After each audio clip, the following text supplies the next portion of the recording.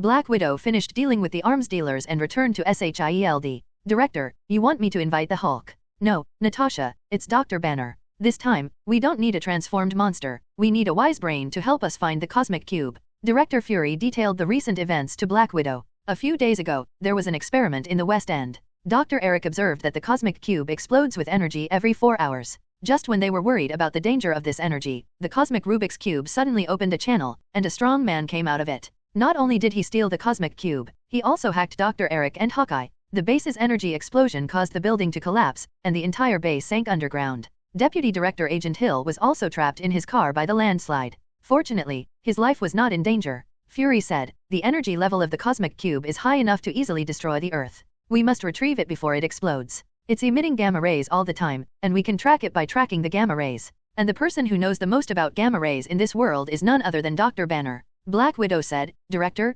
Dr. Banner's situation is very unstable. If he transforms into the Hulk, I don't think anyone can bring him except Apocalypse. The Bureau has already considered this problem, Fury said. You should try your best not to irritate him. If he accidentally transforms, we have prepared a secret weapon for you. What secret weapon? Black Widow was really curious now. She had read the Hulk's files in detail. Apart from the monster her husband is, I have never heard of any weapon that can truly suppress him in a monster-to-monster manner. What's more, he also has a talent. The angrier he becomes, the stronger he becomes. No one knows where his limit is. Maybe the secret weapon can withstand it one moment, but the next moment, it will be torn to pieces by the Hulk. Fury took out a document bag and a recording pen and handed them to Black Widow. This is the result of years of research on the Hulk by the Bureau's team of psychological experts. If he transforms, you use it. Black Widow opened the document bag and looked at the contents, and she immediately couldn't laugh or cry. Director, are you kidding me? Fury said seriously, this is war? I won't joke. The assessment of psychological experts shows that based on Hulk's psychological characteristics, the success rate of this secret weapon is as high as 90%.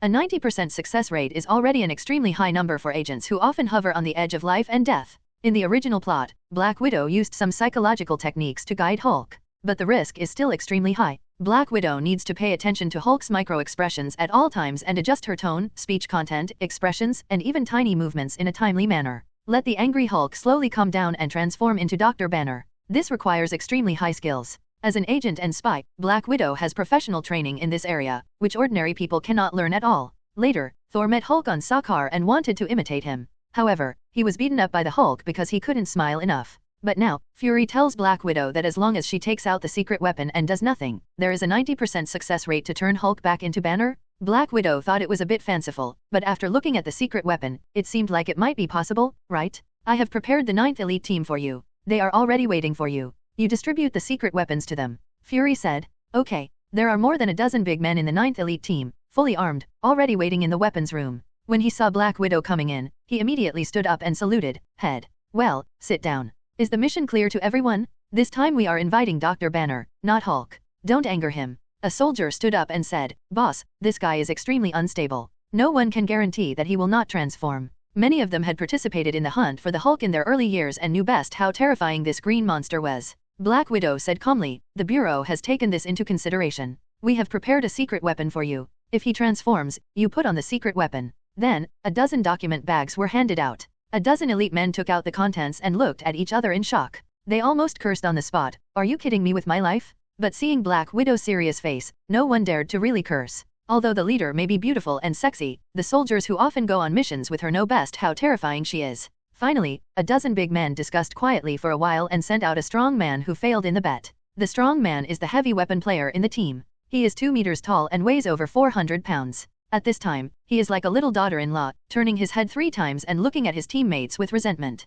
He didn't know why he always lost in bets. Black Widow asked, any questions? The strong man coyly said in a low voice, boss, let me ask you, are you kidding? We can't see where the joke is. Black Widow sternly said, it's alert level 7 now, it's war, who has time to joke with you? The big man trembled in fright, and Kikai said, but, this secret weapon. Weapons have been issued to you. Use them as you like. If anyone doesn't use them, your family will just wait to receive the pension. In fact, Black Widow was also worried, but she had to be very confident in order to stabilize her military morale. Moreover, leading soldiers is not leading students. Many times there are only dead orders and not much explanation. Set off. The country of the third brother, Calcutta, slums. At this time, Dr. Banner was treating dengue fever infection for the poor, although he was not the other doctor. but with his IQ, it is not difficult to learn some basic medical treatment methods, which is better than waiting for death as a poor man who knows nothing. In order to avoid potential accidents and casualties, Black Widow used a little girl to trick Dr. Banner into the suburbs, just like the original plot.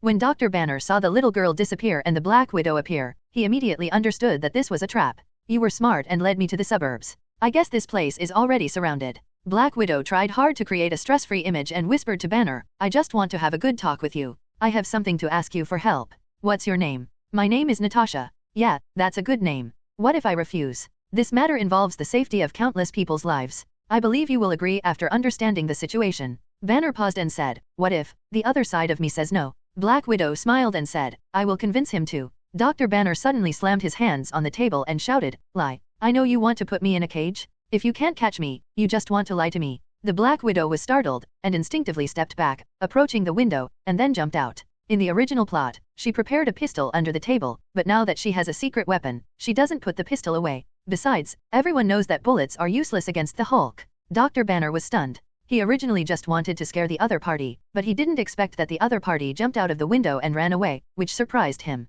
I haven't transformed yet, so that's not the case, right? With his mind so relaxed, another personality began to revive. Dr. Banner looked at his arms that were slowly getting thicker and turning green, and shouted, no, no, no, no, no, no. But the situation is irreversible. Roar. Hulk appears. The beast-like roar shocked the entire slum, but many people just glanced at the direction of the sound numbly and continued to do what they were doing lifelessly. Get ready, put on your secret weapon. Natasha shouted. After the voice fell, a dozen big men quickly took out a photo from their tactical bag and put it on their faces. This photo is exactly Tian Kai's avatar. Tian Kai in the photo, sunny and handsome, seemed to have seen something. He turned slightly sideways, showing his white teeth, and smiled while looking ahead. When the elite team members saw this photo, their first reaction was that the leader was kidding us. Look, this smile and this look are so charming at first glance, ordinary people can't laugh at all. If Apocalypse were here, I'm afraid he would be able to recognize it at a glance. This is Yuda's smile. Apocalypse in his previous life was often brainwashed by these advertisements. Hey, your Yuda fell off.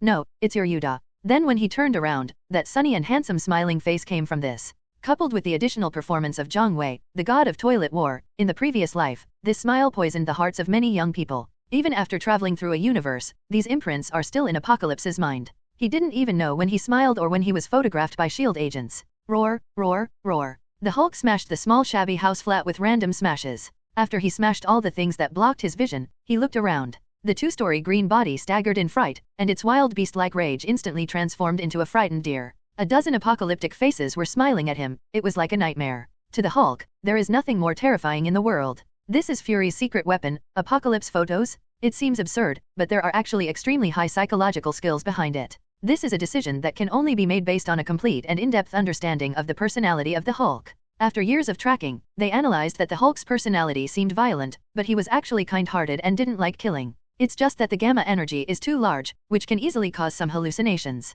In the original plot, Banner said to his girlfriend Elizabeth, it felt like a hallucinogen magnified 1,000 times. If someone shoots or runs away, he will instinctively chase after him. Hulk doesn't know why. If you run away, I'll chase you. Why should I chase you if you don't run away? As a result, the person being chased is in danger, and if he stays put, the Hulk may not attack. However, no one could stay calm when facing the Hulk and his tendency to roar whenever he had no problem. Secondly, despite the fact that the Hulk is so violent, psychologists have analyzed various details of the Hulk and found that his personality is equivalent to that of a 5- or 6-year-old child. If you can't control him, he will become more troublesome and naughty. If there was someone who could suppress him, he would be obedient and not dare to mess around. In the original plot, the Hulk was beaten to the ground by several military punches by Thanos, and was left with a psychological shadow. Later, when he was needed to participate in the battle, Hulk's personality did not dare to come out at all, even if Thanos did not arrive. During the street battle in New York, Apocalypse beat the Hulk with his own hands until his teeth were all over the ground, which can be described as extremely frightening.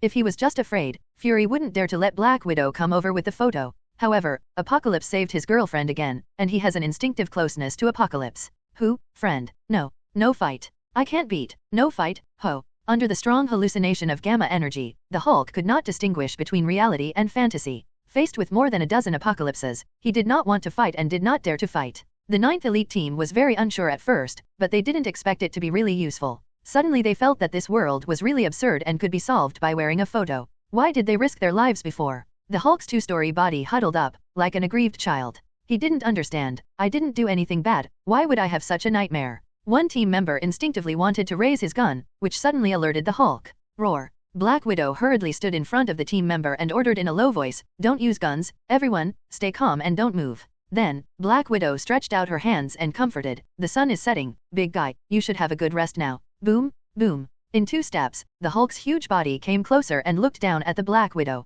Seeing the Black Widow's well-developed chest muscles and exquisite figure, she curiously stretched out a finger, cut it off, and said doubtfully, "You don't look like a friend." Black Widow tried to stand firm. She must not fall to the ground at this time. Once she fell to the ground, Hulk's instinct to bully the weak and fear the strong would suddenly come out. He quietly took out the recording pen behind his back and pressed the play button. "Come to me when you change back to Banner. If you don't change and go back to Banner, what will you do with your girlfriend?" These were the— Hey everyone, welcome to our channel, and thank you for your support. If there's a favorite novel on the channel and you want the next part, you're just one step away. Become a Patreon member and I can make it depending on your tier.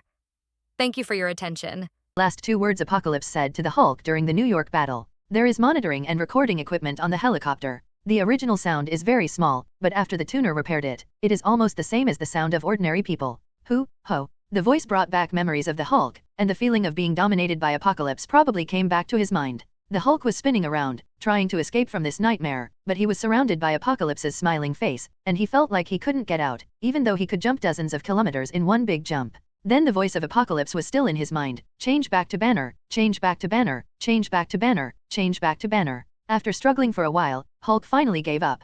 The low roar slowly became inaudible, and there was a gurgle sound in the bones of the body. The body became smaller, the green color on the body quickly faded, and he turned back into Dr. Banner. Dr. Banner woke up faintly, opened his eyes, and saw a dozen identical smiling faces facing him. He was so frightened that his heart almost stopped. Ouch, oh my god. If he hadn't just transformed once, he would definitely have transformed after this scare. A team member came forward and covered Banner with a blanket. Black Widow said calmly, "We convinced Hulk to come with us." Banner had no choice but to follow Black Widow. Without Hulk, he couldn't even defeat an ordinary person. At the same time, I was wondering, what just happened? Looking at the surrounding situation, the house collapsed, and there were large footprints of Hulk on the ground. He must have transformed, but it seemed that no one was hurt, which made Banner relieved. Dr. Banner and the Hulk, the memories of these 2 personalities are not connected. On Sakaar, the Hulk and Valkyrie had known each other for several years, but when they transformed back into Banner, neither of them knew each other, but they just felt familiar. On the helicopter, the members of the 9th Elite Team took the photo and looked at it over and over again, but they really couldn't see any clue in it. "I think there might be a god up there. He is an Oriental. What's wrong with Easterners? Can't they be gods?" That's not true. The main reason is that we in the West don't believe in him. If we don't believe in him, it won't work. I think you are overthinking it. It should be this smile. Look, who of us can usually smile like this?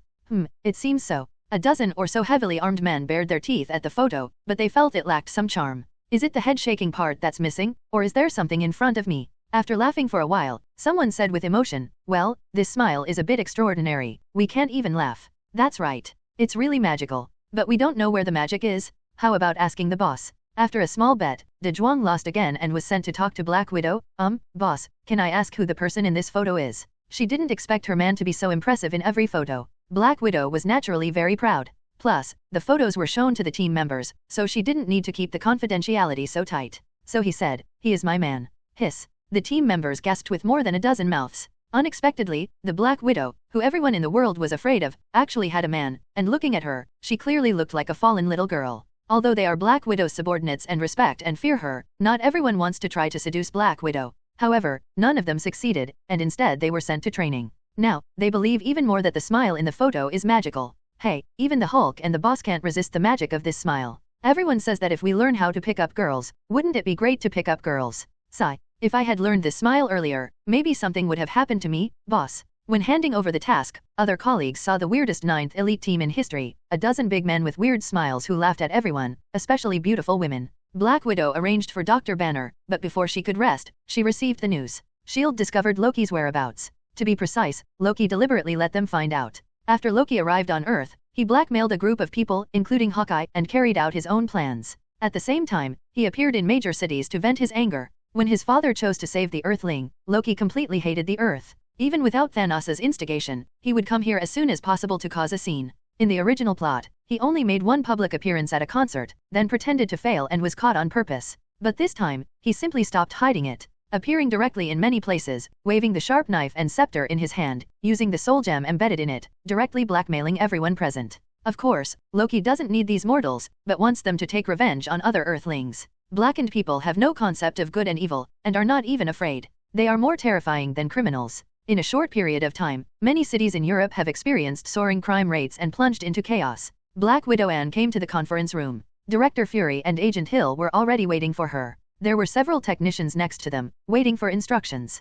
Fury stepped forward and said in a deep voice, "Natasha, when you watch this video, you have to be mentally prepared." Black Widow looked confused. What should she do to prepare mentally for watching a video? Is it bloody or something? In their line of work, a lot of the blood is made by oneself, so it is a joke to say that you have to be mentally prepared. However, since Director Fury asked, Black Widow had no choice but to nod. "Let's start," Fury ordered, and the technician played a video on the holographic screen. The above is a speech made by Loki standing in the middle of the hall while robbing a precious metals bank. "In the name of the gods, I order you, kneel down." After kneeling down, the world becomes much clearer. Ha ha ha ha, this is human nature, eager to be conquered and obey the strong. On the surface you desire freedom, but on the inside you are afraid of breaking the current boundaries. You follow the rules every day and live a rotten and moldy life. Chasing power, chasing desire, just hoping to be recognized by others. What a disgusting life this is. I, Loki, the god of trickery, in the name of God, grant you true freedom. As he spoke, he waved his scepter, and a beam of light fell on the people present. In the blink of an eye, these people's eyes turned black, like two black holes,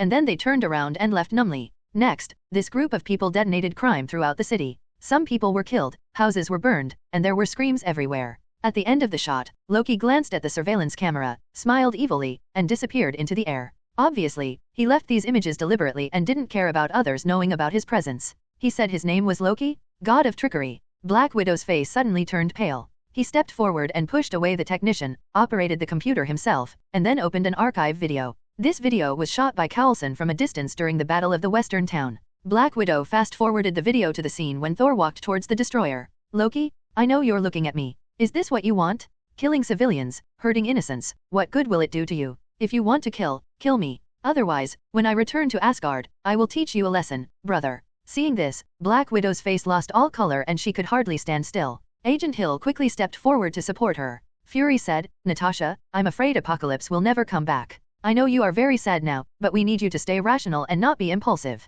Now, the crisis facing the Earth has not passed yet." Black Widow's eyes were dead, and all life seemed to have left her. Her words were as cold as iron. "I will not be impulsive. My husband is so strong and I have never beaten him. I will not die in vain. I will use all means and strength to dig out his heart." As he said that, he turned around and left with some staggering. Fury motioned for Agent Hill to follow. Hawkeye, who has the best friendship with Black Widow, has been darkened. Now, Black Widow has no one she can talk to in S.H.I.E.L.D., so she has to send Hill, who is also a woman, to take care of Black Widow temporarily. In the two videos just now, according to S.H.I.E.L.D.'s reasoning, Thor and Apocalypse have been judged to have failed. No wonder there has been no news for more than 2 years. From the words of Thor roaring to the sky, everyone knows that the one who is fighting against Thor is Loki, the god of trickery. Moreover, it is a life and death feud. Otherwise, they would not have sent puppets to hunt down the people on Earth, and they would have been merciless and would have beaten them to death. In other words, when Thor and Apocalypse go to Asgard, it must end with the death of one of them. Now, there has been no news from Apocalypse, Thor, and others for 2 years, but the enemy they want to deal with, Loki, appears on Earth in a big way and does whatever he wants.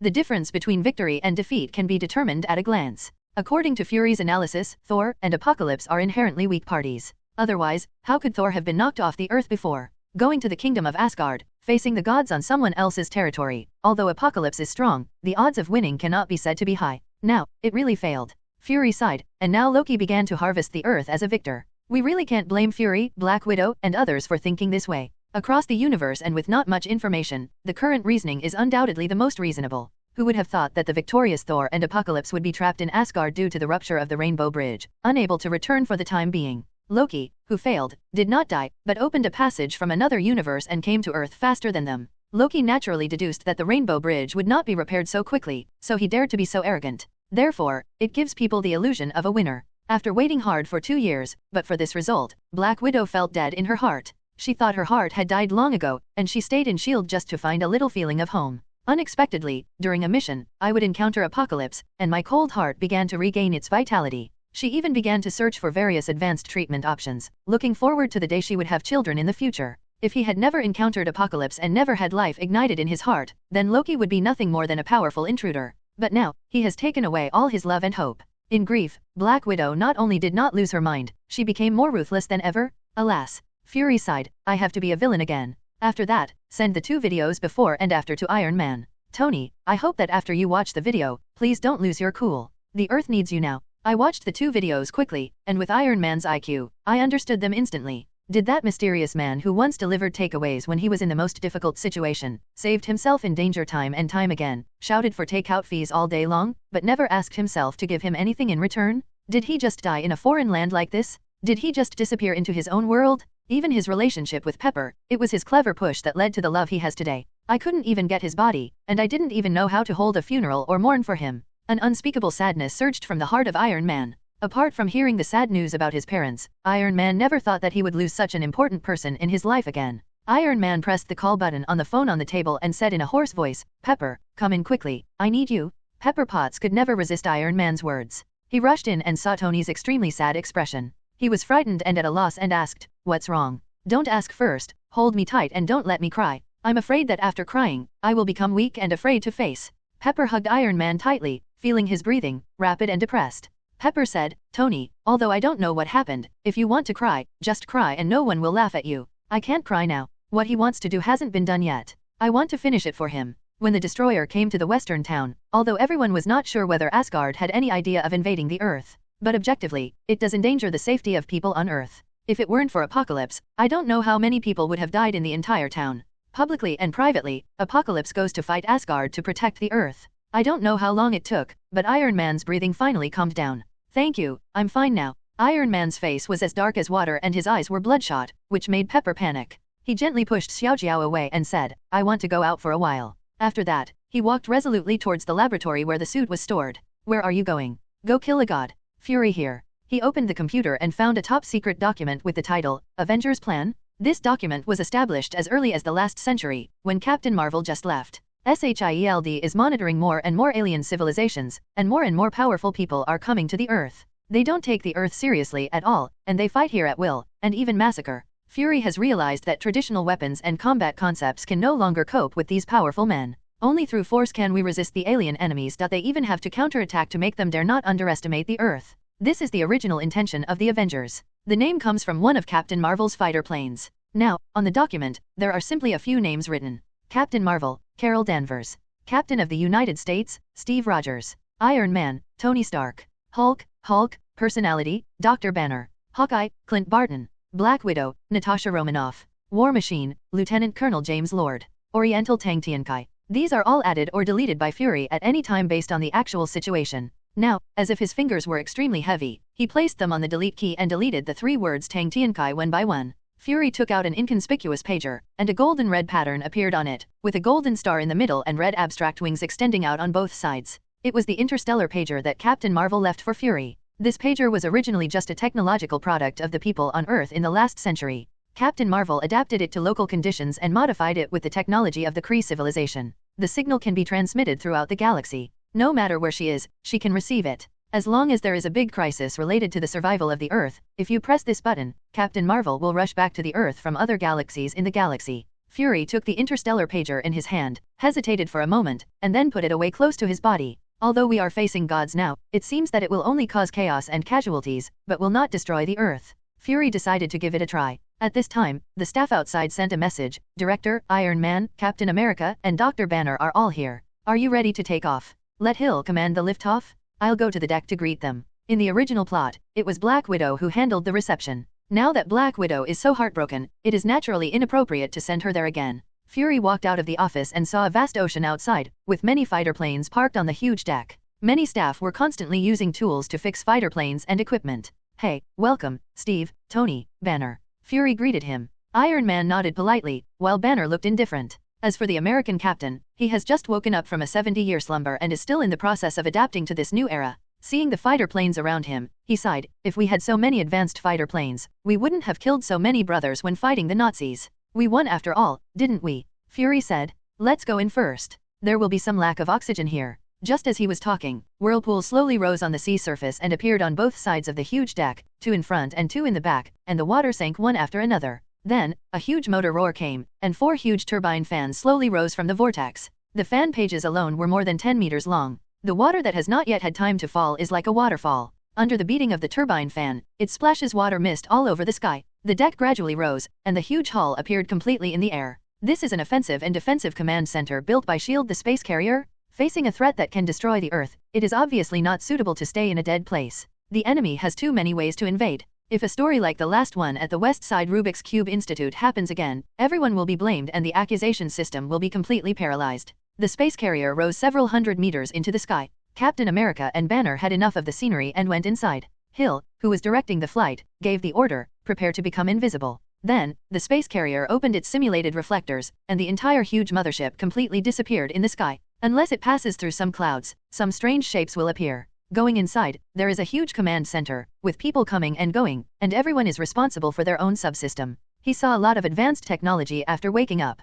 What surprised the American captain the most was not how advanced it was, but the photo of Apocalypse's Yuda's smile posted in many places. Because Dr. Banner is on board, the secret weapon that has been proven effective will naturally continue to be used to prevent accidents. One for everyone? Some people find it troublesome to carry it with them, or are worried that they will not be able to wear it in time when encountering the Hulk, so they simply stick it at their work location, at the door of their room, or in the corridor. Is this a big star? Or is he an Oriental? The captain of the United States is confused. He has recently made up a lot of knowledge about the era, but he has never heard of this star. Dr. Banner shrugged and said, this is their secret weapon to prevent another big guy. Fury, Black Widow, Iron Man, Captain America, and Dr. Banner held a simple meeting. Banner naturally arranged to analyze gamma rays around the world and search for the cosmic Rubik's Cube, while the others were ready. Iron Man and Black Widow gave each other a comforting hug. Only the captain of the United States was full of questions. He only knew who the enemy was, but he didn't know what happened. When I first got on the boat was either filled with weird photos or solemn expressions of other people. In the end, what happened? Could it be that something big happened while I was asleep? Soon, Loki appeared again. This time, he appeared at a concert in Europe. A big shot comes to listen to this musical feast, and Hawkeye has already found out that his eyeballs are the key to opening the vault. Loki wore a suit, walked up to the big man, and threw the big man onto an art platform with a single-handed throw. Then he took out an instrument and thrust it into the big man's eye, immediately gouging out his entire eyeball. Over in the vault, Hawkeye had already held the same instrument. Loki's instrument scanned the eyeball information, and Hawkeye simultaneously generated a simulated hologram. After a while, the eyeball verification passed and the safe was easily opened. There was a tube of iridium inside. Hawkeye tied it behind his back and disappeared into the night. Loki drove the crowd to the square outside and revealed his true form. The helmet has 2 horns, a cape is tied to the shoulders, and he wears armor. He has also expressed his stinking heresy. A dying World War II veteran stood up and said tremblingly, "We have defeated people like you before, but one will not surrender to you." Loki said coldly, "If this is the case, then I will kill the chicken to scare the monkeys." He raised his scepter and emitted a divine light. At this moment, a shield fell from the sky, blocking the divine light and bouncing it back to Loki, who was caught off guard. The visitor is naturally the captain of the United States. After seeing the image of the American captain clearly, Rocky couldn't help but laughed. "Hey, here comes an outdated veteran." At this time, the American captain was still wearing old-fashioned combat uniforms, especially the hood, which covered his eyes and hair. In today's era, he looked a bit silly. The American captain was unmoved and said calmly, "As long as we protect the people, veterans will never go out of style." Saying that, he attacked. The surrounding crowd screamed and fled. Fortunately, this was a square, so there was no stampede and people ran away quickly. Although Loki is weak in frontal combat, it is only compared to other gods. Facing the people on Earth, he beat the captain of the United States to the point where he was unable to fight back with just his physical strength. After a few moves, Loki pressed his head with a scepter, trying to make him surrender. "Don't think about it." Seeing that the surrounding civilians had run away, the captain smiled. The fight plan just now was successful. Just as Loki was about to kill him, a stream of light flew from the sky, and an energy laser cannon knocked Loki away. The person who came was none other than Iron Man. Loki fell to the ground and did not get up immediately. According to his plan, he would just make a few casual attacks, then pretend to be captured, find the space carrier, and destroy the Earthlings' command center in one fell swoop. Although his strength is not weak compared to the people on Earth, he doesn't like to do things that only barbarians do. As the god of conspiracy, he prefers to play tricks and watch humans being teased. In the original plot, Iron Man and Captain did what he wanted. When they saw him raising his hands to surrender, they put him on the fighter plane and took him back to the mothership. But he ignored the influence of one person, Tang Tiankai. Chapter 55 Loki gets beaten. Loki only deduced that the Rainbow Bridge in Asgard would not be repaired so quickly, and he could use this time difference to occupy the Earth. You can do whatever you want until Thor and Apocalypse return. Unexpectedly, S.H.I.E.L.D. had arrived early and deduced that he had killed Apocalypse. At this time, the Black Widow, who was hovering in the sky in a Quinjet fighter, said, "Steve, please stay away." Da-da-da-da-da-da-da-da. The aircraft's machine gun fired 2 tongues of flame, and countless bullets poured out. The place where Loki was instantly splashed with dust. Following this, Iron Man's hand cannon laser and various micro-missiles were fired at Loki. Loki was caught off guard and looked confused. Didn't I raise my hands and surrender? Why are you still fighting? Could it be that his false surrender was discovered? Fortunately, as a god, his body was not weak, so he was fine. However, he was beaten so much that his whole body ached, his cloak was torn, and he was in a very embarrassed state. After all, with the destructive power of the Hulk, a severe beating on him would only knock him out of his wits, without even causing any substantial damage.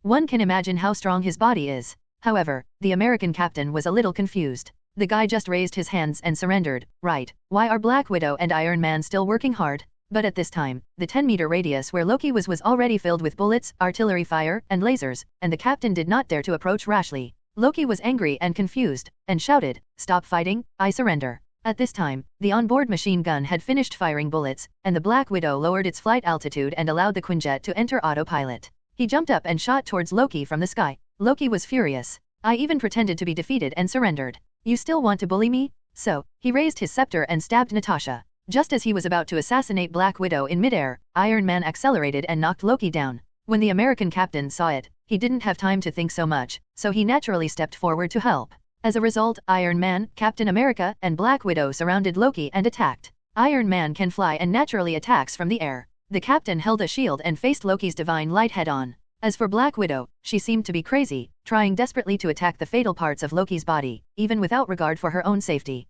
But with her power, she couldn't do any harm to Loki. Fortunately, with the help of Iron Man and Captain America, it was no big deal for a while. The American captain shouted while fighting, "Hey, guy named Rocky, didn't you say you surrender? Why did you fight back?" Loki said angrily, "I have already said to surrender, why did you do it?" The captain said, "We won't do anything if you don't fight back." "Bah, it's weird to believe you. I won't fight back if you don't do it. You surrender, but you must first not fight back. You are despicable. You must stop taking action first. You surrender. You are despicable." For a time, the arguments fell into an endless loop, with no outcome in the quarrel, and no winner in the battle. Loki felt that the people on Earth were really unreasonable, and he tried to surrender without any disadvantages, but when he encountered these 3 idiots, it had no effect at all. Loki deceived and surrendered countless times throughout his life, and succeeded almost every time. Needless to say, he had deceived the god of thunder and the frost giant king before, including the things that had not happened in the original plot, such as pretending to surrender to the Dark Elves and pretending to surrender to Thanos to gain their trust. It was only with Thanos that the difference in strength was too great, which led to the failure of the plan.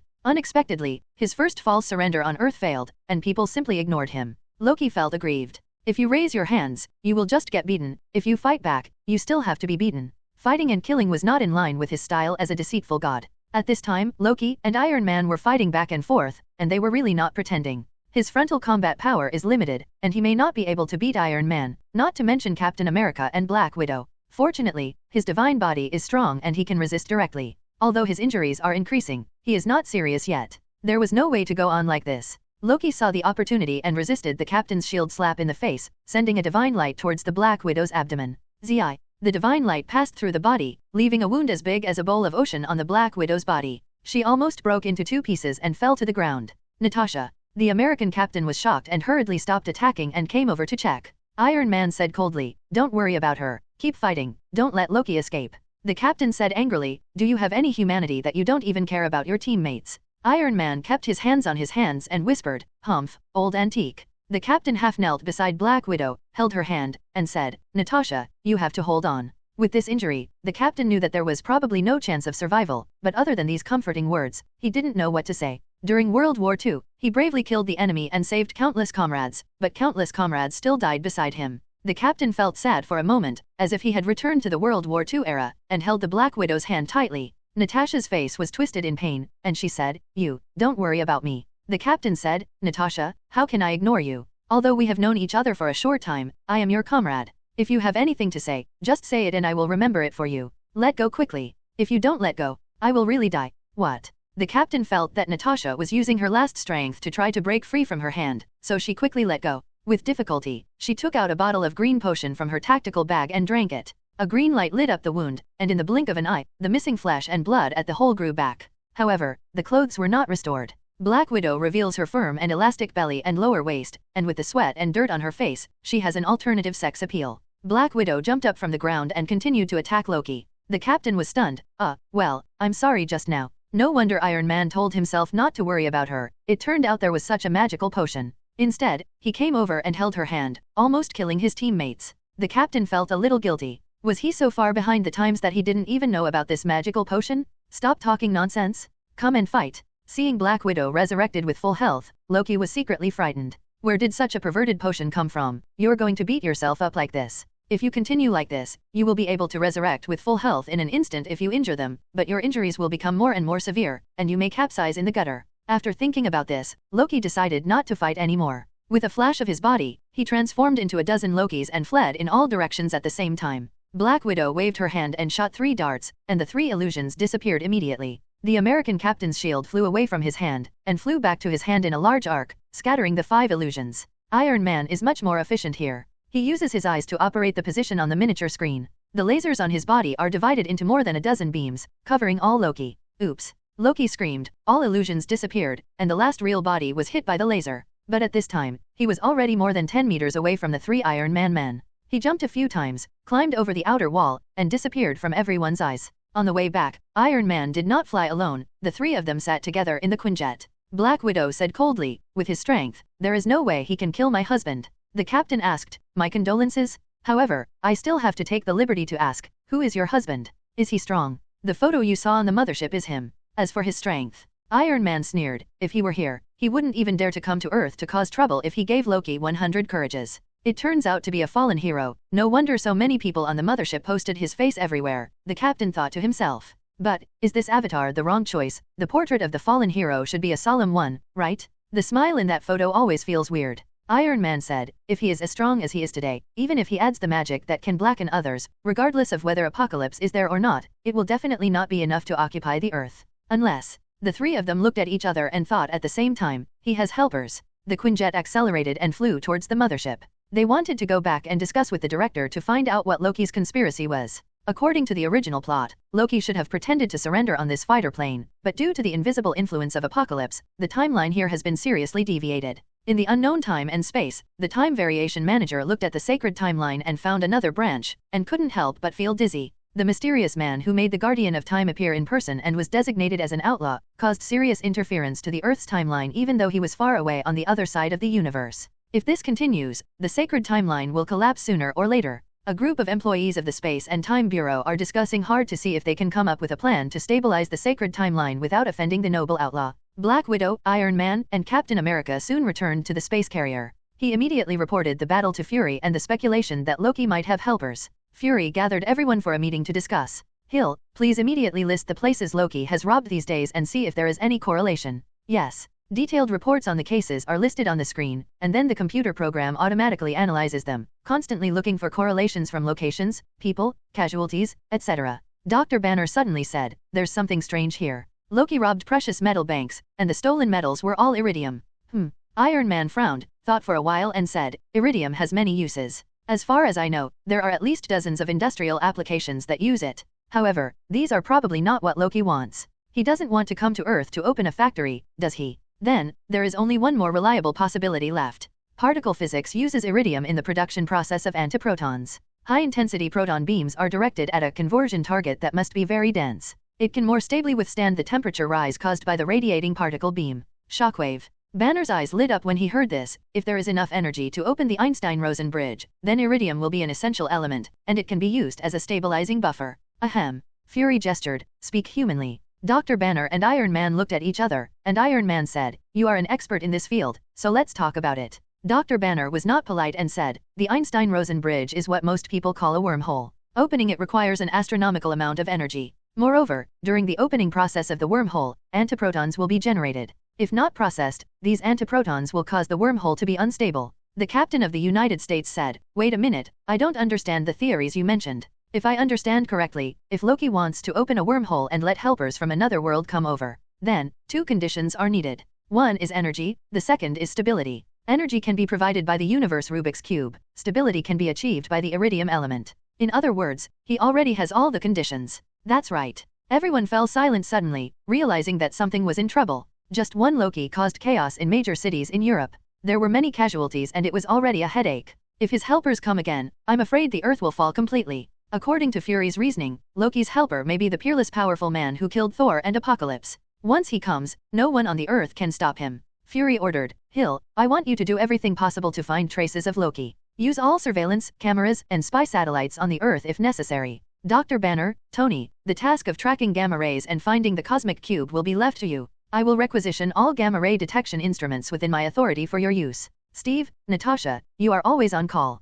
Yes. However, the more anxious they were, the less fruitful they were. After Loki was beaten 3 times by Iron Man, Black Widow, and Captain America, he suffered a huge loss and did not dare to show up again. Even the blackened Hawkeye, who had been robbing iridium elements everywhere under Loki's instructions, has now lost his trace. Fury became increasingly uneasy, indicating that they had taken enough iridium. There must be arrangements being made at this time, and when he is discovered again, it may be the time when the wormhole opens. For 2 days, the entire Earth suddenly returned to calm. Fury knew that this was the calm before the storm. Once broken, it would be a devastating disaster. At this moment, the space carrier's alarm sounded. Do. Level dash alert. Attention, all teams, there is an unknown object descending on our mothership. Weapons at the ready. Staff on standby. I saw 2 figures standing in the void above the sky mothership, surrounded by thunder and lightning, accompanied by dark clouds. It's none other than Thor and Apocalypse. Because one more person needs to be teleported, it takes longer for God King Odin to prepare the dark energy, which results in a delay of several days compared to the time in the original plot when Thor arrived alone. In the original plot, Thor arrived when Loki faked his surrender and took the Quinjet fighter back to the mothership. Because of a misunderstanding, he even had a fight with Iron Man and Captain America in the mountains. Now, at Apocalypse's request, they located the space carrier and descended directly to the sky. The space carrier is invisible to Earth's technology, but to Heimdall, it is no different than a light bulb. Apocalypse stretched forward with one hand and emitted a divine light shield, blocking all the bullets and warheads of the defensive automatic weapons. There was a nervous look below, and the cannon muzzles were raised and pointed at them. Although Apocalypse is not afraid, he is one of his own, so there is no need to destroy his own weapons, otherwise the stingy Fury will yell again. Soon, surveillance cameras located their images. Ah, it's the Oriental man in the photo. Already some of the nymphomaniac technicians started screaming. When the alarm was lifted, Apocalypse and Thor slowly descended. Thor flies with the help of Thor's hammer, while Apocalypse flies completely physically, a skill that even Thor is envious of. You know, although many gods and powerful men are powerful, they have never been able to learn to fly. Physical flight is not as simple as it seems. Loki, who often told mortals that he was a god, could not fly. When Thor did not have a hammer, he could only use the power of thunder and lightning to soar briefly, and he could not fly. Most of the superheroes are unable to fly physically, including the Scarlet Witch, a heaven-defying powerhouse, who can only briefly rise into the air with the help of the power of the ground, not fly. Only a few strange people, such as Vision and Captain Marvel, possess the ability to fly physically as soon as they appear in the world. As soon as the two landed, people who heard the news gathered around them. Iron Man wore a suit and flew the fastest. When he saw Apocalypse, his eyes turned red and he stepped forward to give Apocalypse a solid hug. Man, I didn't expect to see you again. Tian Kai sighed. Yes, it's been a long time since I left. It's been a long time, it feels like a century.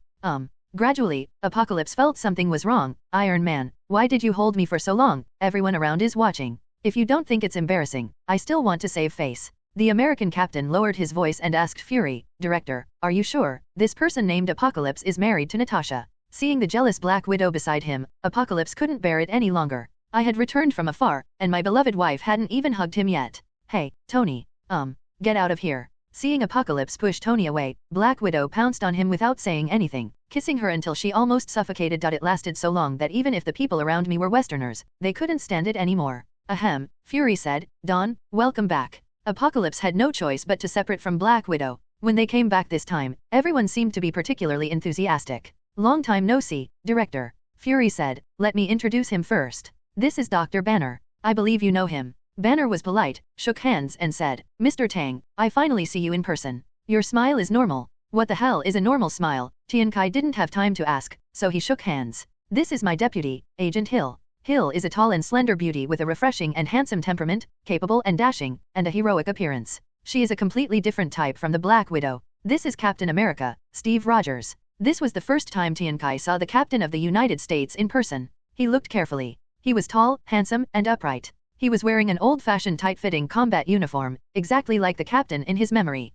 At this time, Thor came closer, tilted his head, glanced sideways at the captain, and whispered, Tang, is this the American buttocks you are talking about? It doesn't seem very good. Who are all the people present? No matter how low the voice was, I listened to every word. The Captain of the United States had a dark look on his face. Who are these people? Do you know them yourself? Why are you suddenly discussing your butt? When the people around heard what Thor said, they all turned their attention to the captain's butt, wondering if it was really that up. Suddenly, the captain felt itchy and hot in the back. In full view of the crowd, he couldn't touch it, so he had to pretend to be careless and block it with his shield. Ahem, hello, everyone. Tian Kai took a few steps away from the god of thunder and greeted everyone. I'm not very familiar with this guy. Entering inside, I found that my profile picture was posted everywhere, and some photos also had some small flowers posted on them. Tian Kai was confused now. Isn't his information confidential, or is it that when I traveled through the universe, I took the wrong timeline? Thor envied. Dawn, I didn't expect you to be so popular on Earth. I don't have anyone posting my photos in Asgard. Then he said to Agent Hill, hey, beauty, can you ask who is responsible for the photo? The Prince of Asgard and the God of Thunder, may you consider putting my photo up? Hill rolled his eyes at him and said, everyone thinks Mr. Tang is dead, and the photo is to commemorate him. Are you sure you want to hang it up? It's not impossible. After the two sides exchanged information, all the doubts were solved. Fury knew that Loki didn't have a strong man who could kill Apocalypse, so he felt relieved a little. Now that there were two more powerful men, Thor and Apocalypse, Fury finally let go of his worries. As long as Loki dares to show his head, Fury dares to tell him why the flowers are so red. Since they have nothing to do, Apocalypse and Black Widow are busy having fun and replenishing their passion over the past 2 years. Dawn, keep your voice down, the rooms here are not soundproof. What are you afraid of? It's not me who screamed. Humph, you are so bad. The two adhered to the concept that as long as I am not embarrassed, others will be embarrassed, and created a magical sound all night. This area was filled with women's rooms. Hill, who lived nearby, tossed and turned, covering his ears and enduring the torture all night. After the exercise, Tian Kai rarely had a sweet sleep. Suddenly boom, boom. There were two loud noises, and the space carrier shook violently. The alarm sounded, and everyone ran out at once. Everyone, be careful, Loki invades. Apocalypse opened his eyes and thought to himself, Loki is really a ghost. When they came out, there was already chaos outside, with Fury and Hill giving constant instructions in the control hall. Fury said into the intercom, Tony, 2 turbine fans have been blown up. You go to repair them, otherwise the mothership will crash. There's no problem with me. Is that guy Tian Kai still awake in Rura Township? Ahem, hey, Tony. I'm here. Then I'll leave it to you, Loki. Hill quickly called up the surveillance camera, and saw Loki slowly appearing from the side of a Quinjet on the screen, smiling evilly at the camera, and then disappeared. Hill said, the Quinjet that came back a few days ago must have been manipulated by Loki, and now he is sabotaging it inside the mothership. Mr. Tang, I'm sorry to bother you. Don't let him go to the power reactor. Give it to me. Tian Kai nodded, closed his eyes slightly, and began to sense every move on the mothership. Suddenly a gust of wind suddenly rose and disappeared in front of Hill's eyes. At this time, Loki was in a state of invisibility, and his purpose was indeed what Hill had guessed, which was to detonate the nuclear power reactor. Once successful, it is equivalent to exploding a nuclear bomb inside the mothership, and the damage can be said to be devastating. In the original plot, Loki had a teasing mentality and preferred the pleasure of watching everyone being manipulated by him without knowing it. But now he failed to pretend to surrender, and he suffered a lot from Apocalypse to Black Widow's mixed 3-person attack. His heart was full of resentment, and he no longer felt like teasing, so he just sabotaged it and taught S.H.I.E.L.D. a lesson. The nuclear power plant was right in front of him, and a cold smile appeared on Loki's lips. Just as he was about to take action, a voice suddenly came. Loki, long time no see. It's you? Loki was shocked. The person who came was none other than Tian Kai. Since he was here, his brother must be here too. Loki never expected that the original estimate of repairing the Rainbow Bridge would be as short as 1 year or as long as 3 years. Such a long time is enough for him to beat the Earth to pieces. When the time comes for the Earthling whom my father saved to return, it will be so satisfying to see his desperate expression. My father is really willing to spend his money and actually use dark energy to send you back to Earth. Okay, I surrender. Loki slowly raised his hands, and as soon as the scepter in his hand reached his chest, there was a sudden G sound and a yellow light emitted. The yellow light was not directed at Apocalypse, but at the nuclear reactor. A proud smile appeared on the corner of Loki's mouth. There is a high temperature of tens of millions of degrees in the center of the nuclear explosion, which can melt all materials. No matter how strong you are, they will all be turned into elementary particles. It's a pity that he met Apocalypse. Of course, the moment he said he wanted to surrender, Apocalypse was already on guard, and instantly transformed and blocked the yellow light. I thought it was just an ordinary divine attack, but I didn't expect a powerful force to press down on me, as if I was standing in front of a star, with boundless power. Apocalypse was caught off guard, and his feet carved 2 long iron grooves on the hard alloy floor. He didn't stop until his back touched the nuclear reactor. It's not your power. He has gone through 9 times of eternal fire refinement and 9 repairs, and his divine body has been completed. In the past 2 years, his cultivation has made rapid progress, and he has become many times stronger than before.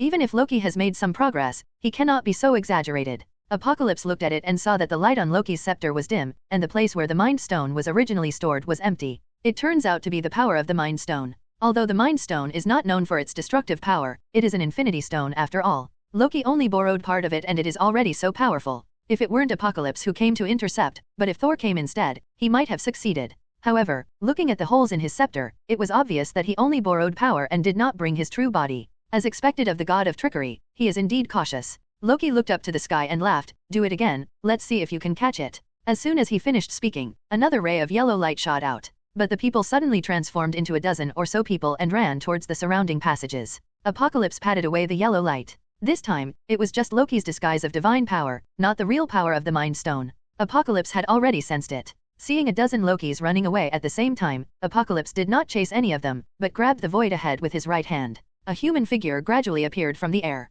Needless to say, it was of course Loki. A few days ago, Loki fought against the Black Widow trio and suffered a big loss while escaping. This time he learned a lesson and transformed into more than a dozen avatars while becoming invisible at the same time. Unexpectedly, Tiankai saw through it at a glance and was caught. Loki was about to cry, but he couldn't help but wonder why he hadn't won against the Earthlings once. From the time when the destroyer was sent down, to when the father chose to save the Earth instead of saving himself, and then the subsequent attempts to surrender, escape, and destroy the space carrier, all failed. Apocalypse looked at Loki, with murderous intent hidden in his eyes. This Loki seemed to have done nothing good from beginning to end, and countless people on Earth died at his hands. It's better to kill him now, since he's not afraid of changing the timeline anyway. Thinking of this and just about to take action, Loki seemed to sense this murderous intention and shouted, "I am Thor's brother." I have to say that Loki really understands human nature. Tiankai sighed secretly after hearing this. Thor regards himself as a brother, and Asgard makes him a prince, and uses the eternal fire to refine his body. Although it is utilitarian in nature, the favor is real.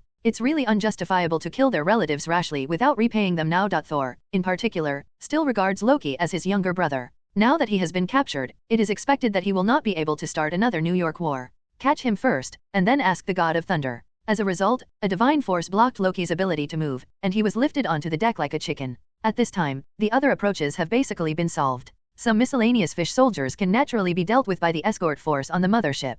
Because of Loki's deliberate sabotage, one more engine was destroyed this time than in the original plot, attracting the power of Thor, Iron Man, and Captain America. As for Hawkeye, Black Widow was being tied up while panting. Hawkeye's strength mainly lies in arrows. In frontal close combat, he is weaker than the modified Black Widow. Whether in the original plot or now, he loses to Black Widow without any suspense. Throwing Loki on the deck, Apocalypse rushed forward, took Hawkeye, and said to Black Widow, "You take a rest for a while, leave Barton to me." As he spoke, he gently pressed his fingers on Hawkeye's forehead, and a surge of divine power slowly seeped into it. The power of the Mind Stone that controls Hawkeye is very weak, and it is very different from the one he just fought in the nuclear reactor, but this power is entangled in his brain, and Apocalypse has to be extremely careful. After a while, Hawkeye's dark eyes returned to normal, and his consciousness had returned. "Thank you, you're welcome." Black Widow supported Hawkeye and said, "Barton, do you remember what happened?" Hawkeye nodded. "I remember, I seem to have hurt a lot of people." Tiankai said, "You don't need to feel guilty about this. You are controlled by the Mind Stone, and these crimes should not be placed on you.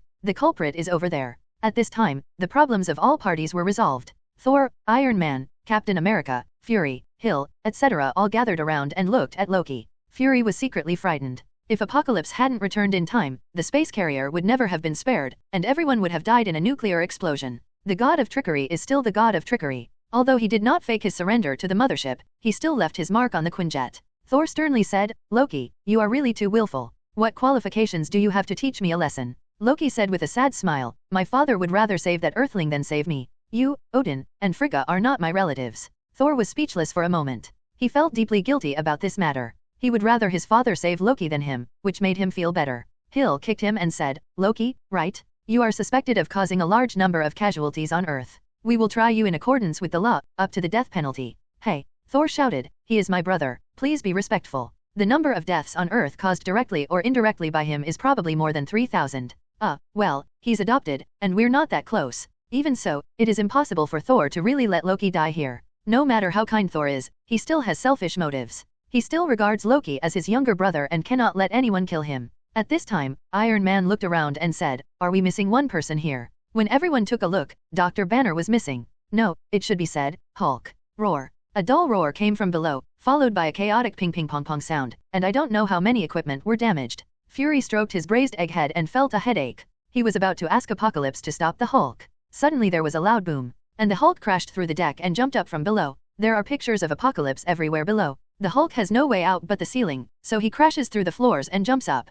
Oops. Loki screamed. He was right at the Hulk's foothold, and his huge feet pressed his face into the steel plate of the deck. Damn it! You savage guy, ugly beast, take your feet away quickly. The Hulk glanced down and said in the voice of the subwoofer, huh, reptile. Enough, I've had enough of you earthlings. I am a god, of the bloodline of frost giants, and the adopted son of Asgard's god King Odin. The lowly bloodline of earthlings is not worthy of. Boom, boom, boom, boom, boom, boom, boom. The Hulk stomped on him and growled, little reptile, you are very noisy, you are very noisy. The Hulk's random stomping did little physical damage to Loki, but the mental insult was tens of millions of times greater than the physical damage. If crotch humiliation is the ultimate humiliation for a man, then what is 10 times worse than this is crotch humiliation without pants? As soon as the Hulk transformed, the green thing underneath him came out again. Originally, apart from being a little jarring, it was nothing serious. After all, this is the West, so everyone is not surprised. But Loki's vision at this time was going to end his life. Lying on the ground unable to move, looking at that big pile of things looking down at me and dangling around, my spirit completely collapsed.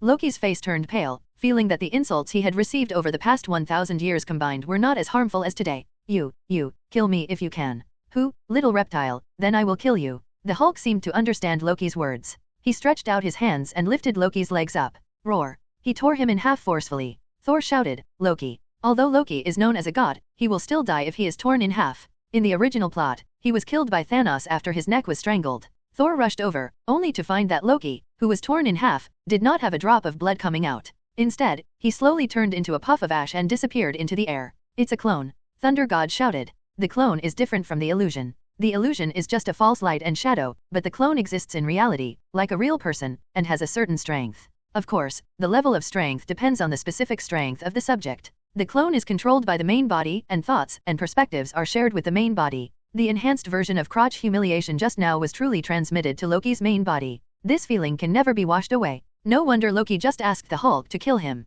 He couldn't bear the humiliation and hurriedly cut off the perspective with the clone. I didn't expect Loki to make such rapid progress in the past 2 years and become a clone. Thor was both happy and troubled. The dead one is a clone, which means that Loki is not dead, but it also means that he is still hiding in some corner and continues to harm human beings. Apocalypse stepped forward and suppressed the Hulk personality, and then a staff member immediately brought a blanket over. Looking at the Hulk's naked body, Apocalypse thought, it seems like he has to find a chance to make a pair of super elastic underwear for the Hulk, so as not to be so eye-catching every time he transforms. As for Loki's clone, Apocalypse has no memory of it. This is the first time he has seen it. Could it be his own butterfly effect? I was originally confused as to why Loki dared to attack the nuclear reactor at such a short distance. Not to mention Loki, Apocalypse himself had no confidence in surviving at such a short distance. It turns out that he is a clone and is not afraid of death. At this moment, a huge blue light suddenly shot up into the sky in the distance. The blue energy pillar shot into the sky, and a hole slowly opened, revealing the dark background of the universe on the other side. It's the wormhole that connects the other side of the universe? Loki saw the arrival of Apocalypse and Thor, and the clone's sneak attack failed, so he knew it was time to activate the cosmic cube and let Thanos' army come over. Countless Chitauri troops, who had been waiting for a long time, swarmed in like locusts. The Chitauri soldiers rode in their personal airships, passed through the wormhole, and carried a strange long energy gun, killing everyone on sight.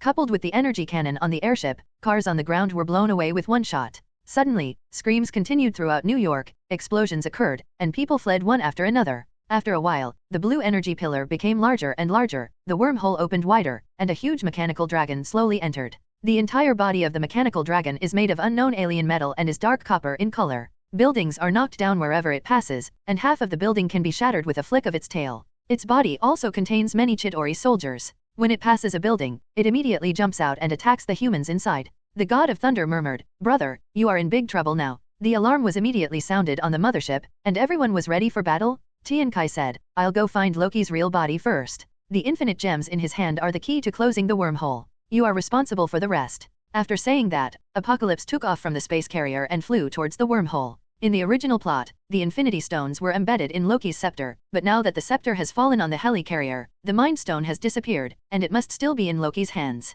Iron Man and Thor were able to fly by themselves and took off first. The remaining Black Widow, Hawkeye, and Captain America quickly boarded the Quinjet and prepared to set off. Fury said anxiously, "Wait, bring Dr. Banner with you, we don't need him now." Banner originally wanted to find the cosmic cube through gamma rays, but now the cosmic cube is swaggering under the energy column, and the search is meaningless. Banner said gratefully, "Thank you, Director. However, there is a war going on there, so I'll stay on the mothership. After the war is over, I will return to the country of my third brother." The mothership is huge and does not fly very fast. It is not suitable for entering the war zone directly. It is similar to an aircraft carrier at sea and is more suitable as a fighter platform and command center. Fury smiled and said, "We don't need Banner, but we need Hulk." With that said, he took the reluctant Banner onto the Quinjet. The fighter jet soon arrived over the war zone, and Black Widow opened the hatch. Banner, who was sitting by the door, realized something was wrong and shouted, "What do you want to do? Don't do this again." Black Widow said coldly, "Barton, throw him down. Do not do this." Then, there was a loud boom, and when he landed on the ground, it was the Hulk. Roar. The Hulk's roar attracted countless nearby Chitauri soldiers to attack. Thor, Iron Man, Black Widow, Hawkeye, Barton, Captain America, and others all used their own abilities to continuously eliminate the Chitauri soldiers. Hawkeye ascends high and focuses on airships. Thor has a hammer and lightning group attack, blocking the wormhole and launching his ultimate move. Captain America went around rescuing civilians. Black Widow can only use guerrilla tactics on the ground, targeting lone Chitauri soldiers to kill them. As soon as these superheroes entered the battlefield, they immediately stabilized the situation and civilian casualties were immediately reduced. But at the same time, it also attracted more Chitauri soldiers and mechanical dragons to attack. On Tienkai's side, he flew directly under the energy pillar, which was on the roof of a building. However, it is not the Stark Tower where Iron Man is located in the original plot. Apparently after Loki was beaten up by the Iron Man trio, he knew that Iron Man was not easy to mess with, so he did not dare to blatantly come to Stark Tower to cause trouble for fear of being discovered. What emits the blue energy column is a strange device. The cosmic Rubik's Cube is placed inside the device and serves as an energy source. Eric was watching over him. Apocalypse went up and put his hand on Eric's forehead to expel the control energy of the Mind Stone. "Is it you?" Eric woke up. "Oh no, what have I done?" Tiankai said, "It's not your fault, Dr. Eric. Where is Loki?" "I don't know. He just asked me to activate the device and then disappeared." "Then get out of here quickly." Before leaving, Eric pointed at the device and said, "It generates a protective energy shield that cannot be closed. Only energy from the same source can break through the energy shield." "I know this." However, Tiankai still wanted to try and stepped forward slowly. Punch towards the device. OM. A blue energy shield blocked Apocalypse's fist. The energy shield is invisible and has no quality, but it is like hitting Hong Zhongdalo. There is a huge collision sound and a huge sound wave is stirred up. The surrounding dust is like a wave, sweeping away in all directions. Huge energy was transmitted to the building, and the whole building suddenly shook violently. Apocalypse frowned. The Infinity Stones were indeed extraordinary. Although he was only throwing a tentative punch and his strength was less than 1/10, judging from the strength of the energy shield, even if he punched with all his strength, he could not break it. Besides, there are many ordinary people in this building now. Another punch, but if the energy shield is not broken, the building may collapse first. It seems that we have to go to Loki. At this time, Loki had long lost the arrogance in the original plot. When he saw the apocalypse coming, he didn't know where to hide. However, Apocalypse was sure that Loki must be near the energy column. With his twisted mentality, he must see all this with his own eyes, see people wailing, and see the earth being destroyed, before he can be happy. Apocalypse randomly chooses a direction to fly and adjusts his divine power to his 5 senses. As long as Loki is within his sensing range, he absolutely cannot hide. Although Loki's invisibility technique is magical, it must have fluctuations in divine power. Loki's cold divine power characteristics are really easy to identify. Many Chitauri soldiers fired at Apocalypse. Apocalypse turned his palm lightly and shot out countless rays of divine power in all directions. Wherever they passed, Chitauri soldiers fell one after another like bugs under the lamp, and the streets were densely covered with them. Seeing how powerful Apocalypse was, Chitauri immediately mobilized 2 mechanical dragons to coordinate with countless soldiers to attack. Seeing this, Tiankai stopped using his divine power. When the mechanical dragon pounced on him, he punched him head-on. 10 times the power of the Hulk. Boom. The body of the mechanical dragon weighing several thousand tons stagnated and seemed to be stationary in the air. Then, starting from the head, metal pieces all over the body broke and flew, and the explosion extended to the tail in an instant. The Chitauri soldiers on the mechanical dragon were penetrated by countless metal fragments and fell to the ground with the metal rain in the sky. The other mechanical dragon was obviously controlled by someone, and it quickly turned around. Now that it's here, how could Tiankai let it go again? He accelerated his body and reached the tail of the mechanical dragon in an instant. Pushing his hands down, the hard alien metal penetrated directly like paper soaked in water. Apocalypse held the core keel of the mechanical dragon in his hands and spun 3 times in the air. Roar. Under the huge force, the mechanical dragon weighing thousands of tons could no longer control its body shape and flew towards the blue energy column. The mechanical dragon's body passed through the energy pillar, and any part it touched was melted into nothingness and immediately broke into 2 pieces. Seeing this situation, Apocalypse shook his head. It seemed that it was impossible to use something to forcibly block the energy column. However, Apocalypse didn't expect to succeed, but since the mechanical dragon was delivered to his door, he just gave it a try. Suddenly, Tiankai sensed something strange. He immediately turned around and flew towards a remote street. The streets here have just been cleared, and there are basically no people and Chitauri soldiers. Apocalypse looked down and saw 4 strange people below. Hulk, Iron Man, Captain America, and a yet-to-be-appeared Ant-Man. The Hulk looked the same at this time, but his face lacked the eternally angry expression, as if he was a different person. The key is that he is wearing pants. As for Iron Man, his face has changed a lot.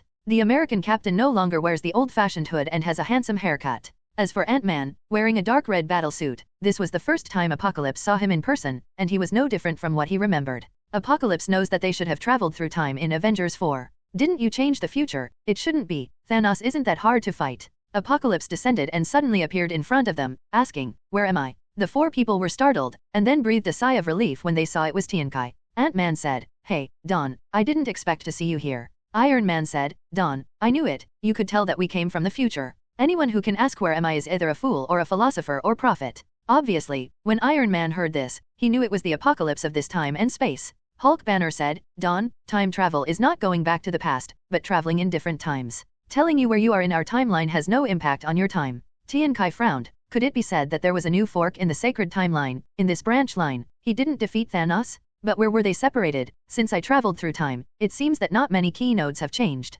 Iron Man said, "Tang, you should leave. If we have too much contact and reveal too much information, I am afraid that at this point, a new branch will be born. In the future, no one can say which branch we will take." Superior. Apocalypse doesn't know much about timelines, time travel, etc. But judging from the original plot, traveling through the past does not change the future, but creates a new timeline. For example, in the timeline in the original plot, Hulk Banner snapped his fingers and brought back all the people who had been turned into ashes. The people who came back were missing 5 years. This is completely different from the imagined change in the past. If there is only one timeline, then it should be like in the movie The Butterfly Effect. Going back and changing any tiny fact will directly cause future mutations. In this case, Apocalypse doesn't want to interfere too much. He trusts what Iron Man says. Since it is not convenient for him to say it, it must be for the sake of the current reality. Just be more careful when facing Thanos in the future. Well, I wish you all the best. Can I help you with anything? It would be great if you had PIM particles. We seem to be on the wrong timeline. Now if we want to travel back to the original timeline, PIM particles are not enough. Ant-Man said. Tiankai didn't have the PIM material in his hand. After thinking about it, he scratched his hand on the roof of a car a few times and said calmly, "I don't have it in my hand, but I believe you will find a way." Then, he turned around and flew away. Ant-Man shrugged. This guy Don is always so mysterious. Only the American captain, who had been silent, noticed Tiankai's movements on the roof of the car. Everyone took a closer look and saw that it read, 1970. In the original plot, they were in a dilemma because they failed to get the gem they wanted in New York. Either admit defeat and go back directly, or take a risk and go to the time in 1970, not long after Dr. Pym discovered the Pym particle. Apocalypse didn't know which timeline they belonged to among the 4 people in front of him, but it seemed like they hadn't thought of it yet, so he reminded them. Seeing that the wormhole in the sky is getting bigger and bigger, if it is not closed in time, it will be even more troublesome when the space battleship passes through. At this moment, I suddenly heard the roar of the Hulk. "Ha ha ha ha ha, little reptile. I see you. Ha ha ha ha." Tiankai hurriedly accelerated to take a look. I saw Loki running away in front, and the Hulk chasing after him. Loki kept moving and changing directions, but the Hulk didn't care at all, and hit the wall directly through it. But Loki couldn't fly, so he couldn't get rid of the Hulk for a while. He had to turn into more than a dozen illusions and become invisible at times, but the Hulk seemed to have an intuition and could always find Loki's true whereabouts. Is this the destined fate between the two of them? Tiankai secretly asked. Loki's heart was really racing. He originally wanted to take revenge on the Hulk, but he didn't expect that the Hulk seemed to have a special intuition for him, and he suffered a big loss as soon as he came up. At this time, a Chidori airship flew by. Loki shouted to the sky, "Come here, take me up." A Chidori airship lowered rapidly.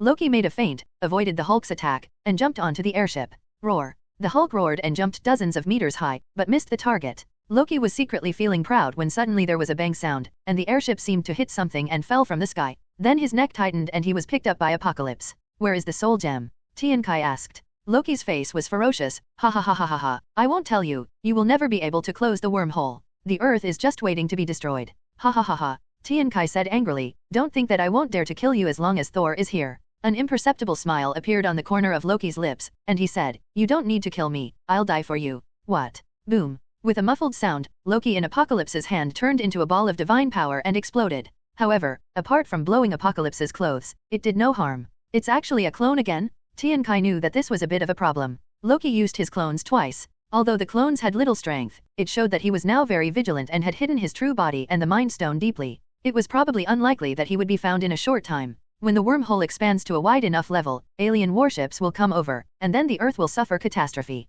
Obviously, Loki also knew this, so he made such a noise just now. Although he is strong, he is not as perverted as Captain Marvel, who can destroy an entire fleet by himself. At this time, on the other side of the wormhole, countless space battleships were vaguely seen preparing to go out, densely filling the entire universe. At this moment, all the Avengers received Fury's message. Attention everyone, there are 2 nuclear bombs flying towards you. Tian Kai subconsciously said, isn't it 1? 2? Repeat, it's 2. Fury added, the committee overstepped my authority and activated nuclear bombs. One bombed the wormhole and the other bombed the cosmic cube. They will arrive in 1 minute and 30 seconds. You, retreat. Obviously, what Tian Kai saw and thought, the politicians on the committee also understood, the space battleship must not be allowed to come. Directly activate the nuclear bomb, the most powerful killer weapon in the hands of the Earth, and destroy the wormhole at the expense of a city. Otherwise, with the level of science and technology of the people on Earth, how could they possibly deal with these interstellar space battleships without even landing on Mars? In the original plot, 2 nuclear bombs were indeed activated, but one of the fighter planes was hit by Fury with an RPG and was unable to take off.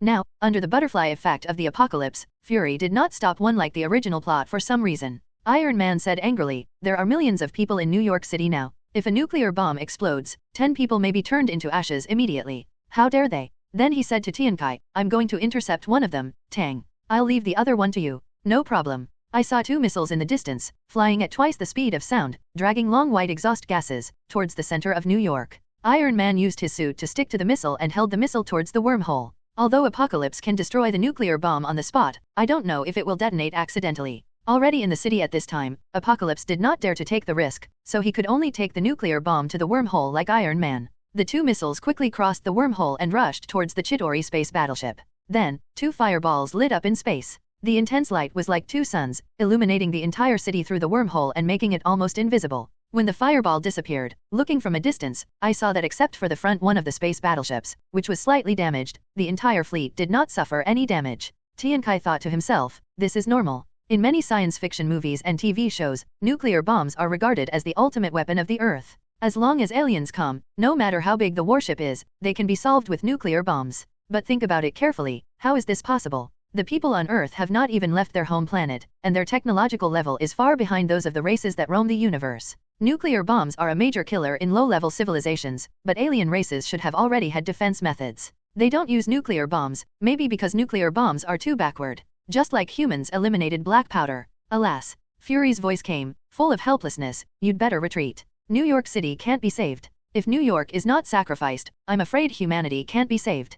Protect yourselves first. In the next wave, there will be more than 10 nuclear bombs coming, which cannot be stopped. Currently, the only people who have the ability to intercept nuclear bombs are Apocalypse, Iron Man, and Thor. It is possible to deal with 3 or 5. Even Tian Kai is unlikely to control more than 2 nuclear bombs at 5 times the speed of sound at the same time. Do we really want to watch an entire city with millions of people die at the hands of our own human weapons? Everyone felt a sense of sadness and a sense of powerlessness in their hearts. But given the current situation, this cold-blooded decision seems to be the most correct one. Even Iron Man and Captain America were silent. Just as everyone was preparing to retreat in tears, suddenly the voice of Apocalypse came from the headphones. Fury, give me 5 minutes. After 5 minutes, if you don't see hope, let the nuclear bomb take off again. Fury was silent for a moment and said, I will try my best. Whatever you want to do it as soon as possible. Thor yelled, brother, what do you want to do? No one can penetrate the energy shield of the Infinity Stones. Tian Kai said, I have to give it a try. With that said, he rose into the air and came to the side of the cosmic Rubik's Cube device.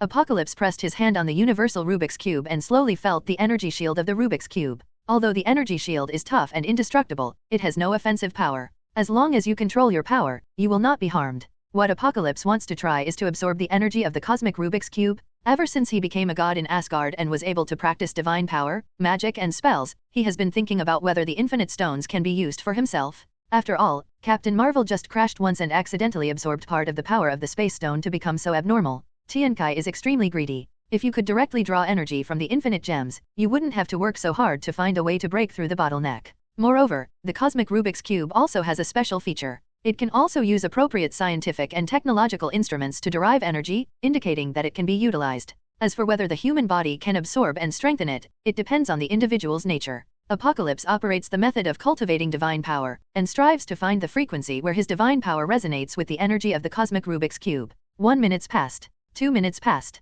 3 minutes passed. Even with Apocalypse's strength and abnormal physique, he was sweating profusely and veins popped out. The energy level of the Infinity Stones is so high that it far exceeds Apocalypse's imagination. Black Widow, Thor, Captain America, Iron Man, Hawkeye, Fury, and even the Hulk are all looking anxiously at Apocalypse from afar. 4 minutes passed. The committee behind the scenes has put its finger on the red button, watching the countdown seconds, ready to launch a nuclear bomb at any time. Suddenly, Apocalypse's tense face suddenly relaxed. A burst of blue energy passed from the energy shield to Apocalypse. The energy is getting stronger and stronger, and Apocalypse is exuding blue light. It is worthy of being an infinite gem. The energy is so surging that there is no time to refine it. Tian Kai looked up to the sky and smiled, pressing the energy shield with one hand and making a fist with the other hand. Roar! A blue energy fist print flew out from Tian Kai's hand. When it first left your hand, it was only the size of a basketball. It became bigger as it flew upwards. By the time it crossed the wormhole, it was as big as a football field. The space battleship blocking the entrance of the wormhole was unable to hide, and the blue fist print silently covered it. In the universe, there is no sound transmitted by matter. Under the silence, the space battleship was silently melted by the blue energy and turned into cosmic dust. With one punch, a space battleship was destroyed. The second punch. The third punch. Apocalypse punched a dozen times in a row, and the space battleship blocked on the other side of the wormhole suddenly lit up in a silent sea of fire. Many battleships were only hit in half of their hulls, and the other half exploded, and then the explosion caused the hulls to crash into other space battleships, causing panic. No one knows how many ships were destroyed, but the Chidori finally reacted and moved the warships away from the wormhole. For a moment, looking from the Earth's side, the wormhole was completely empty, leaving only sporadic debris. Everyone who is paying attention to the battle situation here is almost speechless. Just now I was abandoning Xiao Beida. Why did such a fierce person suddenly appear? Especially on the committee side, looking at the big screen, their fingers were stuck on the red button and they forgot to take it away. Just now, 2 nuclear bombs couldn't blow up the alien warships, but he actually punched them one by one, like hitting a toy ship. What kind of heaven-defying boxing technique is this? After a moment of reaction, he couldn't help but curse fury in his heart. You have such an incomparable strong man under your command. Please inform us as soon as possible. It will make us want to launch a nuclear bomb over you, and we will become a great villain. What's even more disgusting is that this peerless strongman said it would take 5 minutes, but the first 4 minutes really whetted our appetite, and we had to wait for the final countdown of 5 minutes before taking action. Could he be dissatisfied with our committee? Are you dissatisfied with our launch of nuclear bombs and disregard for civilian lives? The members of the committee couldn't help but shudder secretly at the thought of a strong man of this level being dissatisfied with him. However, it's not our fault, it's just that Guy Fury kept secrets here and there, keeping secrets all day long. We didn't know you were there. The more senior members of the committee thought about it, the more they became confused. Anyway, they absolutely don't believe that 5 minutes ago, they had no ability to counterattack the space battleship, and 5 minutes later, they suddenly transformed and became a powerful person. Even mutation must have a process, right? It's not like they haven't seen some superpowers mutate. But this is not the end. The energy of the universe Rubik's Cube seemed to have found a way to vent, and it continued to flow towards Tian Kai's hands. Tian Kai naturally did not dare to let the energy be held in his body, so he had to punch it out one after another. Because the warships on the other side of the wormhole had all dodged, all the subsequent punches were in vain. Tian Kai secretly thought, could this fist seal be able to turn freely like his own divine power? The reason why the divine power can turn around to attack the opponent is because it has its own divine consciousness and can be flexibly controlled to a certain extent. In this case, Tian Kai tried to attach some spiritual consciousness to the fist seal. The next huge punch mark rushed through the wormhole and turned slowly, but only slightly, without hitting anything. It should be that there is too little spiritual consciousness, the fist seal is too strong, and the driving force is not enough. One more punch. With this punch, Apocalypse tried his best and finally made the blue fist mark turn in a slight arc, hitting a battleship next to it, and immediately annihilated another one. The Chidori, after panicking, finally fought back. A small spaceship quickly passed through the wormhole, dropped into a round black sphere, and then quickly moved away. The dark sphere fell silently towards the earth. Apocalypse's heart palpitated immediately. This ball is not simple, and it must not be allowed to pass through the wormhole. With 2 boom punches on his hand, 2 huge fist seals were fired simultaneously, completely sealing the wormhole. Boom. The sky is a drum, the fist seal is a mallet. A peerless loud noise sounded at the entrance of the wormhole. The power of the blue fist seal was blocked for the first time, mixed with a dark energy, exploding in the sky. Fortunately, the energy level of the Infinity Stones was very high and the dark energy was not suppressed.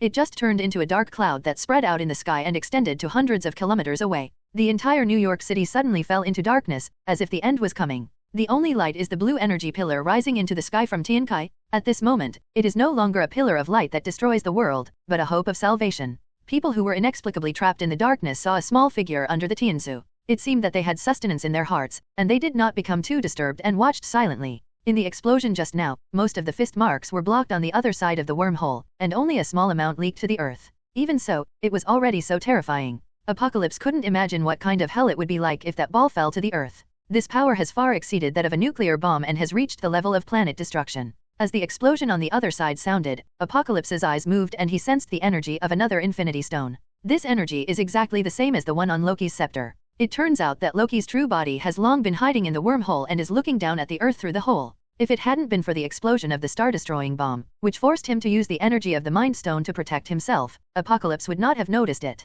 He is indeed the god of trickery? What a good choice of hiding place. Now even if Tiankai knew that he was on the other side, he would never dare to cross the wormhole and kill him. Loki had obviously long ago deduced that if he stayed on Earth, it would be difficult to avoid Apocalypse's search, so he left another clone to cause trouble on the ground. The real body had already escaped the moment the wormhole opened. He was indeed hiding near the wormhole to watch the show, but he didn't expect that Apocalypse's infinite divine fist would destroy a space battleship. Loki was so frightened that he ran away in a hurry. When the star-killing bomb was blocked in the hole and exploded, the backlash energy swept away the remaining battleships. Fortunately, he had the Mind Stone given by Thanos, otherwise he would have turned into ashes. Now, he is the only one left alive as the Chidori fleet prepares to conquer Earth. After the explosion, a spaceship flew from a distance and took Loki inside. Loki entered and was greeted by a slim alien that looked like a mummy. The skin is shriveled, and there is a sparse layer of white hair on the head. At first glance, it looks like the moldy hair of a mummy. The nose is raised high, but there are no nostrils. The person coming is none other than Thanos' most powerful general, Ebony Maw.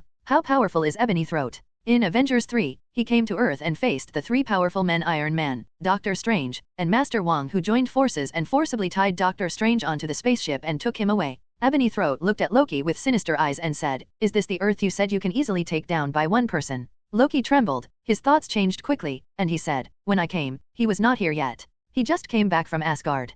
"Humph, isn't Asgard your home? I suspect that you colluded with Asgard to cause Thanos to lose an entire Chidori army. Although the Chidori are only the lowest level of the army under Thanos, someone must be responsible. You, just let Thanos decide life and death." Loki shouted, "It's none of my business, it must be my brother Thor." Ebony Throat didn't listen at all. With a wave of his hand, Loki was immediately tied up by an invisible force, floating in the air like a rice dumpling, and was taken away by Ebony Throat. Apocalypse here. After waiting for a long time, the dark clouds covering a radius of hundreds of miles gradually dispersed, and when there was no movement in the wormhole, he slowly adjusted his divine power and injected the energy of the extracted space gems back into the energy shield. Then with a slight movement, the metal device inside suddenly shattered into pieces, leaving only the cosmic cube in the middle. The energy column soaring into the sky dissipated instantly. The wormhole was slowly and finally smoothed out by the surrounding space, leaving behind a gray sky. The Chidori soldiers on the ground seemed to have lost their lives the moment the wormhole closed, falling to the ground and making no move. Holding the cosmic Rubik's Cube, Apocalypse took a closer look at the battle just now. This punch, powered by infinite gems, can be called the Infinite Divine Fist. Unfortunately, Infinite Fist currently has a lot of limitations. Firstly, there must be infinite gems as the energy source. Secondly, the energy is too huge and I cannot control it flexibly. Once he takes action, it will definitely be earth-shattering. If fighting on the ground, I am afraid that a single strike can destroy a city, so it cannot be used indiscriminately. We can only see if we can refine the energy of the infinite stones in the future and become as flexible as Captain Marvel. At this time, the staff on the space carrier and the civilians on the ground finally realized that the danger was over, and they burst into cheers. Countless people looked at the figure on the top of the building. They couldn't see clearly from a distance, but they were so majestic. Some religious people have even begun to pray for him. However, what most people, including Apocalypse, did not notice was that when the two infinite divine fists blocked the star bomb, a small amount of energy was outside the hole, crossed the wormhole, and flew into space. This ray of blue energy seemed to hit something in space, and a huge piece of metal suddenly appeared from the void. Then a huge spaceship emerged from stealth.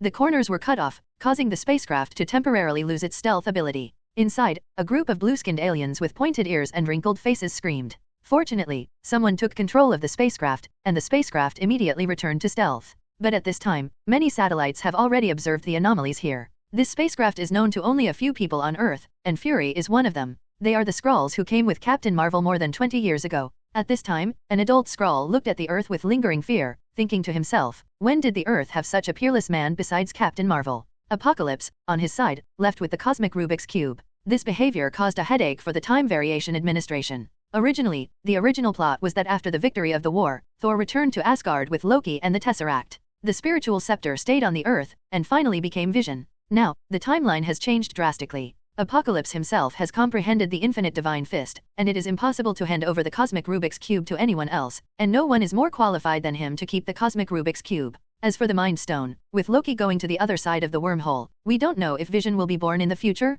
However, these Apocalypse are too lazy to care. Just give the Time Bureau a headache. In addition, the system also gave Tiankai a new surprise. At the moment the wormhole closed, a series of ding-ding-ding beeps reminded him of the number of people he had saved, as well as the increased trust of all superheroes in him, which brought about the sharing of luck. The trust level of the Captain of the United States, who was still very unfamiliar to him at first, immediately reached 50%. In the system, the number of recovery potions exceeded 1, and a golden potion was automatically synthesized. When the quantity reaches 1 million, 1 purple potion is synthesized. In the end, Tiankai got 1 purple potion, 50 gold potions, and thousands of scattered ordinary potions. New York house. Having said that, Tiankai has not come back to see this house since he purchased it. As soon as he entered the door, Tiankai discovered that there were many hidden mechanisms. If you force your way in, you will either be knocked down or stunned. Needless to say, it is naturally arranged by the Black Widow. Of course, these things didn't bother Tiankai, so he went straight in, took a comfortable bath, and lay on the sofa watching TV. He instantly seemed to have returned to the homebody life in his previous life. The impact of this war was so great that the superhero could no longer hide it. Fury simply gave up his previous methods and turned to guiding the audience's opinions. Captain America is the most popular among the people because he saves many lives and has been popular for more than 70 years. Many beautiful women also told news interviews about how they were rescued by the Captain, and how they were unabashedly nymphomaniacs, a bit like Daisy watching the apocalypse. Not to mention Iron Man, who was already a super celebrity, but this time his fame has reached a higher level. From the original Playboy, he seems to have become a savior. Even the Hulk has gained a large number of fans. After all, in the West, there is never a shortage of fanatics for muscular hunks, let alone oversized hunks like the Hulk. Since Thor was revealed to be a god, countless religious figures and various forces have flocked to him. However, he was not interested in these people, so he shook his hammer and flew away. There is only one person, the figure under the sky pillar, with almost no information. In addition to Fury's secrecy, Apocalypse has indeed never had contact with ordinary people. When he came here, he was mostly flying in the sky. The cameras couldn't catch him, and ordinary people couldn't see him clearly. When we got to the back, the battle center near Tianzi had already been evacuated.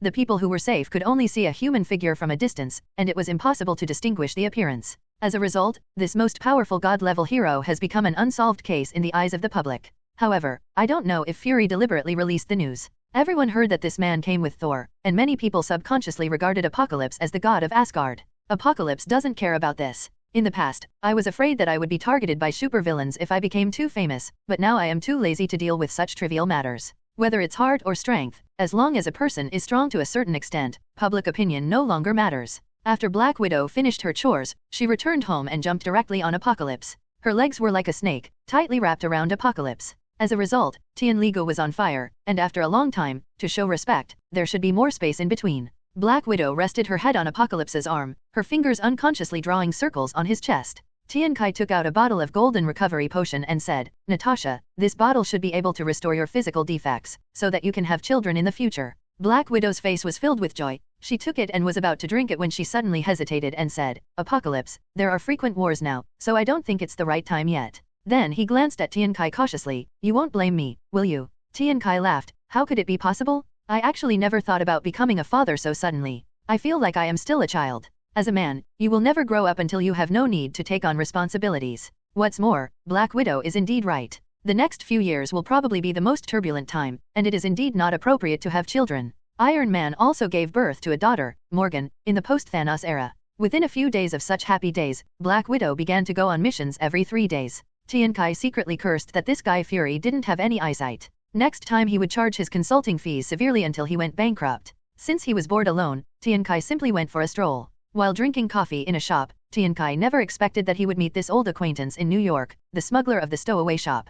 The snakehead and his 2 boys were also eating burgers here. When they saw Tiankai, they couldn't help but laugh. "Hey, Oriental, I didn't expect to see you here." Tiankai remembers him because he robbed him of $2. The snakehead remembered Tiankai. In addition to the $2, there was also the reason that Tiankai was an Oriental. He was deeply impressed. The snakehead and the 2 horsemen came over carelessly, sat down next to Tiankai, and surrounded him. "Oriental, look at you dressed like a human and a dog, are you doing well?" Apocalypse was too lazy to talk nonsense to these people. 3 drops of brown liquid slowly rose from the coffee cup, preparing to kill these 3 people on the spot. The snakehead didn't notice anything strange in the coffee cup, so he came over and put his arm around Tiankai's shoulders and said, "Ha ha ha ha ha ha, Orientals, just smile. You are doing well now. You should be thanking me if I helped you sneak here." Still thinking about that $2? In the world of martial arts, everyone depends on their ability, and be open-minded. I recently bought a batch of horses, including white ones, black ones, and oriental ones. Do you want to pick one? Buy one give one free and you can fly together.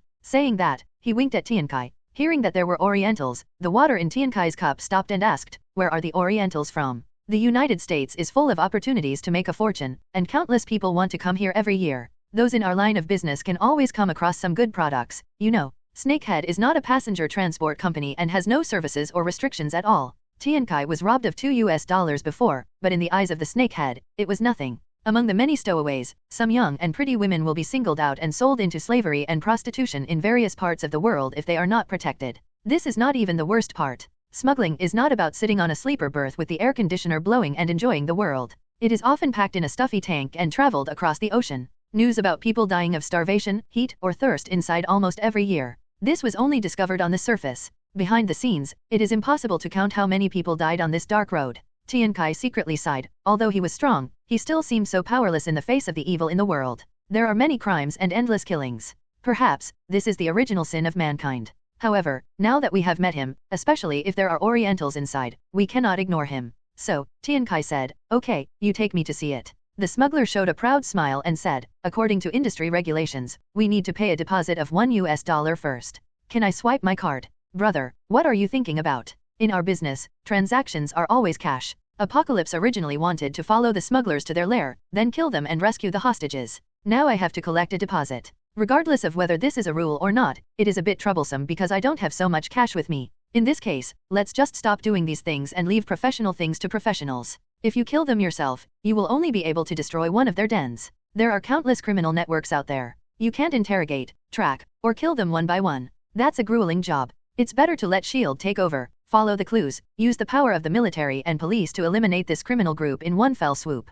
Thinking of this, Tiankai picked up the phone and dialed a number. "Fury, I'm at the Ice and Snow Honey City coffee shop on -th Street in New York. I ran into a little trouble. Send a few people over to help." With that said, he hung up the phone and continued drinking coffee leisurely. The three smugglers suddenly became alert. They pulled out 3 pistols in unison and hid them under the table, holding them against Tianqi's waist. "You dare to call someone? I don't have cash with me. What can I do if I don't ask someone to bring it to me? You fucking think I'm stupid, don't you? In your phone call just now, you didn't mention getting money at all. Besides, you have a card on you, and there are ATM machines all over the streets here." As he said that, he pretended to shoot. Tiankai spread his hands and tried to control his temper, fearing that he would beat these 3 people into a pulp and cause the clues to be lost. "Okay, you found out. What do you want?" The 3 snakeheads looked at each other and smiled, thinking that the Eastern man in front of them was timid, so they pushed even further. "Hand over the card and password." Tiankai threw the card on the table and said, "The password is 6 zeros. Don't play tricks on us. If the password is fake, I will kill you immediately." The smuggler sent a boy out with the card. "Fury here. When I received Tiankai's call, I couldn't think straight for a while. Dawn is in trouble. Do you want us to send someone over to help?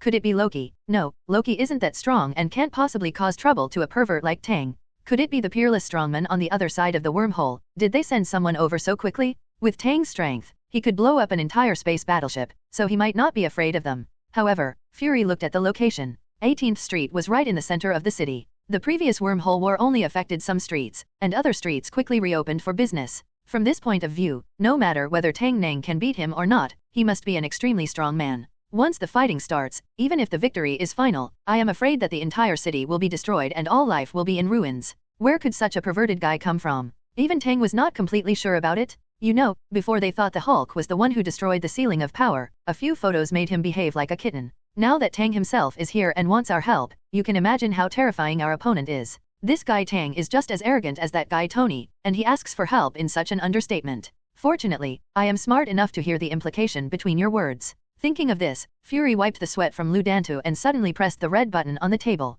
Suddenly, a shrill siren spread throughout the base. "Alert level 7. Alert level 7. All personnel are dispatched." Suddenly, countless personnel poured out from S.H.I.E.L.D., and tanks and fighter planes began to roar into action, entering a state of combat readiness. At the same time, Iron Man, Captain America, Black Widow, Hawkeye, War Machine, and Dr. Banner, who had not yet left, all received the news. Only Thor, who doesn't like to wear the Earth's communication equipment, is having a romantic and happy relationship with Jane at this time. Fury was so anxious that he couldn't notify him. He just hoped that he would come over quickly after seeing the news. For a time, a tense atmosphere enveloped the entire city. Ordinary soldiers, a dozen blocks away from the -th Street, began to evacuate the crowd to prevent a possible war from affecting innocent people. A large number of civilians screamed and fled obediently following the soldiers' guidance. Given the unruly character of the American people, it is really difficult to evacuate so many people. But the wormhole war had not passed a few days when alien soldiers rushed down and countless people died. In addition, the final shocking battle was witnessed by the whole city. At this time, the military issued a warning, and no one dared to disobey.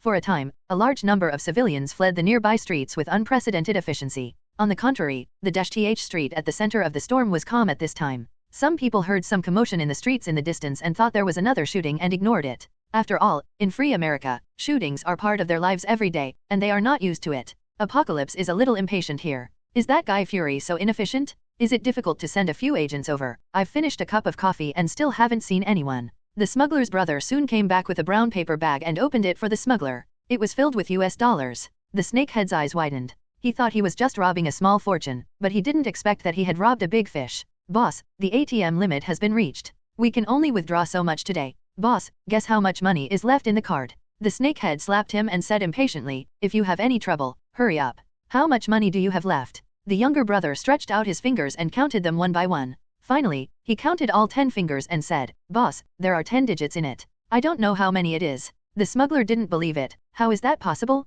He just came here a few years ago. Did you include the decimal point in the calculation? As soon as he finished speaking, he realized that even if the 2 digits after the decimal point were included, there were still 2 digits. This was a huge number in the tens of millions. The eyes of the 3 snakeheads suddenly turned red and they stared at Tiankai greedily. At this time, they have never thought about what kind of person can accumulate more than 10 figures of wealth in just a few years. Can they afford it? At this time, the evacuation work outside had reached th street. Roar. Suddenly a huge roar came. The Hulk had rough skin and thick flesh. With a boom, he broke through the wall first and rushed in. When I saw the 3 smugglers pointing guns at Tiankai, I didn't even think about whether this was reasonable or not. Anyway, the one who pointed guns at my friend was the enemy. Then, he opened his big mouth and let out a long roar at the 3 snakeheads. The airwaves aroused by the sound blew the hair of the 3 snakeheads into a straight line, and their faces changed shapes under the high-pressure airflow, as if the windows were opened on a high-speed plane. Meanwhile, other superheroes have arrived. Iron Man and War Machine are on the left and right. Fire is spraying from under their suits, 3 meters above the ground. The laser cannon in their hands has been lit and can be fired at any time. Captain America used a shield to protect employees in the store as they fled, while Black Widow cooperated to divert the crowd. The Eagle Eye is knocking an arrow in the distance, and the bow is bent like the full moon, aiming here. Wait, Hulk, don't do it. In front of him, the Hulk was about to attack these 3 unlucky men. Apocalypse hurriedly stopped them and wanted to keep them alive to extract confessions and destroy the entire criminal network. Under the roar of the Hulk, the 3 snakeheads almost suffered cardiopulmonary arrest and did not dare to move. Looking around, he was surrounded by superheroes, and suddenly there seemed to be BGM ringing in his ears. They knew all the superheroes around them. It had only been a few days since the wormhole war. All the news these days was reporting on this group of people. Everyone knew them. Seeing so many superheroes seemingly targeting him, the snakehead was completely confused. Who I am? Where am I? Are you here to catch me? Are today's superheroes so boring? I'm just a human trafficker. That's not it, right? The smuggler's first reaction was not fear, but confusion. Also confused was Apocalypse, who asked everyone in Iron Man, why are you here? Iron Man said, Fury said you asked for help and the level 7 alert has been activated. The civilians outside have been evacuated and the fight can start at any time. What are you fighting for? Hulk, stop. The Hulk was stopped for the second time and was very unhappy. Who? They are not friends. They can fight? Ho. The 3 snakeheads were forced into a corner by the Hulk and huddled together, as helpless as little white rabbits. The snakeheads felt that they had done too many immoral things and were now having nightmares. The Hulk is not the strongest of all superheroes, but he is the most oppressive. His violent temper would scare even an ordinary person, let alone such a huge man staring down at you. After some communication, Tiankai suddenly couldn't laugh or cry, and then he realized that he had made a big mistake. Fury, you guy, come out quickly. Fury rushed over from afar, panting, and said, Dawn, did you defeat the enemy so quickly? What enemy? There are just 3 human traffickers. I asked you to send people over to arrest them. Fury, who understood the cause and effect, was not happy. Tang, this is unkind of you. You didn't speak clearly and caused such a big misunderstanding. I made it very clear. It's a small problem. Just send a few people over. Fury was speechless. It seems that the original words are like this, but for a strong person like Tiankai, it is a small trouble. Who knows how to define this small? The Hulk is also a little trouble for you, but who dares to ignore it? Fury had no choice but to say, having said that, why don't you just kill them casually? If we destroy it, we won't be able to find the criminal network behind it. You can call the police. Why don't you call me for such a trivial matter? When you asked me to be a consultant, you said you would help me settle small things. This is just a small matter. What, do you want to turn your back on me? Fury was speechless. He seemed to have promised this at the beginning. After all, it's still my fault? Fury turned around and unleashed all his anger on the three snakeheads, and said sternly to the soldiers, "Get the strongest lock. This is the supervillain who was personally ordered to be captured by King Apocalypse. Everyone must be extremely careful." Then, several tire-thick locks were used to cuff the snakehead and others. The snakehead wanted to cry but had no tears. He shouted in his heart, "Heroes from all walks of life are not like this. Is this lock for the Hulk? I do not deserve." It's a pity that he couldn't scream. Not only was his mouth sealed with a metal buckle, but his eyes were also covered with special goggles for fear of any radiation. After being put on such a super torture device, the three snakeheads could not move. Finally, they were carried into an armored vehicle and escorted by powerful firepower. They were transported to an unknown destination with great momentum. The whole process was not because Frisia was childish, but because he had to do it. There was such a big movement ahead, most of the civilians in New York City were evacuated, and all the superheroes were dispatched. "But you fucking told me that you were just trying to catch 3 ordinary traffickers? If the truth gets out and Apocalypse doesn't care, Frico will be drowned in the spit of everyone from civilians to high-level officials. Now, we can only treat fakes as genuine, and we must give the public a reasonable explanation. Many times, what the public wants is not the truth, but the truth that seems reasonable." This was the first time Apocalypse learned from Fury that he had the nickname Apocalypse King, and he didn't know who gave it to him. However, this nickname uses the English word, Heaven's Revelation. It is completely different from the Chinese pronunciation of his name Tiankai. In the eyes of Western people, this nickname could not be more appropriate. Back then, the whole city was shrouded in dark clouds of star-destroying bombs, and the only light was the energy beam where Apocalypse was. His unshakable figure seems to be shining a flashlight from heaven on the world, giving enlightenment to the people. Tiankai doesn't really care about accidental numbers, as long as they don't sound bad anyway. Now that other superhero friends are here, let's have a party together and have fun. Hulk, in particular, rarely eats in his transformed state. He is extremely surprised by everything he eats. From time to time he lets out a roar, and yells like a child. If Apocalypse hadn't been sitting next to him, few people would have dared to stay by his side, including Thor. It's happy here, but it's miserable over Fury's side. As soon as the so-called war ended, countless bosses and news organizations called SHIELD to inquire about what happened. How big is the threat? How high is the level? Is it an alien powerhouse or an Earthling? What precautions need to be taken to prevent next time? Fury originally wanted to make up some excuses to excuse him, but in the end he got so bored that he just gave it up. At the press conference, he said bluntly, "No comment, this is the supervillain captured by King Apocalypse himself. If you have any questions, you can ask him directly. Don't tell others that they don't know who the real Apocalypse King is. Even if they know, they don't dare to ask." In the end, amid the perfunctory applause of the crowd, Fury tried his best to pretend to be proud and slowly left the stage. Since the number of people affected by this incident is second only to the Wormhole War incident, too many big bosses and forces are paying attention, so it is difficult to kill the snakehead directly. Fury thought for a moment and decided to put on a whole show and transport the smuggler's head to the super prison to avoid the limelight first and then kill him later if he had the chance.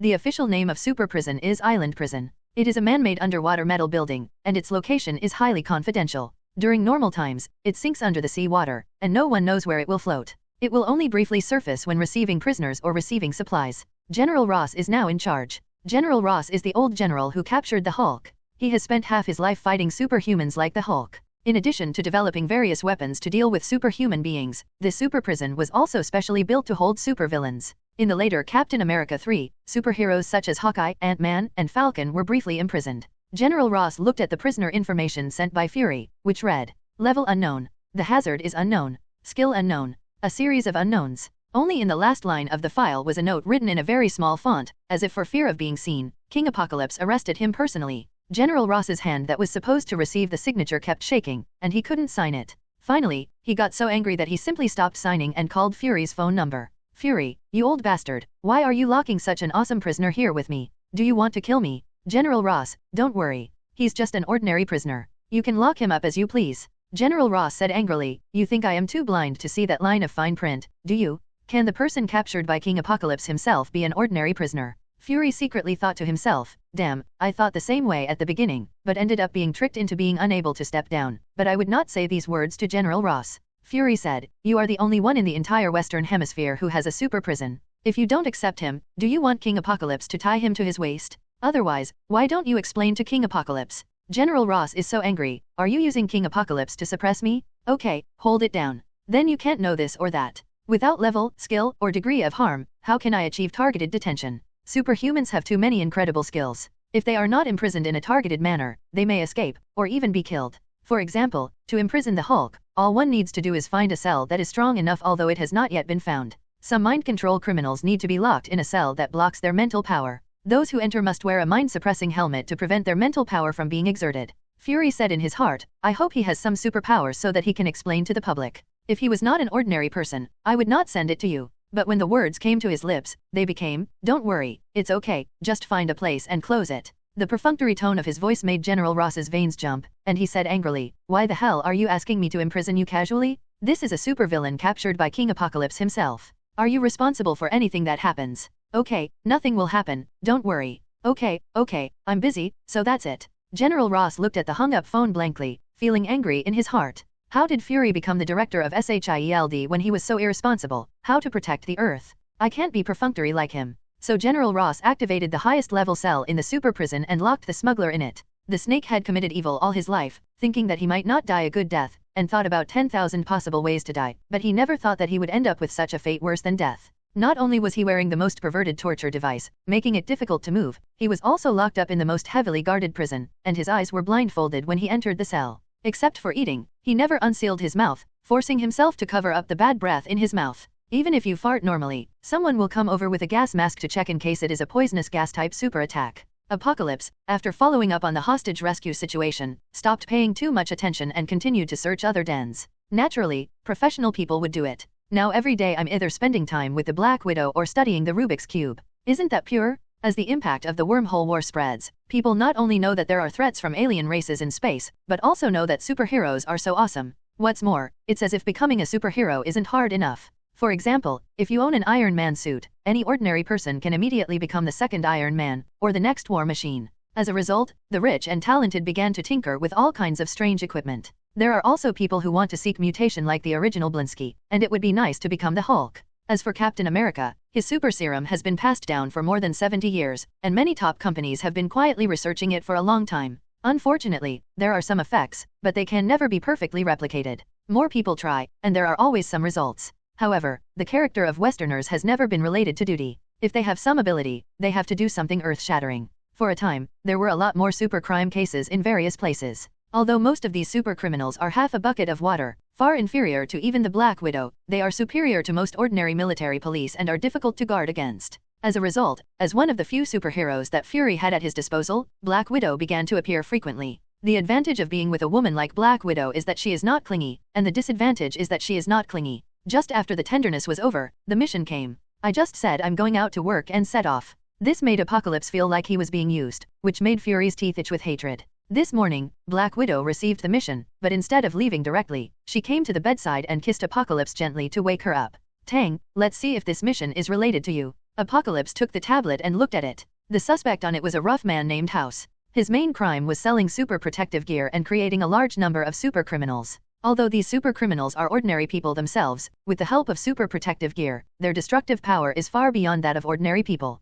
You know, in the United States, there are so many people who dare to rob supermarkets and convenience stores if they have a broken gun in their hands. Now that they have super protective gear in their hands, their ambitions are simply inflated. For a time, a large number of cases involving people wearing similar super protective gear appeared.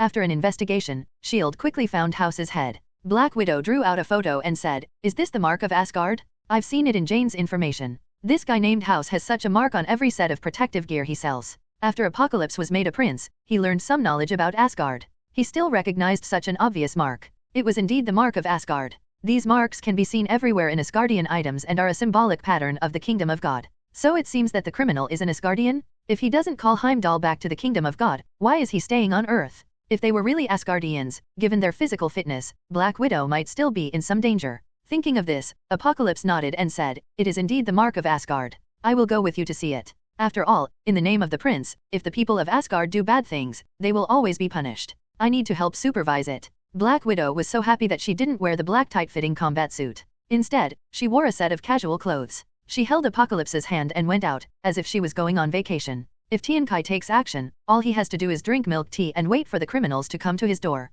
With S.H.I.E.L.D.'s intelligence network, House's location was quickly located. House is not tall and thick, has a thick curly beard on his face, and wears suspender jeans. At first glance, he looks like a simple working man. At this time, he was feasting on fried chicken in the Golden Arches. When he saw Black Widow and Apocalypse coming in, sipping milk tea, he looked stunned, then let out a strange cry of awe, threw away the fried chicken in his hand, turned around and ran away. It crashed directly through the glass door of the Golden Arch, screamed like a frightened rabbit, and disappeared in front of Tiankai and the two people. Black Widow asked, "Did he recognize you?" Tiankai shook his head. "I have no impression of him anyway, but I don't rule out that he knows me. Everyone in Asgard recognizes Apocalypse, the new prince, but it is impossible for Apocalypse to know every Asgardian. Ignore it for now. We'll find out once we catch him and ask him." At such a close distance, Apocalypse sensed his bloodline aura, and was certain that this house was an Asgardian. Apocalypse hugged Black Widow's waist, taking 10 meters at a time, and chased after House slowly. When House saw this, he felt like he was dead. He took out a tattered hammer from his waist and smashed something in front of him. He went in a straight line, smashing cars and walls, but nothing could stop him. Seeing this, Apocalypse couldn't continue playing like this, otherwise he didn't know if House would hurt ordinary people. He let go of Black Widow's hand, and in a flash, she stopped in front of House in a remote back alley. He gently put his hand on House's shoulder, and House suddenly froze on the spot, as if there was a huge weight on his shoulders, making him unable to move. House swung the hammer in his hand and hit Apocalypse on the chest. Apocalypse pinched it gently with his other hand and grabbed the hammer. The hammer has an ordinary appearance, not as dazzling as Thor's hammer, and it doesn't look special among a bunch of ordinary tools. It may not seem big, but it weighs over 100 kilograms. It is impossible for Earthlings to swing such a heavy hammer. There are still some magical properties left on it, so no wonder it was so fun to hit all the way. When House saw that his special weapon was useless, he immediately knew that he had met a strong person. "Brother, if you have something to say, do you want money or protective gear? As long as you let me go, it's easy to talk." Tiankai smiled and said, "I don't want anything. Someone will interrogate you later." House's face quickly turned pale and he shouted, "Brother, you can beat me or kill me, but never hand me over to the Black Widow. Please." Just as he finished speaking, he turned around and saw that Black Widow had followed him, and suddenly screamed, "Ah!" strangely. "Brother, if you don't let me go, kill me. I don't want to fall into the hands of the Black Widow." As he said that, he bumped his head against Tiankai. At the same time, a faint light of divine power appeared on his body, as if he had gathered all his strength. But Tiankai doesn't allow it. How could he move? Apocalypse shook his hand slightly, and the light of divine power on House was immediately scattered and could no longer be condensed. House begged with runny nose and tears, "Brother, please, you can beat or kill me, but don't let me fall into the hands of the Black Widow. I'm afraid." Tiankai frowned when he heard this. How could this guy look like a girl despite his huge size? Is Black Widow that scary? Just as he said that, Black Widow had already followed. House was trembling all over. He originally cried in front of Apocalypse, but when Black Widow came, he didn't even dare to cry anymore. "What's going on? Dawn, you beat him to tears?" Black Widow asked. "No, it looks like he was scared to tears by you. How could it be? I am so gentle." With that said, he turned his back to Apocalypse and winked at House, suggesting that you say something nice to me and don't let me embarrass myself in front of my man. But how could a rough guy like House understand such a delicate hint? Instead, he shouted, "You lied? You caught many criminals, but you didn't interrogate or kill them. You tortured them until they were worse than death, and they couldn't even surrender even if they wanted to." A cold light flashed in Black Widow's eyes, which made House shrink even more in fear, and said weakly, "What do you want to do? Is there any more?" Black Widow asked through gritted teeth. "They also said that you are immortal and that you like to cut off men's penises when they are happiest." Black Widow said angrily, "Where did you hear this rumor from? Immortality naturally refers to the recovery potion. What the hell is that at the end? I have never done anything so disgusting. I don't know which guy it was that passed the dirty jokes between men as information. Just what my brother on the road said." "Which brother? What's his name? Where is he?" A cold light flashed in Black Widow's eyes, and she had already sentenced this brother on the road to death. House said, "You can't say that. Those who come out to fool around still have to show some loyalty. Since you don't say it, there's no need to say it." Black Widow took out a roll of black tape and was about to seal House's mouth. House saw that he was going to follow in the footsteps of his brothers on the trail. With this black tape, he couldn't surrender even if he wanted to. He shouted hurriedly, I say, there is a bar called Night Dance in the west of the city. The owner is called Chad, who specializes in selling information. There is also an underground casino on 29th Street, where you can also buy your information." Tiankai smiled and said, "Natasha, I didn't expect your name to be so intimidating. I was worried all day long that you were not safe outside. There is an old saying in the East, there is only the wrong name, but there is no wrong nickname. Black Widow is already very powerful, but because of her beauty and previous behavior, people have the illusion that men who fall into the hands of Black Widow are not capable enough. The stronger the criminal, the more serious his machismo. If others can't conquer this poisonous beauty, it doesn't mean that you can't. As long as he takes the stage, he can definitely instigate her rebellion, and then there will be a double harvest of beauty and pornographic information. The result is obviously that people who have this kind of fantasy will not end up well in the end." Later, when she encountered Apocalypse, Black Widow could no longer use her beauty skills, so the only way left was to torture her. In addition, during the 2 years that Apocalypse stayed in Asgard, Black Widow turned her worries into strength and was particularly ruthless.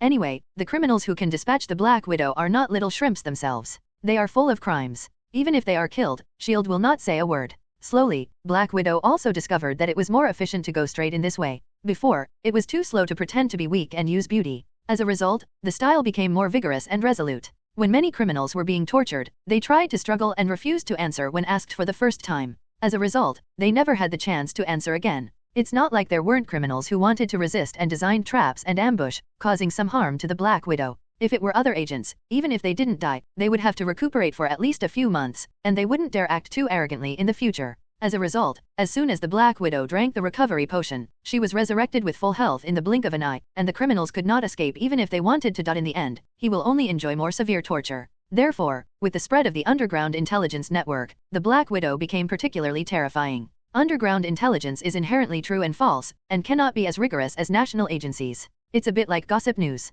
Don't exaggerate or fabricate it to show that you have exclusive inside information and others won't buy your information. As a result, the notoriety of the Black Widow spread underground. Apocalypse always sides with Black Widow whether it is now or in his past life memories, so he naturally doesn't feel that there is anything scary about her. Only by standing on the opposite side of her can one feel the horror of this sexy stunner. Hearing Tiankai's question, Black Widow was afraid that Tiankai would know how she acted when handling the case, and her tone instantly switched to a little girl mode, saying, "Tang, it's not what you think. Some criminals just accept the tough but not the soft. Just reason with them. It's useless, so I hit harder." House was stunned. Is this the legendary Black Widow? At this moment, she was holding a cup of milk tea and dressed in sexy casual clothes. She was afraid that the men around her would misunderstand her, so she explained softly, just like a little woman. He just barely shook the man's arm and called brother. This face-changing technique is really terrifying. If I hadn't recognized your face, I would have been fooled by you. At the same time, I feel one contempt, and you didn't give us a soft choice. Tiankai smiled and said, "I would like to see what your hard methods are like."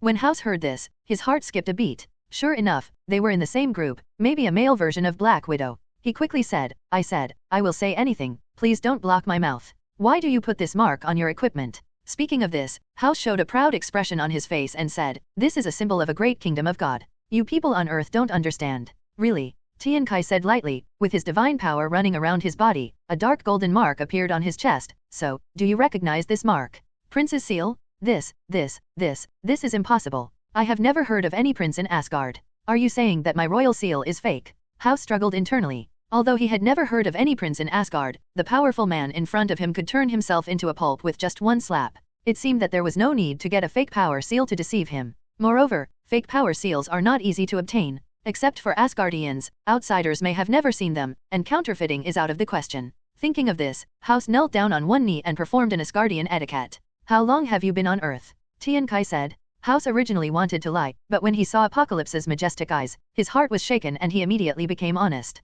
1,000 more than 200 years. How did it come about? At that time, the Kingdom of God had a batch of equipment that needed some metal from the Earth, so it sent a team to mine in Northern Europe. I am a blacksmith and came here at that time. Humph, it seems that you have lived quite comfortably in these more than 1,000 years. House said, "I don't dare, Prince. I am just a small blacksmith in Asgard, and my talent in cultivating divine power is not good, so I can only be a blacksmith for the rest of my life. I am a small person, and no one will find me if I am lost, otherwise Heimdar wanted to find me, but how could he not find me? So you just do whatever you want on Earth and dominate, right? Do you know how many people have been hurt by the divine protective gear you sold? Prince, I just made those protective gears randomly, and I didn't inject much divine power. I just wanted to make some money. After the Wormhole War, there were suddenly more people who wanted to buy these protective gears, so Tiankai has seen those protective gears in the information, some of which are gloves, which can penetrate thick reinforced concrete with one blow. Some are armors. After wearing them, the whole body is protected by a divine shield.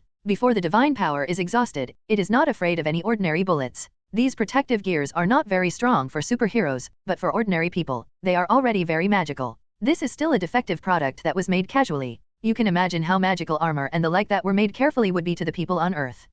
What do you mean by putting our Asgard mark on each set of protective gear? Aren't you afraid of losing Asgard's face? House murmured, a person is actually quite lonely here. The wife I found couldn't stay with him for long, and I never found him again. I hope some Asgardians say the mark on the protective gear, so that I won't be so lonely on Earth. In fact, there are far more Asgardians on the Earth than the blacksmith house. As for whether he has been discovered or not, it is hard to say. Even if he finds out, he may not want to pay attention to him. After all, he is just a low-level blacksmith, and the Asgardians who can freely enter and exit the Earth may not think highly of him. If the case hadn't been handed over to Black Widow this time, even if Apocalypse himself knew about it, he probably wouldn't bother to come find him. The blacksmith's crime was not punishable by death, but it was not okay to leave him outside and let him do whatever he wanted. Apocalypse pondered for a moment and asked, Natasha, does S.H.I.E.L.D. need someone like him? If necessary, let him go to S.H.I.E.L.D. If not, lock him up first. When I return to Asgard next time, I will take him away. I'll contact the director and ask. Black Widow reported the situation to Fury.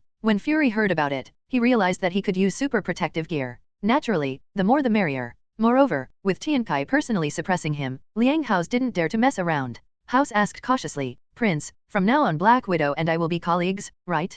Can I use her name with my brothers on the street? Black Widow said fiercely, what? Do you want to say bad things about me again? I don't dare. Under the banner of Black Widow, it will be easier to get around on the road in the future, and I won't be afraid that someone won't pay me. Black Widow smiled and said, you are really blind, do you know who he is? He is our Prince of Asgard, but apart from Odin and Thor, he is not famous on Earth. Besides, others don't believe me when I say that he is related to a god. Giggle, giggle, he's not famous? Where does all the information on your road come from? What reputation does the prince have on Earth? How can I? Suddenly, House came to his senses.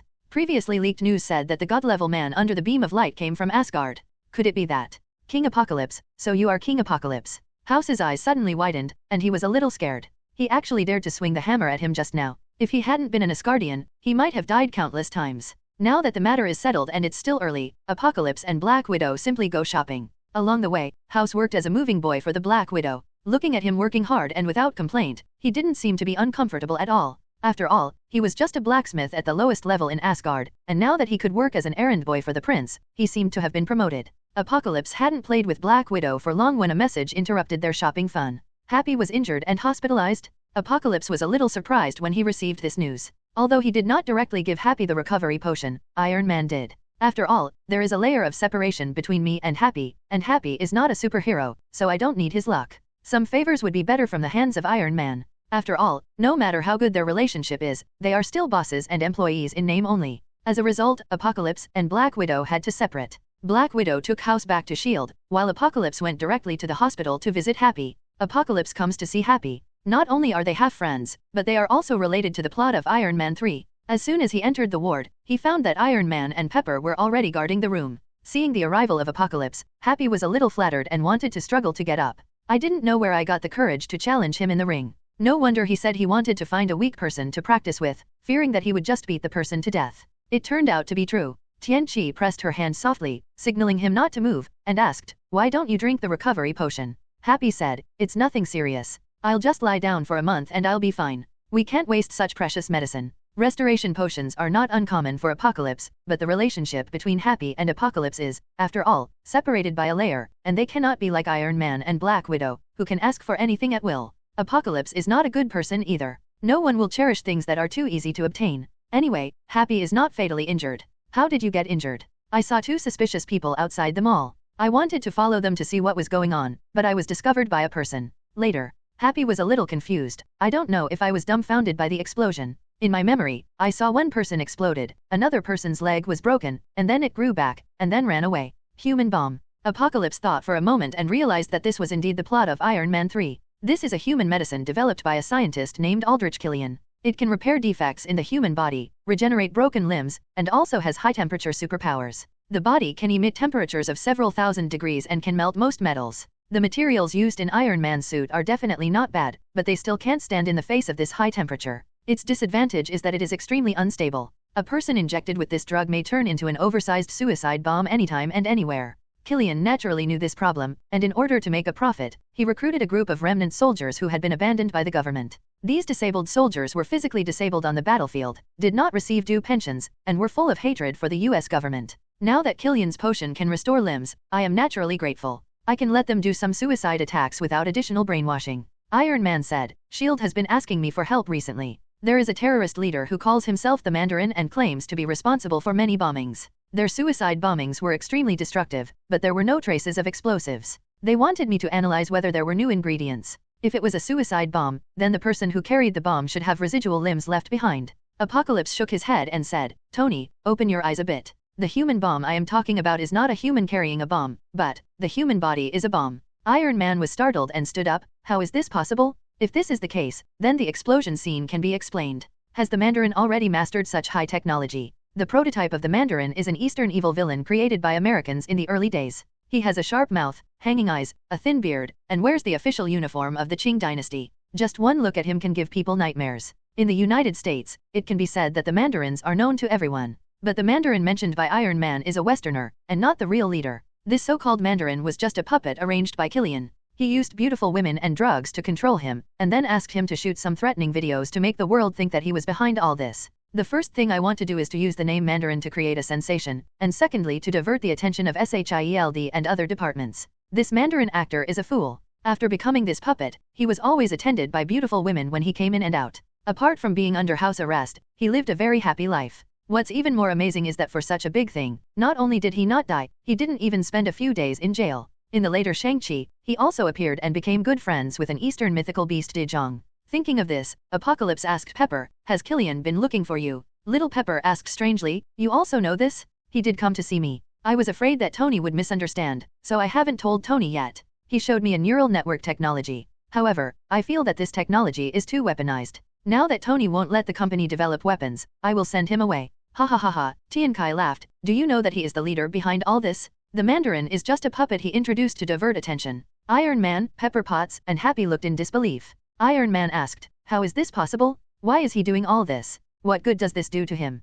Apocalypse glanced at Iron Man and said, "Aside from wanting to plunder more money, the most important thing for him is revenge. This Killian was a lame and down-and-out scientist more than 10 years ago. At a cocktail party, he finally had a chance to talk to Iron Man in the elevator. But at that time, Iron Man was flirting with a beautiful doctor and was about to go to the room to discuss science and technology in depth, so he naturally had no time to pay attention to him. So I lied to him and said, 'Go to the rooftop and wait for me for 5 minutes.' As a result, Iron Man and the beautiful doctor had a happy night, but Killian drank the northwest wind on the rooftop all night. From then on, he hated Iron Man. Seeing Apocalypse looking at him, Iron Man wondered, 'Why are you looking at me? Is he seeking revenge from me? I don't know him.' 'No, you know him,' Tian Kai said, 'it's just that you don't remember him. This matter started more than 10 years ago. Tony, do you remember a beautiful doctor named Maya Hansen?' 'I don't know.' Iron Man quickly winked at Tian Kai. 'This guy, I know you are very mysterious and know everything, but why are you bringing up these old things? Didn't you see that little Pepper is around?' Tian Kai ignored it and continued, 'If Maya is scheming, you and her child may be 13 years old.'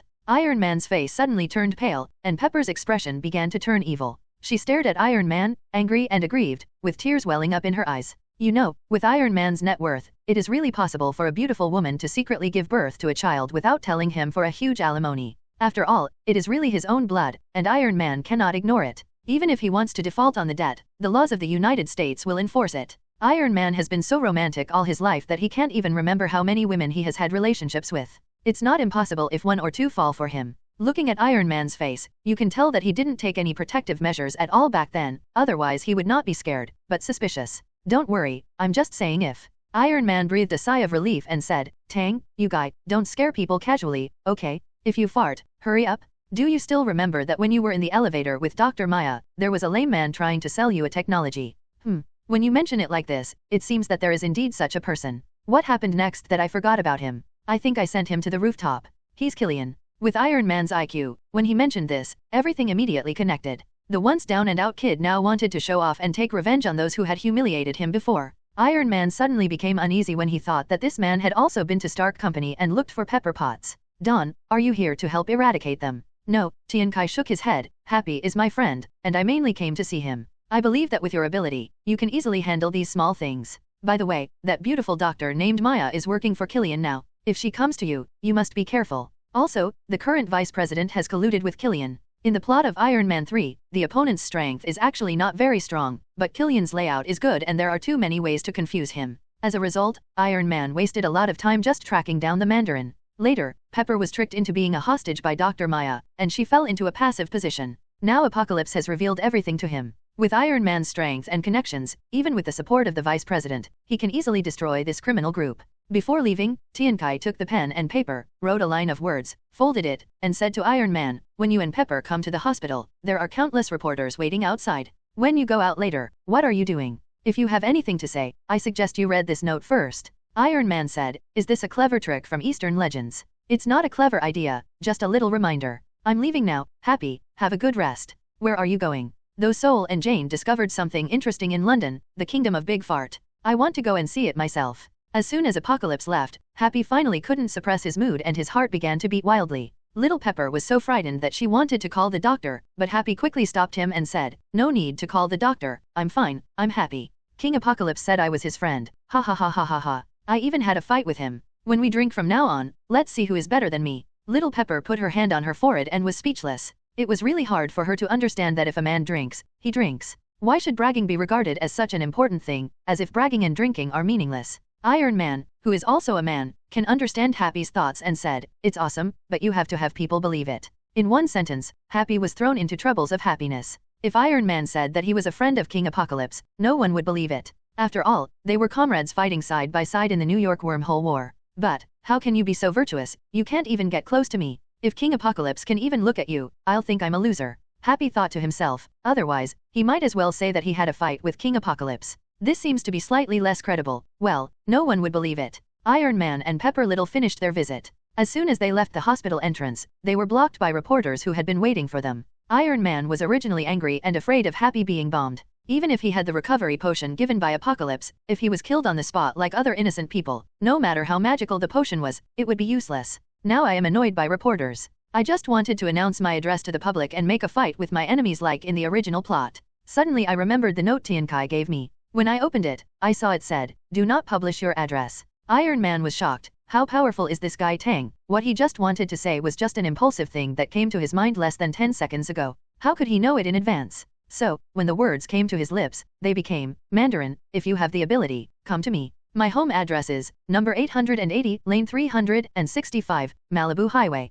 If you are a man, don't be timid." As expected, Killian sent a helicopter to attack on the second day. Who would have thought that this was originally an idle villa, and Iron Man didn't live here at all? As soon as Killian's armed aircraft flew over, it was killed by the remote-controlled unmanned suit ambushed here. Killian, who was so angry that he was hiding in the dark, flew into a rage. He had been fooled by him once more than 10 years ago, and now he was fooled again. Therefore, he had to follow the original plot and send Dr. Maya to get close to Pepper. Unexpectedly, as soon as Maya appeared, she was detained by people from the relevant departments contacted by Iron Man. Then he sent a false message to Killian, saying that he had caught Little Pepper and got the address of his lair. In less than half a day, Killian's lair was surrounded by a sky full of remote-controlled suits and countless soldiers. Killian never expected that his carefully designed plan could be so fragile and be seen through by others. Apart from killing a few innocent people, not even a decent wave was produced. He even began to doubt his own IQ. Was he too stupid in terms of conspiracy? On Tiankai's side, he walked out of the hospital and jumped into the sky. The physical body flew across the Atlantic Ocean and soon arrived in London, the kingdom of Big Fart. This time, he came for the ether particles, the reality stones. It's just that these infinite gems are hard to get. When Apocalypse arrived, the abandoned building was already surrounded by police. There were several police cars nearby that overturned and fell to the ground, with glass fragments scattered all over the floor. The big-assed policeman hid behind the police cars and nervously pointed his gun at the open space in the middle. Thor was watching over Jane and had no time to pay attention to the police around him. As long as they don't shoot, Thor will not take the initiative to harm them. At this time, Jane was lying on the ground, her eyes closed tightly, and she had passed out. There is a faint dark red liquid flowing all over the body, which is another form of the reality gem, ether particles. Judging from this situation, it seems that Jane discovered the gravity anomaly in this abandoned building and came to detect it. Just like the original plot, she accidentally entered the space-time gap and obtained ether particles. After coming out, because Daisy saw that she had been missing for too long, she called the police, and the police came to check. As a result, the two people came into contact, causing the energy of the ether particles to rebound, not only overturning the car, but also knocking him out. Now, the etheric particles were flowing endlessly and seemed to be transforming her body. If she can become the female Thor in the future, I am afraid that the contribution of this etheric particle will be indispensable. However, Jane is a native of Earth after all, and the ether particles remain in her body. If she does not learn how to control them, her life will still be in danger over time. This is why Thor is worried. He could sense that Jane's vitality was slowly disappearing. Tiankai stepped forward, crossed the police, and said, "You should leave, this is not something you can handle." Seeing that he was an Oriental, the policeman naturally could not listen to him. Just as he was about to stop him, he found that Tiankai simply walked forward, passing among more than a dozen people, and no one could touch him. Suddenly, they understood that a superhuman had arrived. Since the New York Wormhole War, police around the world have become aware of the existence of superhuman beings, and as supercrimes increase around the world, ordinary police officers have realized that there is nothing they can do. The best way to deal with supercriminals is to report them to specialized departments, including SHIELD. What's more, these people in front of them are not considered criminals. At most, they are super powerful and out of control. Naturally, it is impossible for the police to look for trouble and take the initiative to shoot. Dawn, you're here. Well, how is Jane doing now? It's okay for the time being, but these strange things remain in her body, causing her to lose vitality. If it goes on for a long time, I'm afraid she won't be able to bear it. Tian Kai checked the situation. Jane seems to be in some pain. As long as the contact force is slightly stronger, the ether particles will immediately react and push away the external force. At the same time, the force of the rebound will also hurt Jane. This is also the reason why Thor dares to forcibly extract ether particles. The ether particles are now entangled with Jane, and unless she has the control method of the Dark Elf King, she can't extract them unless she dies. Thor, I have a method that I can try, but I don't know if it will succeed. Tian Kai said. As long as it ensures that Jane is not in danger, feel free to give it a try. Okay, I'll start. Apocalypse put his hand against Jane's dantian and slowly mobilized the power of the universe Rubik's Cube. A stream of light blue energy slowly seeped into Jane's body. Under the guidance of Tian Kai's spiritual consciousness, the dark red ether particles were patiently entangled.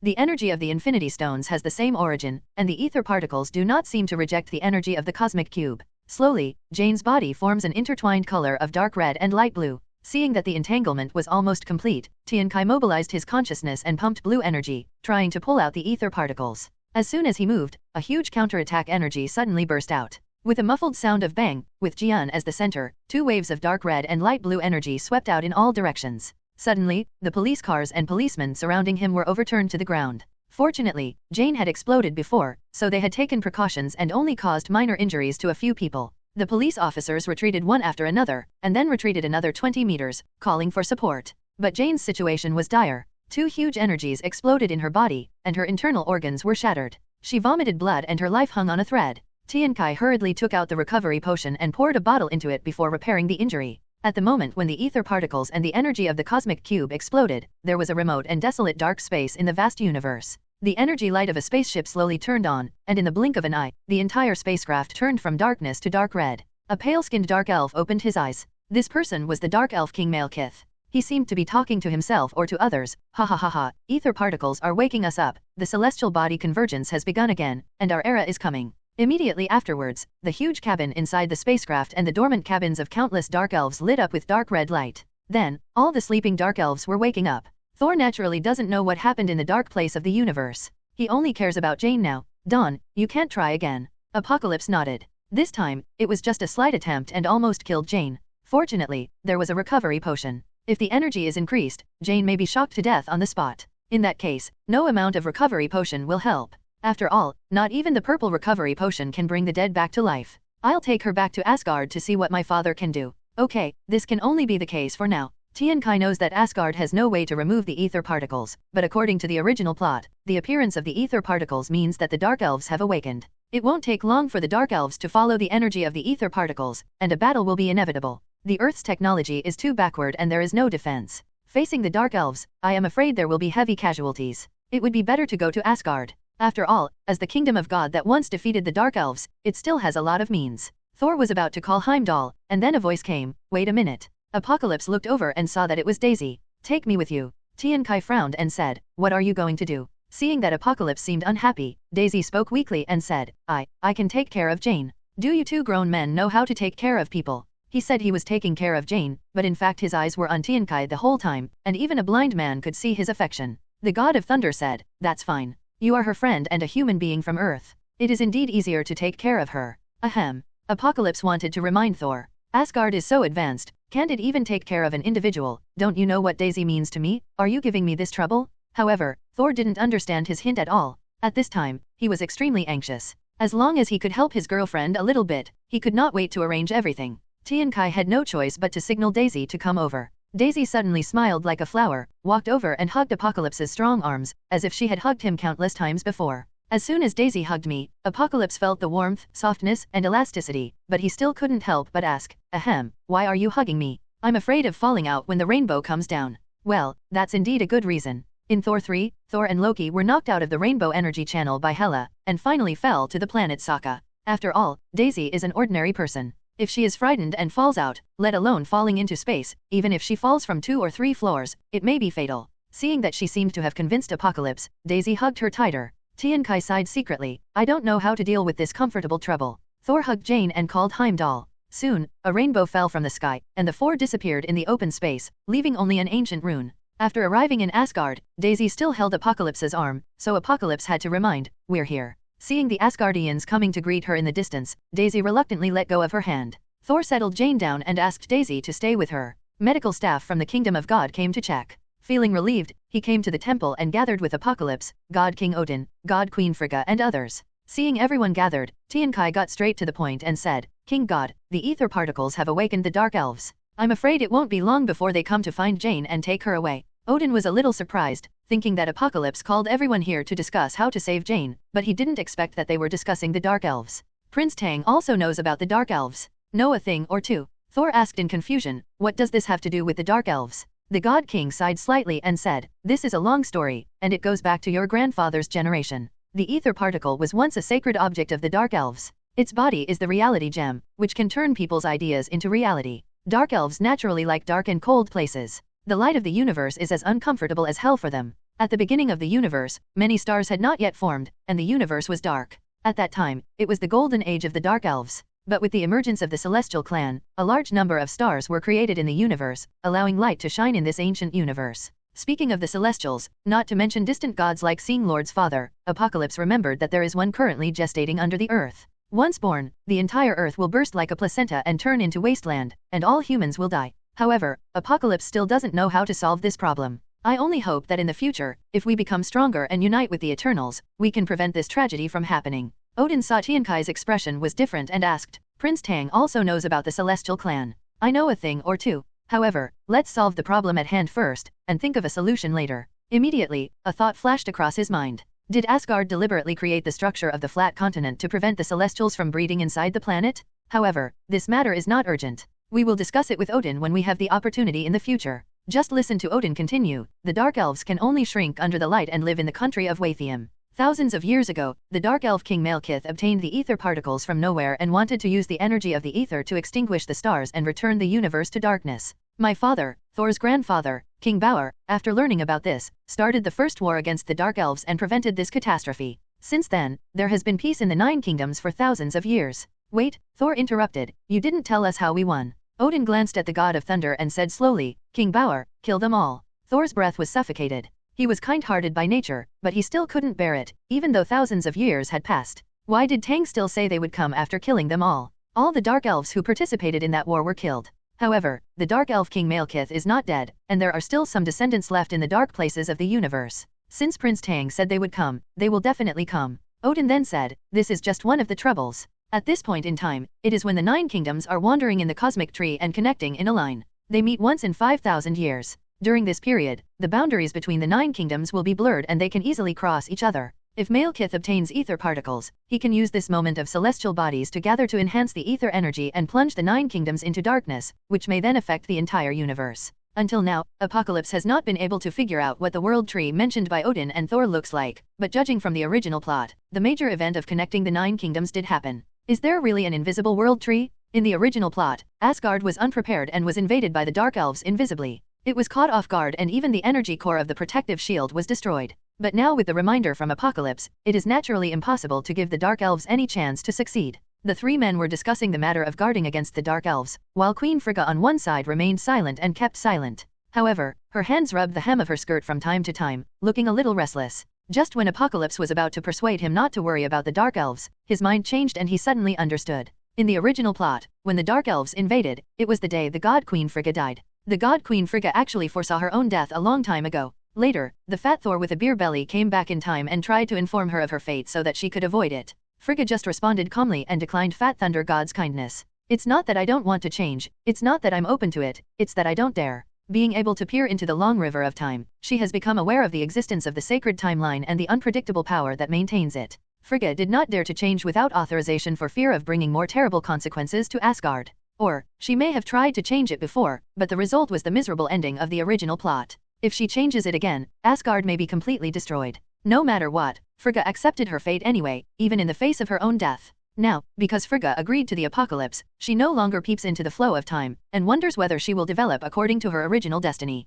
In the face of life and death, no one can be completely indifferent. Tiankai thought for a while and said, "Queen God, the results you saw in the long river of time may not become reality. You have been with Jane and the others these 2 days, and I will stay by your side. I will not go to the war outside." The Queen of Gods was overjoyed. With Apocalypse standing by her side, she was not just an extremely powerful man. Apocalypse is the key person to change the fate of Asgard. Now that he personally protects himself, he is very likely to change his fate and cross this life and death barrier. As for the battle outside, the original plot was just about being caught off guard, and the Dark Elves were actually not very strong. With the defensive power of Thor and Asgard, and the deployment of defenses in advance, it was enough to easily cope with it. After all, the race that was once wiped out is now just some remaining troops. What kind of trouble can it cause? In the original plot, if Loki and Thor hadn't set a trap for the Dark Elf King to take out the ether particles in order to save Jane, he might not even be able to touch the edge of the ether particles. Thunder God was deeply moved when he saw Tiankai caring so much about his family. He put his arm around Tiankai's shoulders and said, "Brother, I leave my mother and girlfriend to you.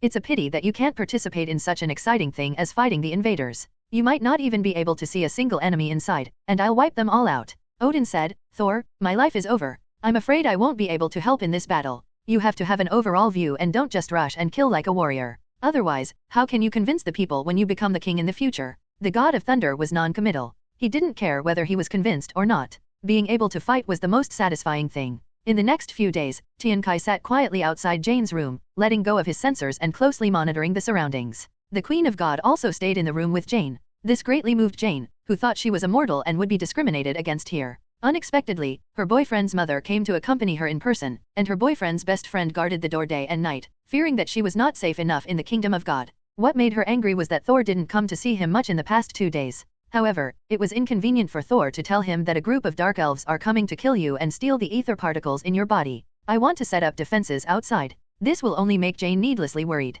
As Jane's friend and a native of Earth, Daisy naturally stayed with her in order to strengthen the protective power. The Queen of Gods called Sif to guard the room together. This gave Tiankai a headache. Although Daisy never had any overly intimate behavior after arriving in Asgard, the two women seemed to have a natural connection. There is a vague hostility between them, and even a straight man like Tiankai can feel their secret rivalry. Unfortunately, neither of them has any formal relationship with Apocalypse. Neither of them can declare their sovereignty, so they can only face each other in vain. Suddenly, Tiankai, who was sitting quietly, opened his eyes, faced the direction of the rainbow control room, and said softly, "Here we come." Although it was as soft as a whisper, Heimdall heard it even though he was miles away. He immediately inserted the big sword into the rainbow base, activated his divine power, and scanned the space around Asgard with all his strength. A dark spaceship slowly approached Asgard. Not only was this spaceship completely invisible visually, it was even invisible to Heimdall's eyes. But just because you can't see it, doesn't mean you can't detect it. Fluctuating air, disturbed clouds, and even raised dust all mark its trajectory nakedly.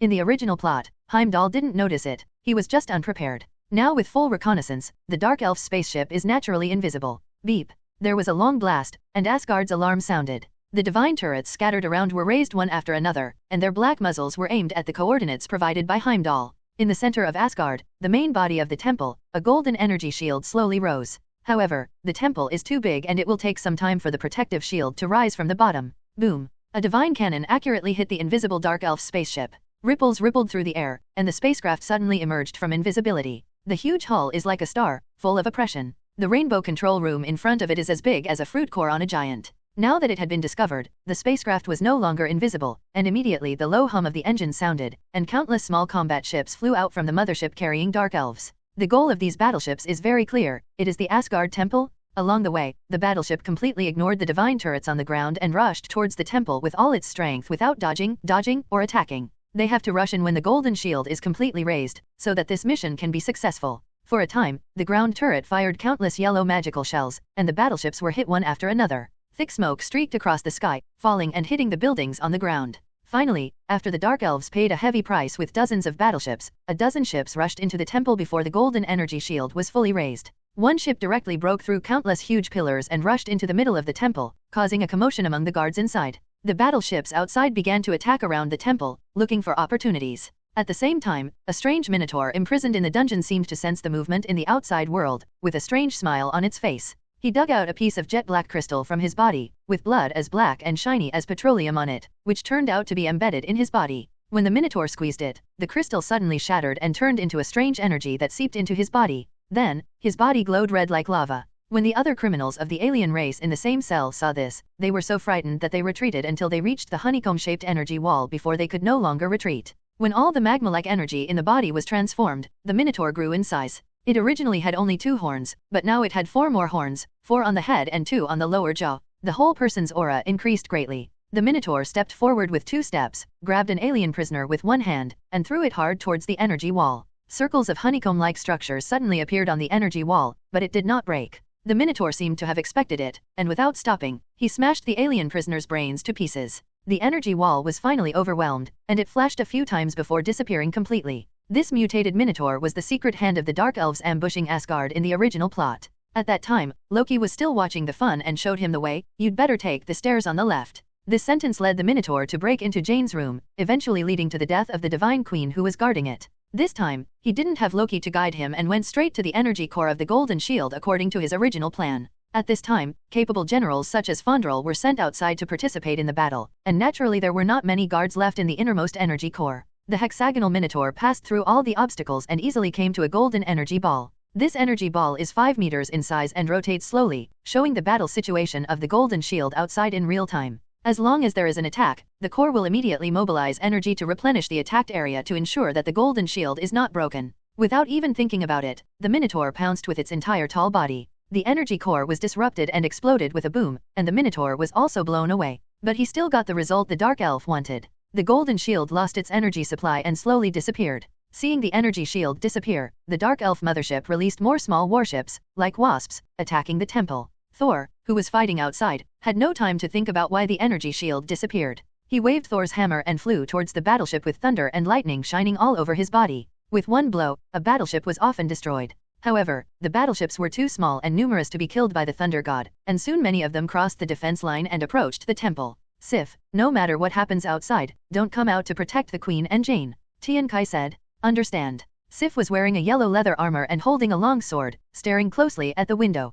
The door is guarded by Apocalypse, so she doesn't have to worry. She only needs to be careful about the windows that might slip through the window and sneak in. In the eyes of the Dark Elves, the ether particles on Jane's body were like torches in the darkness. There was no way to hide them at such a close distance, and all the battleships began to surge in the direction of Apocalypse. Jane's room is above a loft. Looking out, you can see the panoramic view of Asgard. It was originally a room with a wide view and excellent scenery. But now, this openness is conducive to the attack of the Dark Elves. More than a dozen battleships fanned out and emitted dark red light bombs at the same time, densely covering the entire attic. Apocalypse opened his hand forward, and with a buzz sound, a yellow divine power shield enveloped the entire attic. All the light bullets melted on the divine power shield, without any effect. The Dark Elves saw that conventional attacks were useless. A battleship seemed to have received the order, broke away from the formation, and crashed directly into the attic. I saw a sudden red light behind the battleship, and the engine made a huge low roar. The sharp bow in front was pointed at Tiankai, and it rammed directly into it without hesitation. Haha, good time. Originally, they were guerrillas outside, and Tiankai couldn't leave the place. It was really difficult for a while. Now there is actually a ship that dares to come to the door, Tiankai laughs. The other hand slowly retracted back, waiting for the battleship to approach, calculating the right moment, and punched forward. 20 times the power of the Hulk. The fist passed through the divine power shield, exposing half of the arm, just in contact with the front of the battleship. Boom. A white shockwave of air surged up in the divine power shield, and swept wildly around along the surface of the divine power shield. The battleship's more than 10-meter-long hull suddenly came to a standstill. The engine at the back was still spraying to provide huge thrust, but the terrifying power of the apocalypse came from the front. Under the simultaneous action of the two forces, the hull of the ship was squeezed toward the center, as if it had turned into a pancake. Then the pancake finally couldn't bear it anymore, and countless metal fragments shot out in all directions like shrapnel. The metal fragments hit the surrounding battleships, making a dinging sound. And a small part of the force returned from the rebound caused the entire attic to sway, as if it was about to collapse. Fortunately, Apocalypse knew what he was doing, and most of the power was borne by him. In the end, Pavilion still withstood it. The attacks of all other battleships suddenly stalled, and they even forgot to launch light bombs. The Dark Elf thought that he might not be able to succeed at once, but he never expected that he would fail in such a way. The physical power can actually blow up a battleship with one punch. This time, the battleships no longer dared to rush into each other. Since the divine shield guarding the attic could not be broken, direct collision would not work, so they simply attacked the surrounding buildings. As long as the surrounding area collapses, the attic will become a rootless place and collapse naturally. Fortunately, Thor arrived in time and restrained some of the battleships, otherwise the attic would collapse and Apocalypse would be really difficult to deal with. If he wanted to wipe out all the battleships, he would have to let go of the divine shield. With so many cannons, if he made a mistake and was hit by a shell in the room, the few people inside, except for Sif, would probably not survive. With the addition of Thor, Fandral, Hogon, Volstagg, and others, as well as the support of ground turrets, Apocalypse suddenly felt relaxed. At this moment, there was a boom, the wall in the room was broken, and a strange man ran in. It's the hexagonal Minotaur. He was not killed in the explosion that destroyed the core of the energy shield. At this time, he sensed the energy of the ether particles and broke through the wall directly. The hexagonal minotaur picked up an Asgardian giant axe from somewhere in his hand and chopped it down directly at Jane and God Queen Frigga. Sif was originally guarding the window, but was caught off guard and barely had time to block the sword in front of the God Queen. But the time was too hasty and there was no accumulation of energy. Under the huge force of the hexagonal minotaur, she was quickly pressed down. The axe was coming before her eyes, and the Queen of Gods was about to die at the hands of the minotaur like in the original plot. There was a sudden clang, and the giant axe suddenly stopped in front of the Queen of God, unable to move an inch. In front of the sharp blade was Tiankai's palm, and the body of the giant axe was pinched by Tiankai's fingers to make 5 fingerprints. The Minotaur was startled and was about to withdraw his axe and attack again, but Apocalypse would not give him another chance. He made a mistake and turned sideways to the Minotaur. With Apocalypse's height, he only reached the Minotaur's shoulders. It was inconvenient to pinch the neck, so Apocalypse simply stretched out his hand and directly grasped the Minotaur's spine through the scales that were as hard as steel. Lifting it with his hand, he threw the Minotaur outward. Just when a dark red light bomb hit, the Minotaur didn't even have time to scream, and was blown into pieces of flesh and blood. Apocalypse quickly held up the divine shield to avoid being sprayed with flesh and blood. Just when Sif thought the danger was over, she was about to turn around and look outside, when suddenly a few grenades were thrown into the hole in the wall that the hexagonal Minotaur broke. If it were a grenade thrown by an earthling, Sif would just treat it as a toy and dismiss it. But now it was thrown by the dark elf hiding behind. Sif didn't even think about it and instantly stood in front of the God Queen. Fortunately, Apocalypse did not let down his guard. With a bang, a strong wind suddenly rose in the room, and Apocalypse used a supersonic movement technique that he had not used for a long time. In an instant, he threw several grenades back from the original path. The grenade exploded with a dong sound. However, no explosives popped out, but instead formed a small black dot. This small black dot produced a violent gravitational force, and the hair of the God Queen, Jane, Sif, Daisy, and others behind Apocalypse rose in the direction of the grenade. The 2 closest dark elves screamed and tried to escape, but it was too late.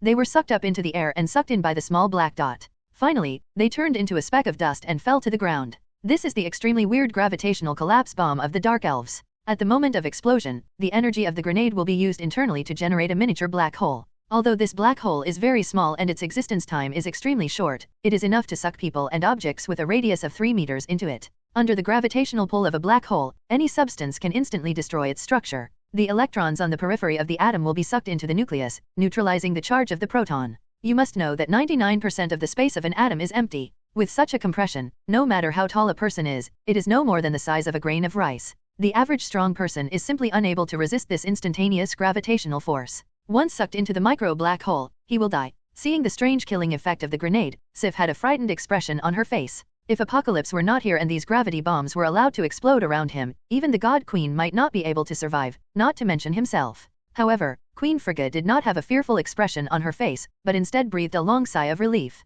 She glanced at the direction where the hexagonal Minotaur was broken into pieces of flesh. This was the killing star she hit, and it was now shattered into pieces. Regardless of whether there will be disasters in the future, it at least shows that with the help of Prince Tang, it is indeed possible to change fate against the odds. Sif, don't be distracted. Yes. With most of the battleships wiped out, the Dark Elf's raid could have been declared a failure. But instead of escaping, the mothership in the distance suddenly strengthened its protective shield and rushed directly towards the attic. The star-like huge hull, coupled with the mothership's powerful shield, was bombarded by divine cannons along the way, only causing circles of ripples, and it was unable to break through the defense for a while. However, this toughness is only temporary. The mothership penetrates deep into the hinterland of Asgard, and the firepower inside is getting stronger and stronger. When the people of Asgard come to their senses, they will definitely destroy it on the spot. However, the Dark Elf mothership is obviously not planning to go back. As long as you get the ether particles and use the power of the ether particles, you can easily escape back to Wathium. Seeing that the mothership is getting closer and closer, ordinary firepower cannot stop the mothership,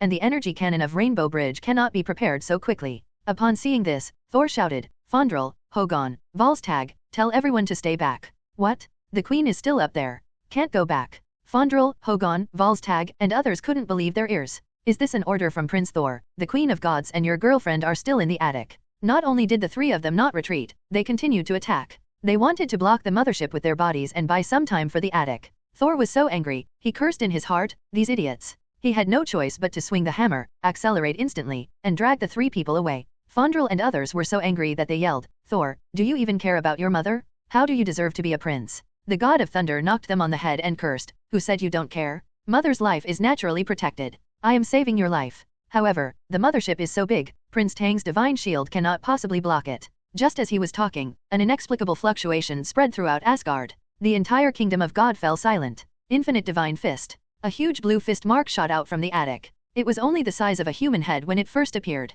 It became bigger as it got closer to the mothership, as if the sun was shining on the Dark Elf's mothership with its vast and unparalleled divine power. Boom. A loud noise spread throughout Asgard. The protective shield of the Dark Elf mothership could not even block the fist seal for 1/10 of a second before it was broken by the fist seal. The overloaded energy furnaces on the mothership exploded one after another, and dark red firelight faintly emerged from the ship.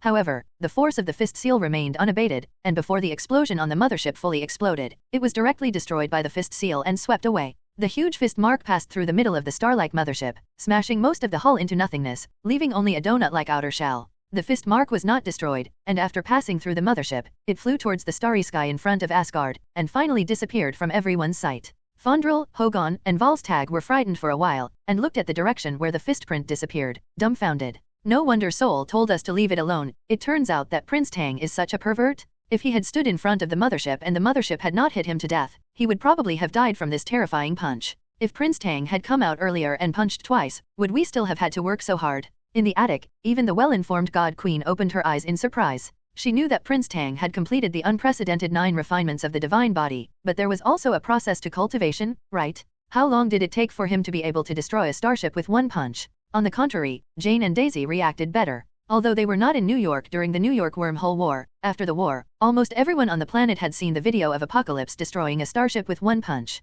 Although the video was shot far away, that feat is etched in everyone's heart. However, watching it in the video and watching it up close are completely different, and the shock is simply indescribable. At this moment, the entire Asgard was silent, looking at Zhang Zhang in the direction of the huge fist mark in trance. Some older Asgardians began to whisper in their hearts, wondering if the God King could have punched this punch when he was at his peak. I'm afraid not, right? For a race that can run rampant across the universe, the mothership cannot be ignored by any enemy. Not only does it have many weapons, but the most important thing is that it also has a super strong energy shield. Normal attacks cannot even break through the outside. However, such a mothership has already turned into a donut with just one punch. Seeing the remaining fragments of the mothership falling to the ground, Apocalypse was unmoved and still guarded the attic. Now inside the temple, I don't know if there are any remaining fish that have slipped through the net, so it's better to be cautious. Thor flew over and gave Apocalypse a firm hug. Brother, thank you. As long as you are here, I am not worried at all. Fondrel, Hogon, Volstagg, and others saluted Apocalypse from a distance, feeling faintly guilty for their distrust just now.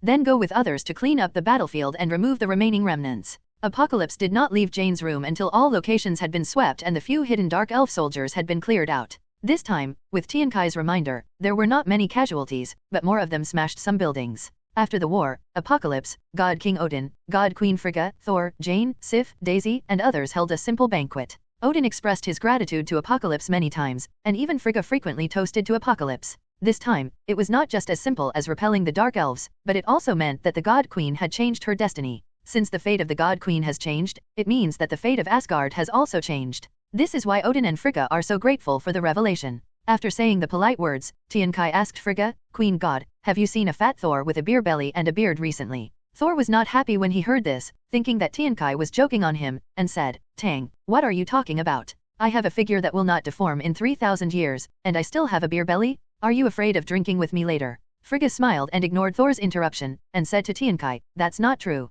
What did Prince Tang imply? Tiankai shook his head and said, I didn't see it, which means it's a good thing. During the previous wormhole battle in New York, Apocalypse saw Iron Man, Banner Giant, Ant-Man, and Captain America from other timelines, indicating that the future was not very optimistic. If nothing changes in the future and Thanos wins, this time should be the time for Thor and the Raccoon Rocket to come back to get the ether particles, the Infinity Stones. The original plot was that Thor came back from time travel and saw his mother who was still alive. He was very sad and couldn't help but show up to see her. He also wanted to remind his mother of his murder. Unexpectedly, Frigga could tell at a glance that he came from the future, and said, you must have suffered a lot in the future, right? Since the Queen of Gods has not been encountered, it means that Frigga's fate has changed, and even the fates of Asgard and Thor have changed. Well, Frigga nodded, if Thor becomes like that, it means the future will be very bad. Thank you, Prince Tang. Mother, how could you listen to Tang's nonsense? It's not like you don't know that we, the God Clan, even if we stay at home playing games and drinking beer every day, we are still in good shape.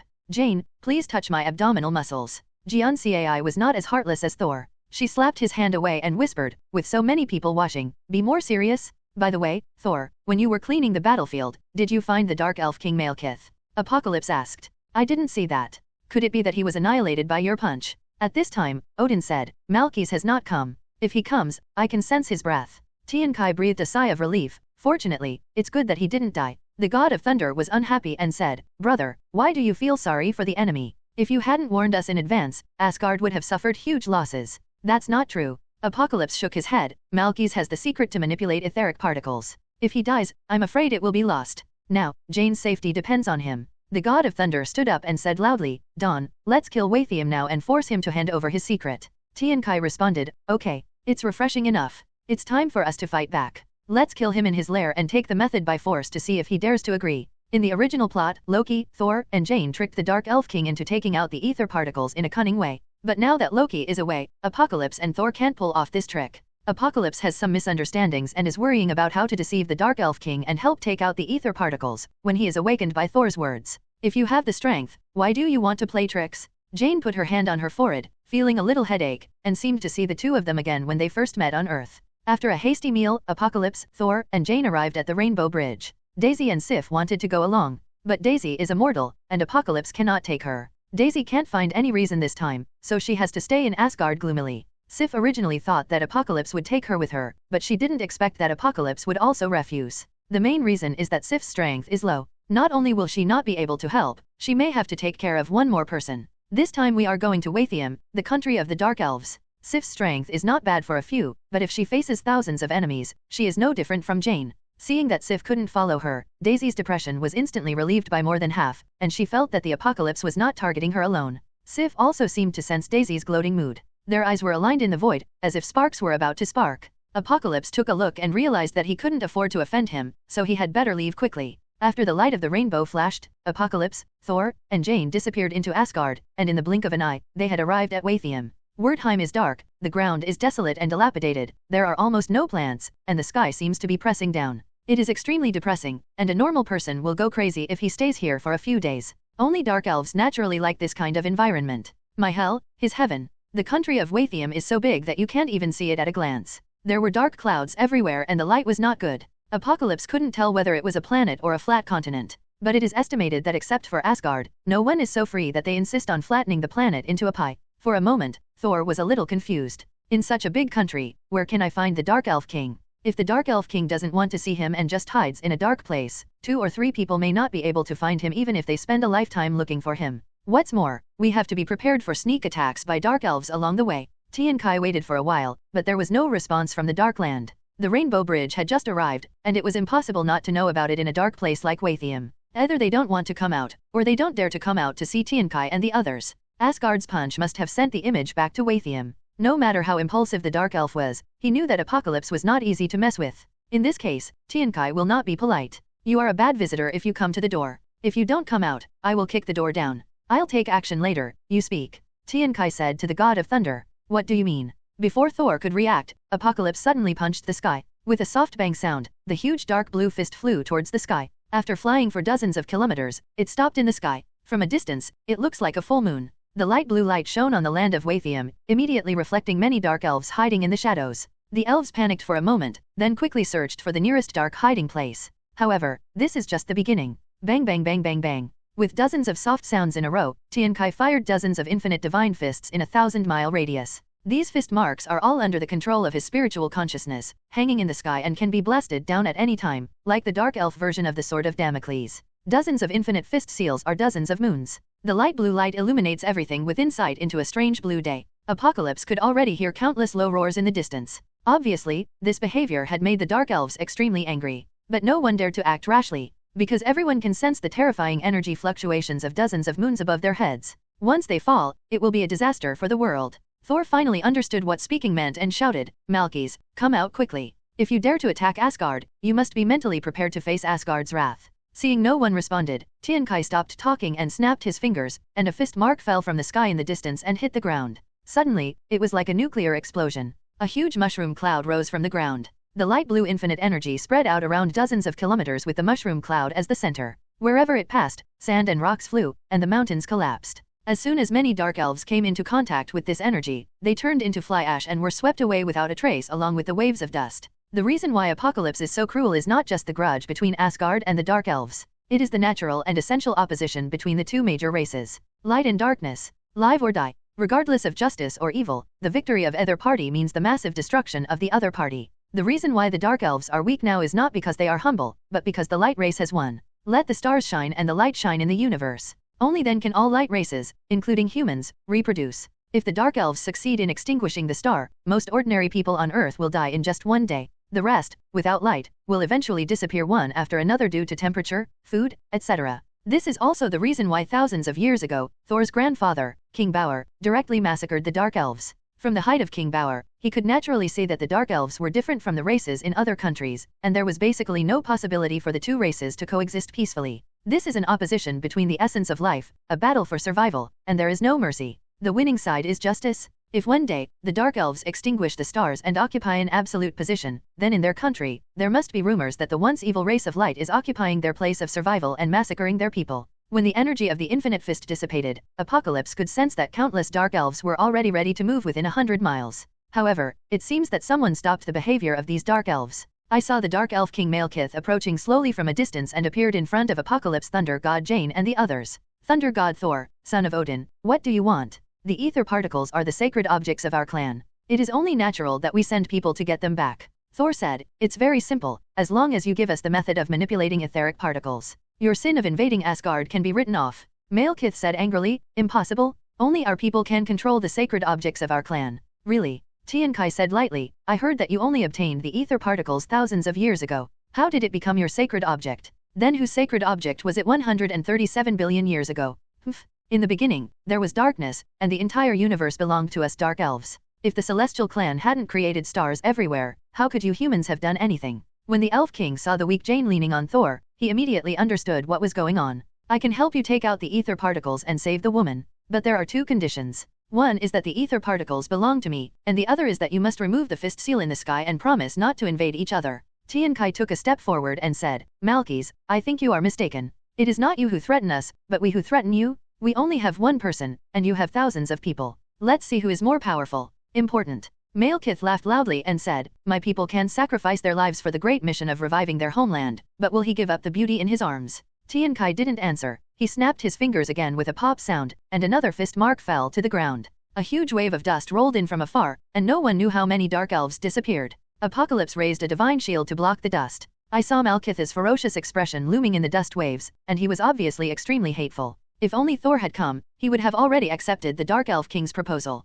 As long as he could remove the ether particles and save Jane's life, he didn't care about anything else. But if Apocalypse wants to control the etheric particles, he must act tougher. What's more, we must prevent the Dark Elves from using ether particles to return the universe to darkness. Neither public nor private, we can give in. It just depends on who is tougher. Elf King Malekith's face was twitching, but he still did not respond. There are already some Dark Elves in the distance preparing weapons, and some battleships are already flying towards this side. It seems that you are ready to fight? Then there is no need to continue talking. Apocalypse pressed down with one hand, and 3 fist marks from a distance accurately hit the battleship group. Even the mothership couldn't withstand the infinite divine fist. Ordinary battleships didn't even have a chance to escape. They all turned into ashes and disappeared with the airwaves. Seeing that Apocalypse was about to take action again, the Elf King couldn't bear it anymore and shouted, stop. I promise to give you the method. Tiankai said, I hope you won't play tricks. If anything happens to our people, her life will need to be repaid by your entire clan. As he spoke, the remaining dozens of fist seals were slowly pressed down. The fist mark, which was originally the size of the moon, visually became several times larger after it was lowered, and the feeling of oppression was particularly obvious. The Elf King held back his anger and passed on a formula. Tiankai compared his previous experience of using the cosmic Rubik's Cube to pull ether particles, and thought it was feasible, so he said, Thor, let Jane lie down and don't touch him. I'll give it a try. It is good. Using his divine power, Tiankai sensed the ether particles according to the formula provided by the Elf King. Gradually, a dark red liquid flowed out of Jane's eyes. In Jane's consciousness, she seemed to see the sun go out and the earth plunge into darkness. Then this darkness spread from the sun to the universe, the stars disappeared, and finally, the entire universe became dead and fell into darkness. The outflowing ether particles moved strangely in the air, as if they were alive, looking for the next target. Finally, Jane's body trembled slightly, and the last ether particle was completely taken out. Thor hurried over to help Jane up. Apocalypse continued to manipulate the formula, trying to get the ether particles into his hand, when he suddenly heard the Elf King laughing wildly. Ha ha ha ha ha ha, it's time.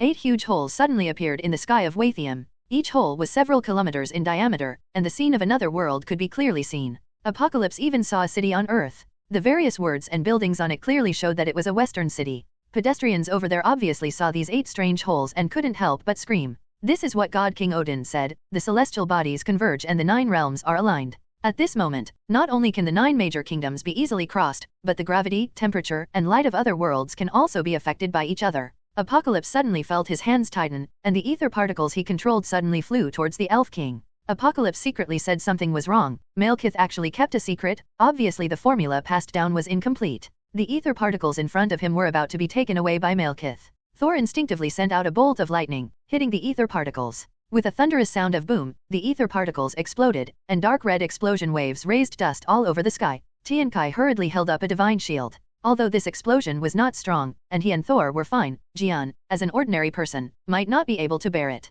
Have the ether particles been destroyed? Thunder God said happily. No, Infinity Stones. Only the power of Infinity Stones can destroy each other. Take Jane away quickly. Thor nodded, hugged Jane, and flew into the hole in the earth. In the blink of an eye, he appeared in the opposite city, as if he had just stepped through a door. On Tiankai's side, he no longer had any scruples, and pressed down with his hands. Dozens of infinite fist seals suddenly came down. The earth cracked and the planet shook. Like the Doomsday Judgment, dozens of infinite fist seals covered the entire kingdom of Wathium. A few even passed through the hole and entered another world, destroying a mountain range in that country. The roar of rumbling oscillated back and forth in Wathium, and the light blue infinite energy swept every corner of Wathium, completely exterminating all the dark elves. Seeing his people being destroyed in front of his eyes, Malekith looked ferocious and smiled miserably. Since you destroyed my homeland, I will perish together with the 9 kingdoms. As he spoke, Malekith kept turning the seals with his hands, and the ether particles that had just exploded slowly rose from the ground. But at this time, the ether particles were no longer in a liquid state, but turned into dark red crystals.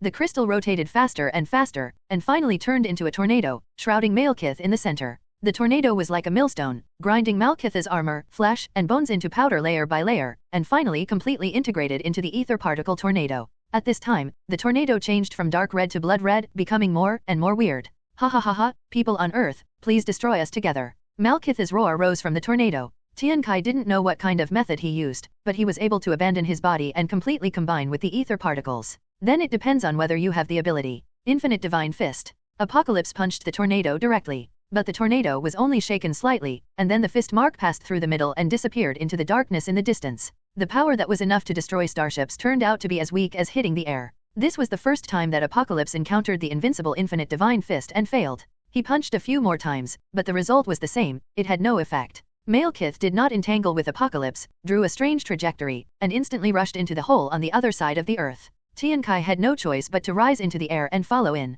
As soon as he crossed the void, his vision, gravity, and temperature completely changed, and he had returned to the earth. The first thing you see is a square. There is a straight stone line on the ground, and at one end of the line there is a stainless steel sculpture with the words Greenwich, Prime Meridian written on it. Greenwich is a small town in the kingdom of Big Butt, and the most famous one is the meridian in the town. As early as more than 100 years ago, the World Longitude Conference decided to designate the meridian passing through Greenwich as the prime meridian as the starting point for calculating time and geographical longitude on the Earth. Since then, this town and this meridian have had special significance. Unexpectedly, Apocalypse turned around and returned to Greenwich in the original plot. It seems that the inertia of the sacred timeline is still very strong. Apocalypse doesn't know how far he has to go to completely change the timeline. But at present, it seems that I am more like a pebble in the river of time. It may change some subtle currents, but on the whole, it is still running on the original river course. If I hadn't personally protected her before, I'm afraid God Queen Frigga might not have been able to pass the critical point of life and death. At this time, Malekith brought a blood-red ether tornado, directly rolling the nearby observatory buildings into powder, growing stronger and stronger. In the blink of an eye, it grew from a few meters tall to hundreds of meters tall. Even the clouds in the sky were stirred by it and slowly gathered here. Seeing such a strange situation, people in the square screamed and ran away. At this time, the shield side was already full of alarms. Remotely mobilize troops near Europe and want to come to support. However, Iron Man and others are on the other side of the Atlantic Ocean, separated by an ocean from the Big Butt Kingdom in Western Europe, and cannot get there quickly. Malekith laughed sinisterly in the tornado. Ha ha ha ha ha, Earthlings. You can't stop me anymore. I will create a paradise at the beginning of the universe for the people of the Dark Elves. Ha ha ha ha ha ha. The ether particle tornado turns bigger and bigger. The 8 holes in the sky gradually overlap. When the 8 holes completely overlap, it will be the time when the 9 realms converge and form a line. At that time, the gravity and energy of the 9 realms will increase geometrically along this line. The energy of ether particles can use this power to instantly cover the 9 realms. If Malekith succeeds, the darkness and destruction of the 9 kingdoms will not be the end. If there is no strong enough force to intervene, it may even affect the entire universe. Apocalypse's thoughts suddenly changed. In the original plot, Malekith was not integrated with the ether particles. As a result, he was hit hard by Thor and his body was transported to another country, and then he was crushed to death by the passing spacecraft. Then the ether particles lost human control and came to rest. But now, Malekith cannot be separated from the ether particles, and the infinite God Fist cannot destroy or stop it. What should we do? Tian Kai searched the memories in his mind, but there was no solution. The blood-red tornado grew larger and larger, already reaching a height of several thousand meters. The clouds in the sky were rolled up into a huge storm that spread for hundreds of kilometers. Starting from the center of Greenwich, it covers the entire Big Fart Kingdom. The 8 holes in the sky are getting closer and closer, and now they have overlapped to form a figure 8 lying on the ground, or in other words, this is an infinity symbol, infinity. Ha, ha, ha, ha, ha, ha. Malekith laughed in the tornado thousands of meters high. The huge sound mixed with the roaring wind spread throughout Western Europe, and everyone could hear it. Change. As long as the 8 holes are completely unified, he will succeed. No matter how powerful the earth force in front of him is, he will not be able to stop him. Huge waves had already set off in the North Atlantic at this time. Even Bingchang Island, which was more than 1,000 kilometers away, was affected by the waves. A Category Typhoon hit the coastline, and docks and coastal cities suffered unprecedented disasters. What would Thor do if he were here? In the original plot, the divine timeline arranged for Thor to defeat Malekith. If the divine time is correct and Thor is here, Malekith will still fail. However, at this time, in order to protect Jane, Thor had already taken her and ran away without knowing where. He trusts Tian Kai too much. If there is a problem that I can solve, my brother will definitely be able to solve it. If you can't solve it yourself, he can solve it too. In this case, he might as well protect his woman first and let his brothers take the lead. Apocalypse puts himself into Thor's situation. With the arrangement of the sacred timeline, there must be a way for Thor to solve the current problem. In the end, what will Thor do? Suddenly, a smile appeared on Tian Kai's lips. With the brash character of the God of Thunder, he would definitely do this. So, Apocalypse soared into the sky, flying towards the blood-red tornado that was already several kilometers in diameter, and without even thinking, he crashed into it.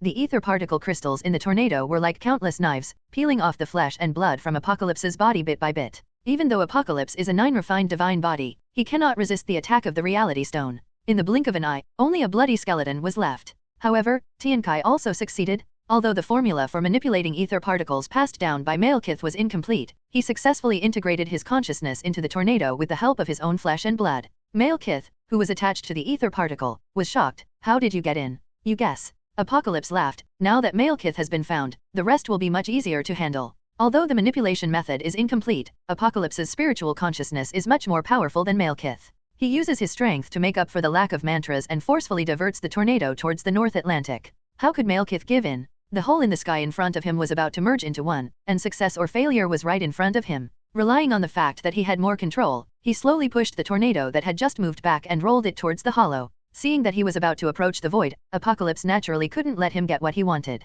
He drank a few bottles of golden recovery potion to generate a part of flesh and blood. As soon as the flesh and blood was generated, it was blown into the tornado by ether particles. This part of flesh and blood gave Apocalypse added power, expanded the areas controlled by divine consciousness, and slowly pushed the tornado towards the North Atlantic. In this way, the two fell into a tug of war. Giant tornadoes thousands of meters high sometimes move to the North Atlantic and sometimes run inland. Wherever he passed, the mountains were cut into flatlands, the lakes were drained, and blood-red rainwater poured like a waterfall on the land of the Big Butt Kingdom. However, it was never possible to get close to the void. At this time, the 8 holes in the sky finally merged into one perfectly. Everyone who sees the void can see 9 different worlds at this moment, seemingly merging into one. The 9 kingdoms suddenly darkened, and the light seemed to be drawn away by the strange energy of the 9 realms connection at this moment. Asgard's Heimdall, Thor, and the powerful men from other countries knew what was happening at this moment, and their hearts tightened at this moment. If that man fails, then, starting from this moment, the 9 realms will be plunged into darkness forever. In a moment, it seems very short and yet it seems very long.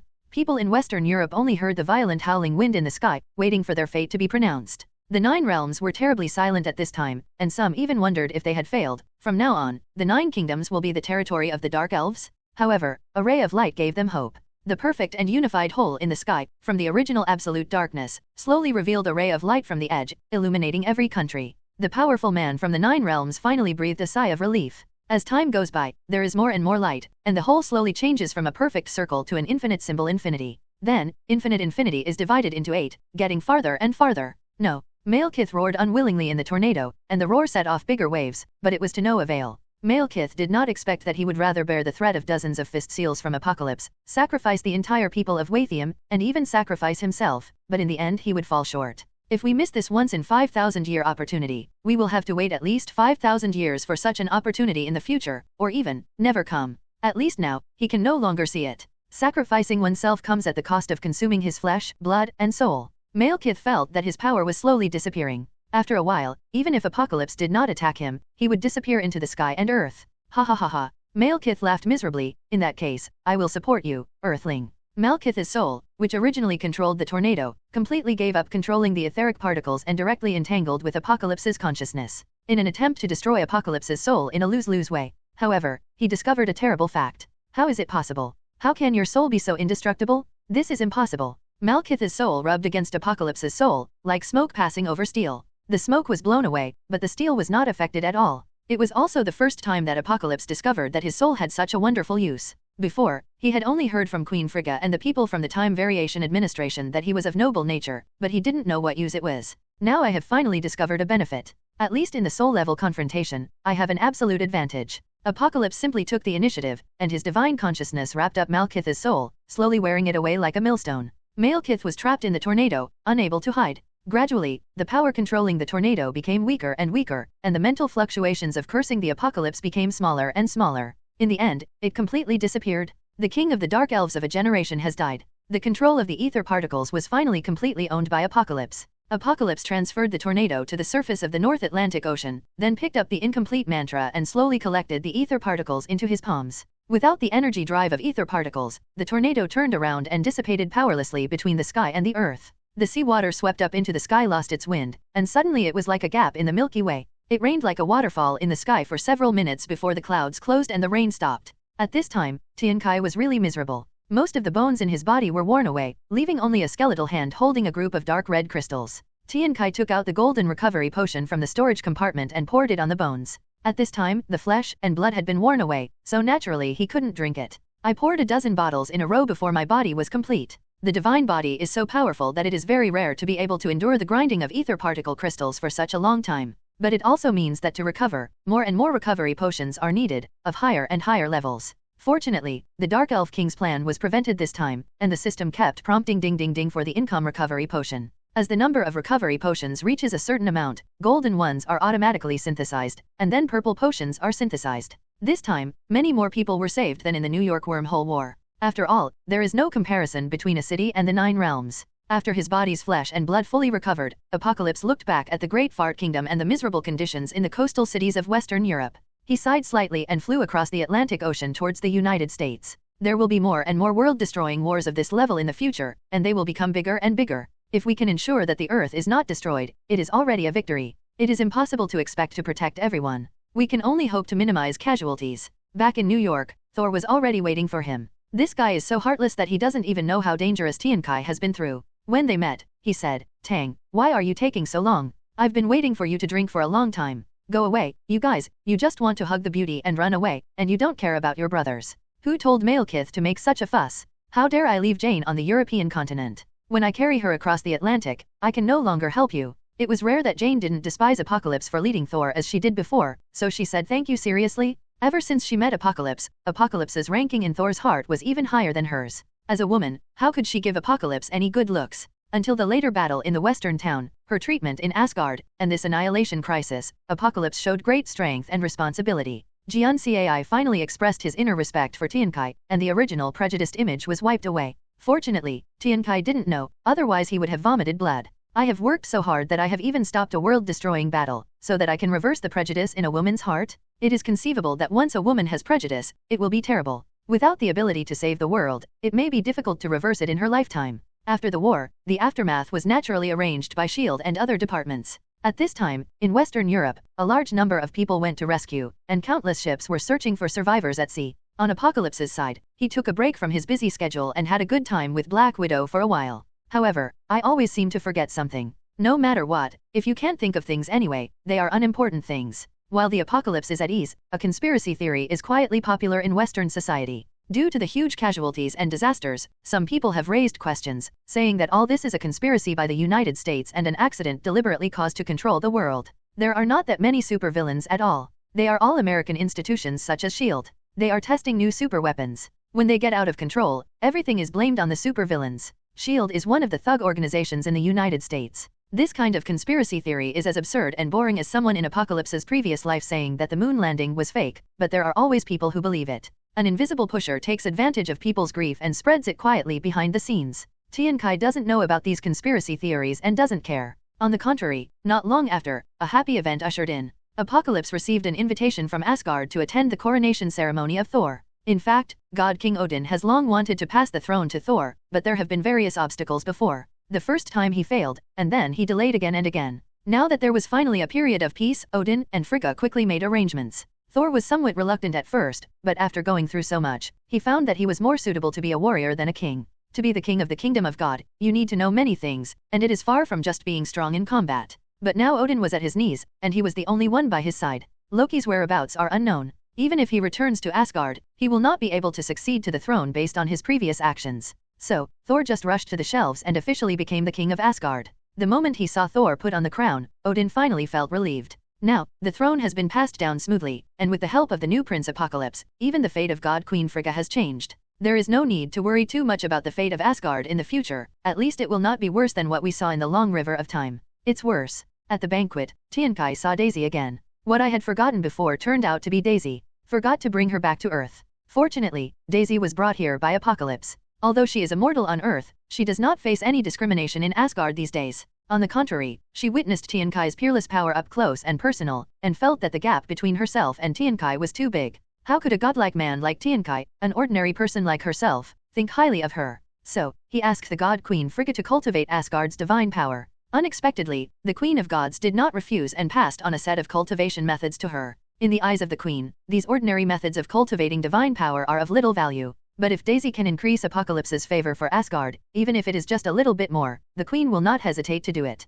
Not many days later, when Tiankai saw her again, her sexy and plump figure actually had a hint of heroism. Coupled with the armor and long sword, it is almost the same as the Divine Warrior suit, but Daisy has a completely different style from Sif. Sorry, I forgot to bring you to Earth last time, Tiankai said. It doesn't matter, Daisy whispered, you are saving the world, how can I let you be distracted by a little woman like me? When Apocalypse heard these words, he seemed very familiar. In the various funny jokes about men and women he had seen in his previous life, he often saw similar scenes. If a woman's words are emotional, you often have to listen to them in reverse. Fortunately, Apocalypse and Daisy don't have a formal relationship, so they simply don't want to talk about it. Ahem. After attending the coronation ceremony, do you want to return to Earth or stay in Asgard? Daisy looked at Tiankai and said, where will you be? Apocalypse was having a headache and didn't know how to answer. This was not just a location. At this moment, Heimdall sent news. Prince Tang, the person you asked me to find has been found. He is now in prison on Xandar. Tiankai felt happy, finally there was news.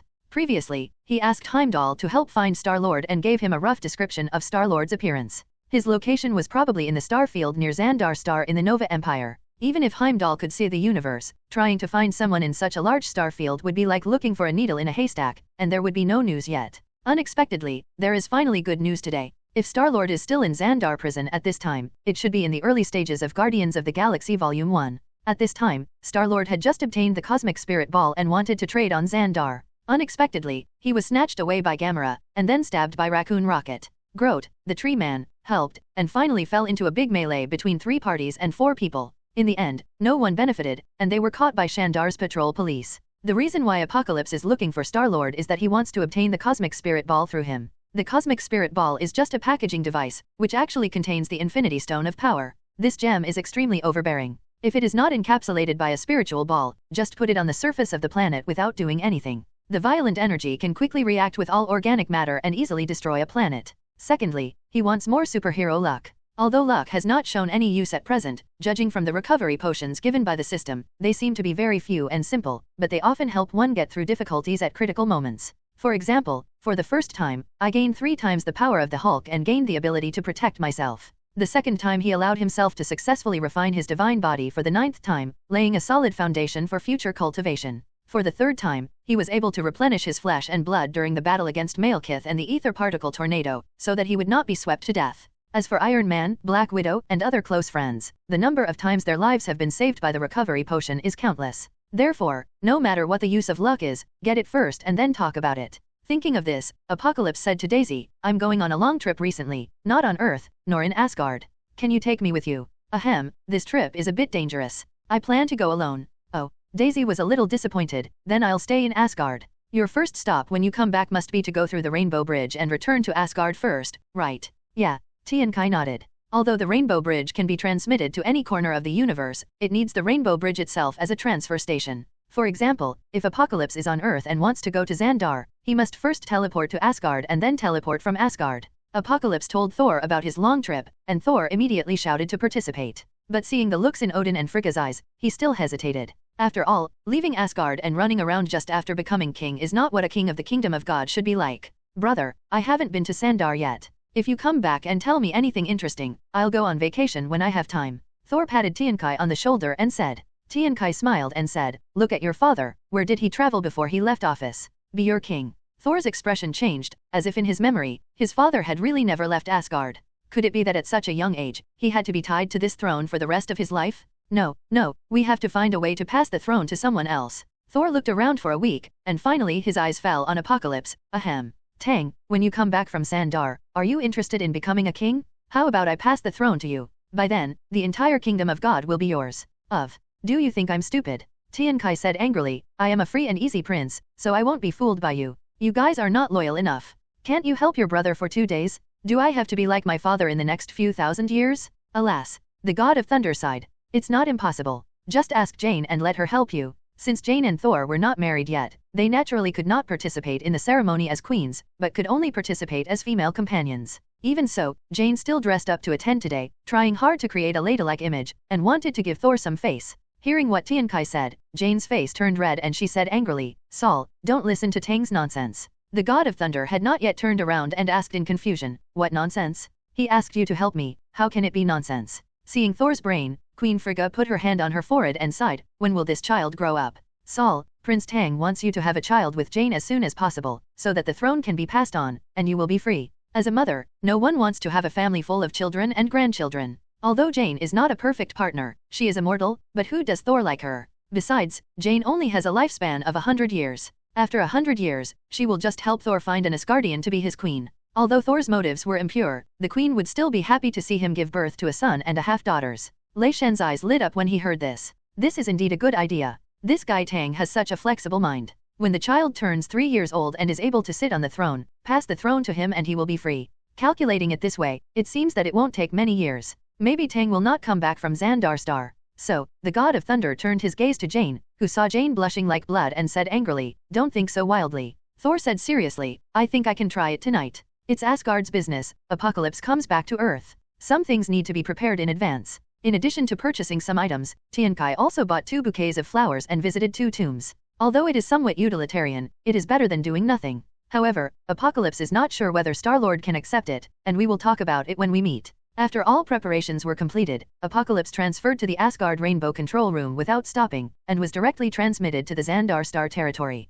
Xandar Starfield, Meteor Belt, Krillin Prison. Krillin Prison is a high-level prison in the Nova Empire. It was built in a chaotic meteor belt, far away from civilized planets, and is heavily guarded. It is impossible for ordinary people to escape from prison. Even if they can escape from prison, they cannot escape from the meteor belt. The meteor belt is full of meteorites with chaotic trajectories. There is only one hidden route for entry and exit. If they fly randomly, they will only crash the spacecraft alive. Today, Krillin Prison welcomes some special prisoners. Star-Lord, Gamera, Rocket the Raccoon, Groot the Tree Man. The 4 of them had just transferred from Xandar and were going to serve their sentences here. When he came in, what made Star-Lord unhappy was that his favorite cassette player was taken away by the prison guards. Originally this was nothing, but the prison guard still played with his beloved Walkman, and Star-Lord couldn't help it. He yelled at the prison guard and even wanted to fight back. But he forgot that he was shackled, so in the end there was nothing good to gain. He was shocked with a high-voltage electric baton, and his naked body was disinfected with a red liquid. Finally, he put on prison uniform and was rushed into the prison.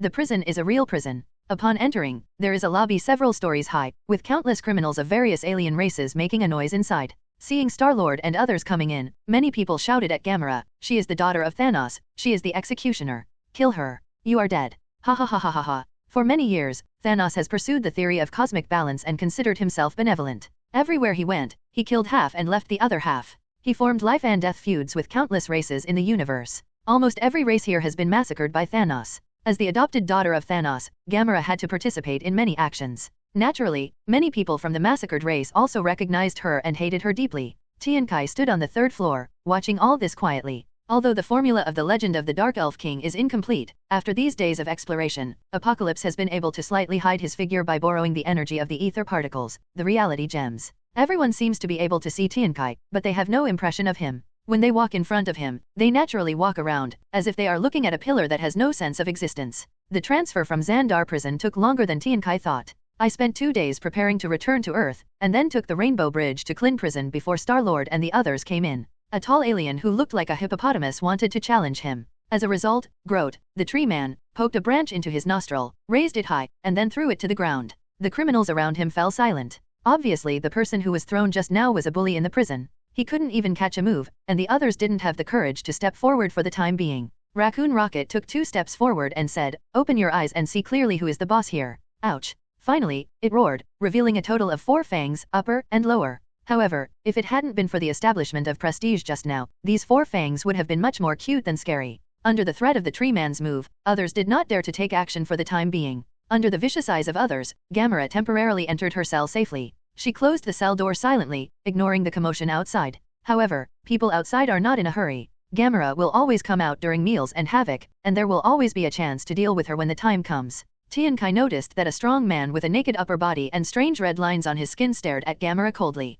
If the guess is correct, this should be the one-minded destroyer who cannot understand the meaning behind the words and the cut gesture, Drax. Drax seemed to sense Apocalypse's gaze, and suddenly looked this way, and seemed a little confused when he saw Apocalypse. Apocalypse smiled slightly. Drax was known as the Destroyer, and he was indeed unique. No one else saw him, but he was the only one who could distinguish the fake from the real and see the real. But Drax didn't think much about it. With his stubbornness, as long as it didn't concern him, he didn't bother to think about why this person was so strange. Star-Lord returned to his cell. He was bored and wanted to do something. He habitually touched the Walkman on his waist, and then he remembered that the prison guard had taken it away. Suddenly, there was a knock on the hard alloy door. Star-Lord said angrily, "Go away, don't mess with me, let me be quiet for a while." But the tuk-tuk sound kept coming, and Tiankai's voice came from outside, "Handsome guy, do you want to buy a tape?" Star-Lord jumped up. In all his years in outer space, he has never heard anyone talk like this. These words can only be said by some dealers selling pirated tapes on the streets of Earth. When Star-Lord left the Earth relatively early, he used tapes to listen to music and videos to watch movies. Star-Lord opened the door and couldn't help but feel a little strange when he saw an Oriental man. The strange thing is not that he is an Oriental, but that this person looks too much like an Earthling. Over the years, Star-Lord has been wandering on alien planets and has seen many strange races, such as Groot the Tree Man, Rocket the Raccoon, etc. Although there are many alien races that are similar to humans, the differences can still be seen at a glance. For example, Gamera looks like an Earthling, but her skin is green. Like the man in front of him, there is no trace of alien features outside the Earth. This is the first time Star-Lord has encountered him. "Who are you?" Star-Lord asked warily. Tiankai smiled and said, "I sell tapes. Do you want to listen to the music or watch the video?" Tiankai took out several boxes of tapes, including large ones for video recorders and small audio tapes for listening to songs. Star-Lord hesitated for a moment, decided to see what trick the man in front of him was playing, and said, "Listen to the song." "Okay, I have 2 boxes here. One is the second volume of Golden Songs and the other is the album of the band Redbone. Which one do you want?" Star-Lord immediately took 2 steps back, his eyes filled with disbelief. The cassette Golden Songs was the only cassette he brought from Earth, and he listened to it countless times. He listened to these songs every time he felt lonely among these alien races, and it gave him some sense of belonging. Golden Songs is a collection, divided into 2 boxes. Star-Lord only brought the first volume. He has always missed how he wanted to buy the first volume when he was a child and put together a set. However, my mother was ill at that time and the family had no money left. Until he came to the alien planet, he didn't buy it. He always felt that this was a regret in his life. As for Redbone Band album, it was created by the singer of his favorite song Come and Get Your Love. This song is very magical and has a strong rhythm. It is comparable to the Chinese Ants Square dance song. People who listen to it always dance involuntarily, and even get knocked unconscious without knowing it. Love the House and the Bird, Star-Lord naturally also wants to hear other songs by the Redbone Band. "Am I dreaming? How come such a good thing comes to your door?" Star-Lord couldn't believe it and patted his face. "Oops, it hurts. It's not a dream." "Who are you?" Star-Lord asked again. "I told you, it's a tape seller. Do you want it? Don't want me to ask the next one." Seeing that Apocalypse was about to leave, Seeing Lord couldn't help it. Even if there was a pit, he had to step on it, otherwise he would regret it for the rest of his life if he missed it. I want Redbone's album. It is good. Apocalypse put the tape into an old-fashioned Walkman and a pair of headphones from Earth, handed them to Star-Lord, and said, "Buy the tape and get the Walkman, you try it first." Star-Lord took the earphones dubiously, and the familiar singing voice immediately reached his ears, and he almost burst into tears on the spot. Hey, what's the matter with the hour head? Yeah, hey, what's the matter with the hour mind and door sign? After listening to a song, Star-Lord tried to suppress his emotions and pretended to be indifferent. What do you want? You also know that I have no money now. At this time, there was a noise in the distance, and in the middle there was the sound of Gamera fighting. But it was soon drowned out by more male voices. If there is no deviation, Apocalypse guesses that it is an alien race that was massacred by Thanos at this time, and wants to drag Gamera into the bathroom to take revenge. As for why the bathroom, it's because the bloodstains here are easier to clean. After cleaning up afterward, the prison guards might not be able to find a single person missing, or in other words, as long as they look good on the surface, they don't care at all. Tiankai said, "We'll discuss the reward later. Let's take a look at the girl who came with you first." Star-Lord said anxiously, "She is the only one who knows who is willing to buy the Cosmic Spirit Ball. We cannot let her die." The two of them ran towards the sound. When the two arrived, they found that Drax the Destroyer had led a group of people to besiege Gamera. Although Gamera is very strong, it is difficult for her to defeat more than a dozen hands with her hands. If she is outside, she can also reduce the attacks of many people in front of her by fighting around. But now the prison space is small and escape is unavoidable. In addition, the Destroyer's reputation was not in vain. After a few rounds, Drax held a simple dagger to his throat. Drax said, "Thanos sent Ronan to kill my people, as well as my wife and children. Today, I will kill his relatives to avenge him." Gamera hurriedly said, "I am not a family member of Thanos and Ronan, and I want to kill them too." Lie? Many of our races have seen you fight for Thanos. I was forced. Half of my people were killed by Thanos. I was kidnapped by him since I was a child and trained as a killer. I couldn't resist at all. Although Gamera tried her best to defend herself, Drax couldn't let her go with just a few words from Gamera because of the genocide. The dagger in his hand was about to stab forward when Star-Lord and Apocalypse arrived. Apocalypse was far away, and a yellow divine power was wrapped around the dagger, as if it was pressed against his throat, and he could no longer move forward. Star-Lord hurriedly said, "She has betrayed Thanos and Ronan will definitely come to hunt him down. Didn't Ronan kill your wife and children? We can use her as bait." And then, as he spoke, Star-Lord made a motion of wiping his neck. Sure enough, Drax didn't understand what this gesture meant at all, and wondered, "Why do I put my finger on Ronan's throat?" Star-Lord was stunned. This was the first time he met someone who couldn't understand this gesture, so he had to say, "It's not about putting your finger on his throat, it's about cutting his throat, killing him, killing Ronan." Drax said, "I can't kill him with my fingers, I can use a knife." Well, that's the same thing anyway. No, there are two different meanings. You use your fingers, and I want to use a knife. Yes, it means two things.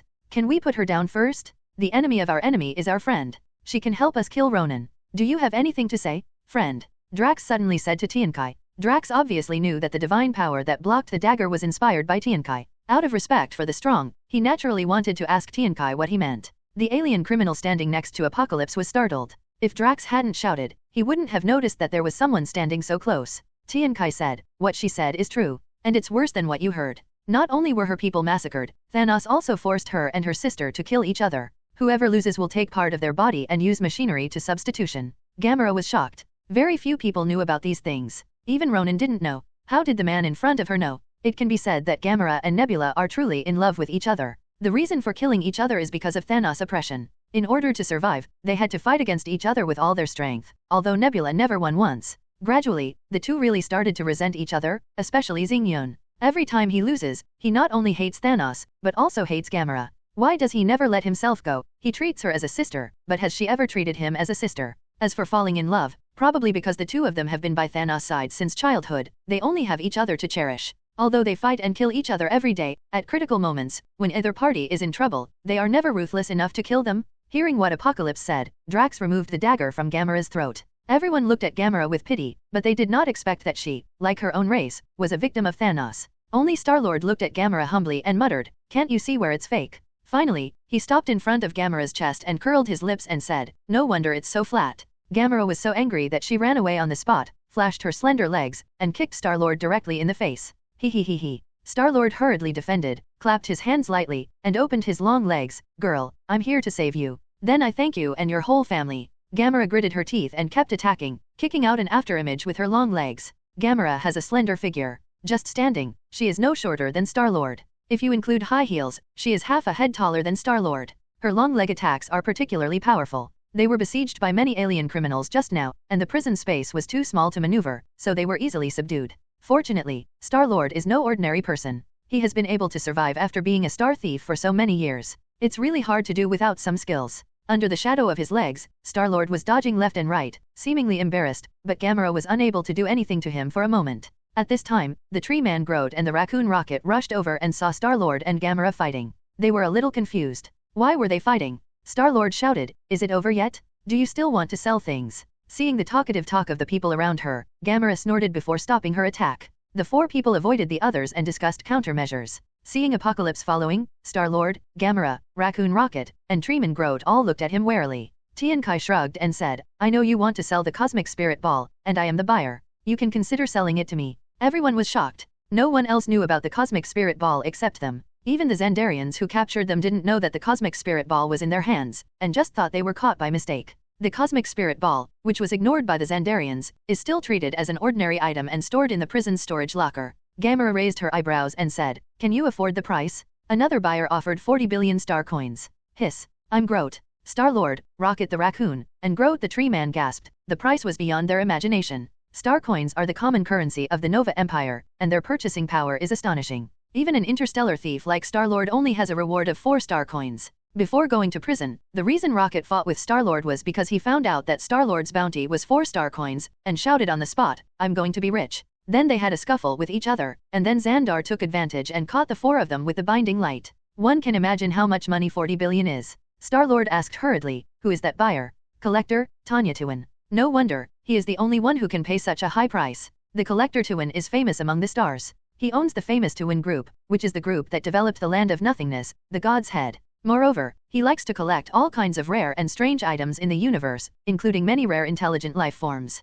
His identity is also very strange. In the original plot, after Asgard reobtained the ether particles from the Dark Elves, he was afraid that it would be too dangerous to put them together with the Cosmic Cube. Just send Sif and Volstagg to escort the ether particles and store them into Van's hands. It stands to reason that Asgard can safely hand over something as precious and dangerous as ether particles to a foreigner, which is very intriguing in itself. Tian Kai smiled and said, "I don't have so much money, and I don't plan to give any money." Star-Lord and the other 4 looked startled, and slowly approached, looking at Apocalypse warily. Seeing this, Tian Kai didn't say much. If he didn't show his strength, no one would listen to him. So, they pressed forward with one hand, and the 4 Star-Lords suddenly felt a surge of energy, and their whole bodies froze instantly, unable to move. Star-Lord, Gamera, and Rocket the Raccoon all blushed, and they couldn't free themselves at all. The branches on Groot's body continued to grow, but they couldn't move any further into the void, as if they were hitting an invisible wall, and the branches were squeezed flat in the void. Seeing that it was almost done, Tian Kai closed his hand. The invisible pressure disappeared instantly, and Star-Lord, Gamera, Rocket and the other 3 people suddenly took a deep breath. The suppression just now made it difficult to even breathe. Tian Kai said calmly, "The Cosmic Spirit Ball is now in the prison locker. If I want to rob it, there is no need to discuss it with you." Star-Lord said, "Since you are not willing to rob it, what are you going to use to buy it? How about I trade you 2 song tapes for your share?" Star-Lord struggled for a moment. The tape meant far more to him than ordinary money. But when money reaches a certain amount, this meaning seems to be something that can be put aside temporarily. With 10 billion star coins, I can put my thoughts about my hometown aside for now. Since the mysterious man in front of me is powerful but not robbing him, he probably won't use 2 tapes to buy or sell by force. So, Star-Lord said, "No, I can buy the tape with star coins. I'm not going to trade the tape for star coins, but that's not the point." Tian Kai knew that it was impossible to exchange 2 boxes of tapes for a quarter of the share, so he continued, "What if we add a bouquet of flowers?" Star-Lord asked curiously, "What kind of flower?" Gamera, Rocket, and others looked at the negotiation between the 2 people in confusion. Although they know that Star-Lord likes listening to music, they want to exchange 2 song tapes for 10 billion star coins. How is this possible? Don't even think about it. However, Star-Lord hesitated for a while before finally refusing, which made Gamera curious. "What kind of song is this? Such magic. You actually need to weigh it in front of 10 billion star coins. You must listen to it if you have the opportunity in the future." As for the bouquet of flowers mentioned later, Gamera and Rocket were also as confused as Star-Lord. What flower dares to compare with 10 billion star coins? Apocalypse pressed the watch on his wrist and projected a holographic image in the air. The image is of a cemetery with luxuriant green grass. Looking around, it is surrounded by dense white stone monuments. The camera zooms in on a tombstone and sees the words above. Meredith Quayle, 1952 to 1988. Then, Tian Kai, wearing a black formal suit, holding a white bouquet in his hand, slowly approached and said to the tombstone, "Ms. Meredith, although we have never met, I am here today to give you a bouquet of flowers on behalf of your son. I also want to tell you some good news. Your son Quill is now an adult. He is healthy and capable. You don't have to worry." I hope you can receive this news in heaven. Then, Tiankai stepped forward and presented flowers. Video ends. These are some of the preparations Apocalypse has made on Earth. Although they are somewhat utilitarian, they must be tried. After the movie ended, Star-Lord's eyes immediately became warm and filled with tears, and he tried hard not to cry. Are you really from Earth? Real. How is the Earth now? It's almost the same as when you left. Even though technology has improved a bit, people are still the same as before. There were some bad guys who wanted to cause trouble, but I beat them away. Star-Lord took a few deep breaths to calm down his mood, and finally couldn't help but stepped forward and gave Apocalypse a solid hug. Thank you for the flowers you gave my mother. Really, even though I know you have other intentions, I still thank you very much. Tiankai was helpless. He traveled to this world and was hugged by men more often than by women. He didn't know where the opening method was wrong. Unexpectedly, a ding sound came from the system at this time, indicating that Star-Lord's trust level was 20% and his luck sharing was 20%. Apocalypse was a little strange. He originally thought that Star-Lord would be a very guarded person after growing up among the Star Thieves, but he didn't expect to gain his trust so easily. It seemed that his mother's weight in his heart was heavier than imagined. No wonder the god Ego later said that he was responsible for causing Star-Lord's mother to get cancer. Star-Lord did not hesitate and was about to turn against her and fight with her on the spot. Immortality and domination of the universe are not as important as my mother's life. But, it's still not enough. Star-Lord let go of Tiankai and said, "What if there is news about your father?" What? Star-Lord was completely shocked. Since he was a child, his mother has described his father as a light, but he has never seen him, not even a photo of him. As a child of a single-parent family, I long for the day when my father comes back day and night. Now that he has grown up, Star-Lord is increasingly worried that his father has died of old age and may never be able to see him again in this life. Who is my father? Is he still alive? Don't worry, he is still alive, and his lifespan will probably exceed your imagination. Star-Lord's father is the god Ego, a natural brain born at the beginning of the universe, which eventually evolved into a planet. If he hadn't caused the death himself, theoretically his lifespan would have been immortal. Seeing that Apocalypse did not continue, Star-Lord couldn't wait to say, "Deal? I'll give you my share. Tell me quickly, who is my father? Where is he? His name is Yi Ji. Don't worry, you will meet soon.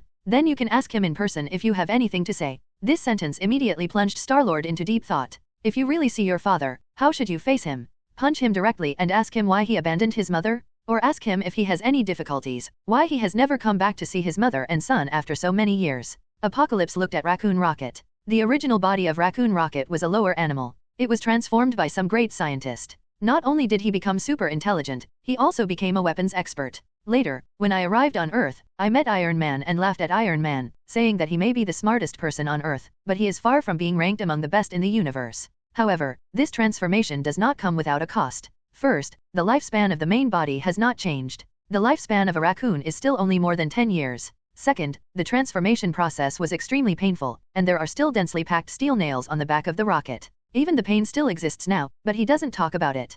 Coupled with the fact that his lifespan is only a few years, he naturally doesn't care about politeness, so raccoons can be so fiery and impatient when talking and doing things. Raccoon Rocket looked disdainful. "I'm not a coward like Star-Lord. I don't have parents, so don't try to impress me with family ties. I have a potion that can completely transform any species into another species. In other words, if you want to shed this raccoon body and become any race, including becoming a tree man, you can. Of course, if you want to become a high-level being like a god, you probably won't be able to." What Tiankai was talking about was the purple recovery potion, which the system called the body-shaping potion. This kind of medicine requires saving millions of people to generate one dose, so it is extremely precious. Originally, only one dose was generated during the New York Wormhole War. Later, after the Dark Elf King fought and saved the 9 realms, many more were created. The purple recovery potion not only has all the functions of the ordinary potion and the golden potion, it can also completely change a person's body structure, whether it is used to change gender, change species, or improve physical qualifications. You only need to follow the ideas in your mind before taking it, and you can achieve it. Ouch. Rocket showed 4 fangs and roared, "You lie? There is no way such a potion exists in the universe." Tiankai smiled and said, "Yes, I lied to you. Do you want to spend money to buy a lesson? It will increase your IQ." Ouch, ow. Raccoon Rocket was so angry that he scratched his face with both hands, looking like an angry pet bear. Now that people have made it clear that this is a scam, it is a naked provocation, as if they are just waiting for me, a fool, to jump into it. This makes the Rockets very unhappy. If he wasn't in prison now, and the hadron cannon he usually had handy wasn't around, he would have blasted him with a cannon. But the rocket itself doesn't have a few years left to live. He is not so eager for money, but he is obsessed with lifespan and this body. Whether this trap is real or fake, we still need to step on it. Ah, deal. Rocket showed his fangs and said, "If you dare to lie to me, I will definitely find your home planet and blast it into cosmic dust with one shot." However, Rocket said something fierce on the surface, but the system betrayed him. Ding! Raccoon Rocket has 10% trust and 10% luck sharing. Although the 10% prompted by the system is not much, it shows that the raccoon at least has a little faith and is willing to take the risk. Then think about what race you want to change to. Next, Apocalypse turns to Gamera. Gamera turned away and said coldly, I don't need anything, I only need 10 billion star coins, so save it. How about I help you kill Ronin and Thanos? 1 billion star coins is not a high reward, right? Gamera's eyes twitched, then she recovered, and still said, if you don't bother, I will kill Thanos myself. He said he wanted to kill, but there was no murderous intention in his heart. If Gamera had a chance to kill Thanos at this time, she really might not be able to do it. Gamera's perception of Thanos is very complicated and contradictory. Although he knew that he was the enemy of his own people, it was not an exaggeration to think that his body should be broken into pieces. But because he was trained by Thanos since he was a child, he still has a fatherly feeling towards him. After all, children don't have such firm ideas. Their hearts will naturally be closer to whomever they grow up with. And Thanos is even more ruthless. He really devoted his whole heart to Gamera, pouring his true love into her like his own daughter. And then, he does it with purpose. He spent decades cultivating a true father-daughter relationship, only to exchange it for the soul gem. Because the only condition for obtaining the soul gem is to exchange it for your true love. Although the Red Skull who guards the soul stone did not make it clear whether this beloved is a person or an object, judging from the original plot, I am afraid that only people can do it. Countless people can give up their beloved things when necessary, but few people can give up the people they love most. In the original plot, the soul gem was replaced by Thanos, which shows that the relationship between father and daughter is true. The more this happens, the more terrifying Thanos becomes. Being cruel to your enemies is not a true hero, but being cruel to yourself is a true hero? Since fighting and killing were not enough, Tiankai glanced at Seeing Lord and said, let's see, I think you two are destined to be husband and wife. How about I act as a matchmaker and bring you two together, and the quarter will be think of it as your matchmaker reward. Roll. Roll. Star-Lord and Gamera shouted in unison. Okay. Tiankai shrugged, just kidding. But in the future, when you become friends, remember to treat me to a drink. Him, Che, she, Che. Gamera and Star-Lord looked at each other, then turned away in disgust. What Gamera didn't expect was that there would be so few options around her in the future, and she could only choose between a tree, a bear, a tendon, and Star-Lord. After such a comparison, Star-Lord suddenly became more handsome and looked less annoying. Okay, no more joking, Tiankai said, I'll trade Nebula for a quarter of yours. I can help Rocket change his race, and naturally I can also help Nebula repair her body. Recovering the mutilated body only requires the use of golden potion, which Tiankai now has in abundance. Gamera was obviously moved, but said again, humph, Nebula won't accept it. It doesn't matter whether she accepts it or not. I'm not making a deal with her. Just accept it. Gamera remained silent, as if she didn't want to pay attention to Tiankai. However, the system betrayed her. Ding! Gamera's trust level is 20%, and her luck sharing is 20%. Just like Star-Lord, it's true that one family doesn't stay in the same house. The last one is Groot. To be honest, even if he is familiar with the plot, Apocalypse has not discovered any obvious weaknesses in Groot, and it is really difficult to gain trust. I'm Groot. The tree people only know one sentence, and the meaning is conveyed through changes in intonation. Unless they understand the language of his race, they all sound the same. Tiankai couldn't hear it anyway. Raccoon Rocket translated for him. Groot asked, where am I?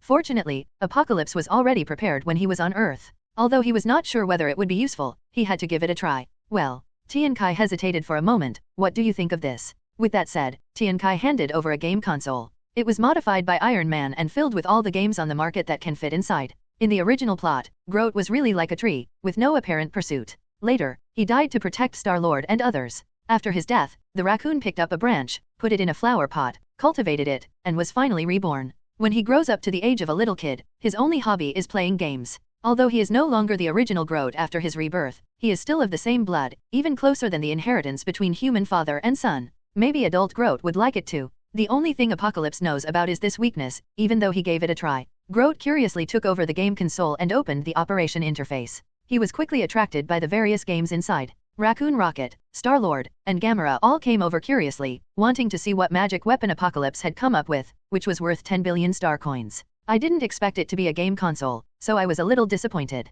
I want to exchange a game console for 10 billion star coins, how about cheating a kid? Unexpectedly, Groot was very satisfied and said, I am Groot. Raccoon Rocket jumped up immediately and cursed, you idiot? That's 10 billion star coins. Do you understand 10 billion star coins? You can buy such game consoles, no, million units, a billion units. I'm Groot. Seeing that the tree man was stubborn, the raccoon was furious and finally said angrily, don't come to me when you want to buy flower fertilizer from now on. You will lose all your money. Although Tiankai didn't understand, the system had already given him the answer. Now that the ownership of the Cosmic Spirit Ball is obtained, there is no point in staying in this prison anymore. Call Drax, we should go. Tian Kai said. Star-Lord asked, why did you call him? That guy is stubborn and difficult to get along with. Drax's voice suddenly came from outside the door. I have more than one tendon. I have more than 200 tendons in my body. Except for Apocalypse, everyone else was shocked. I didn't expect to be so close to someone and not even notice it. If it's an enemy, there are countless ways to inflict damage on them. Apocalypse guessed that this should be regarded as a talent of the Destroyer, which is similar to the effect of using the Reality Stone himself.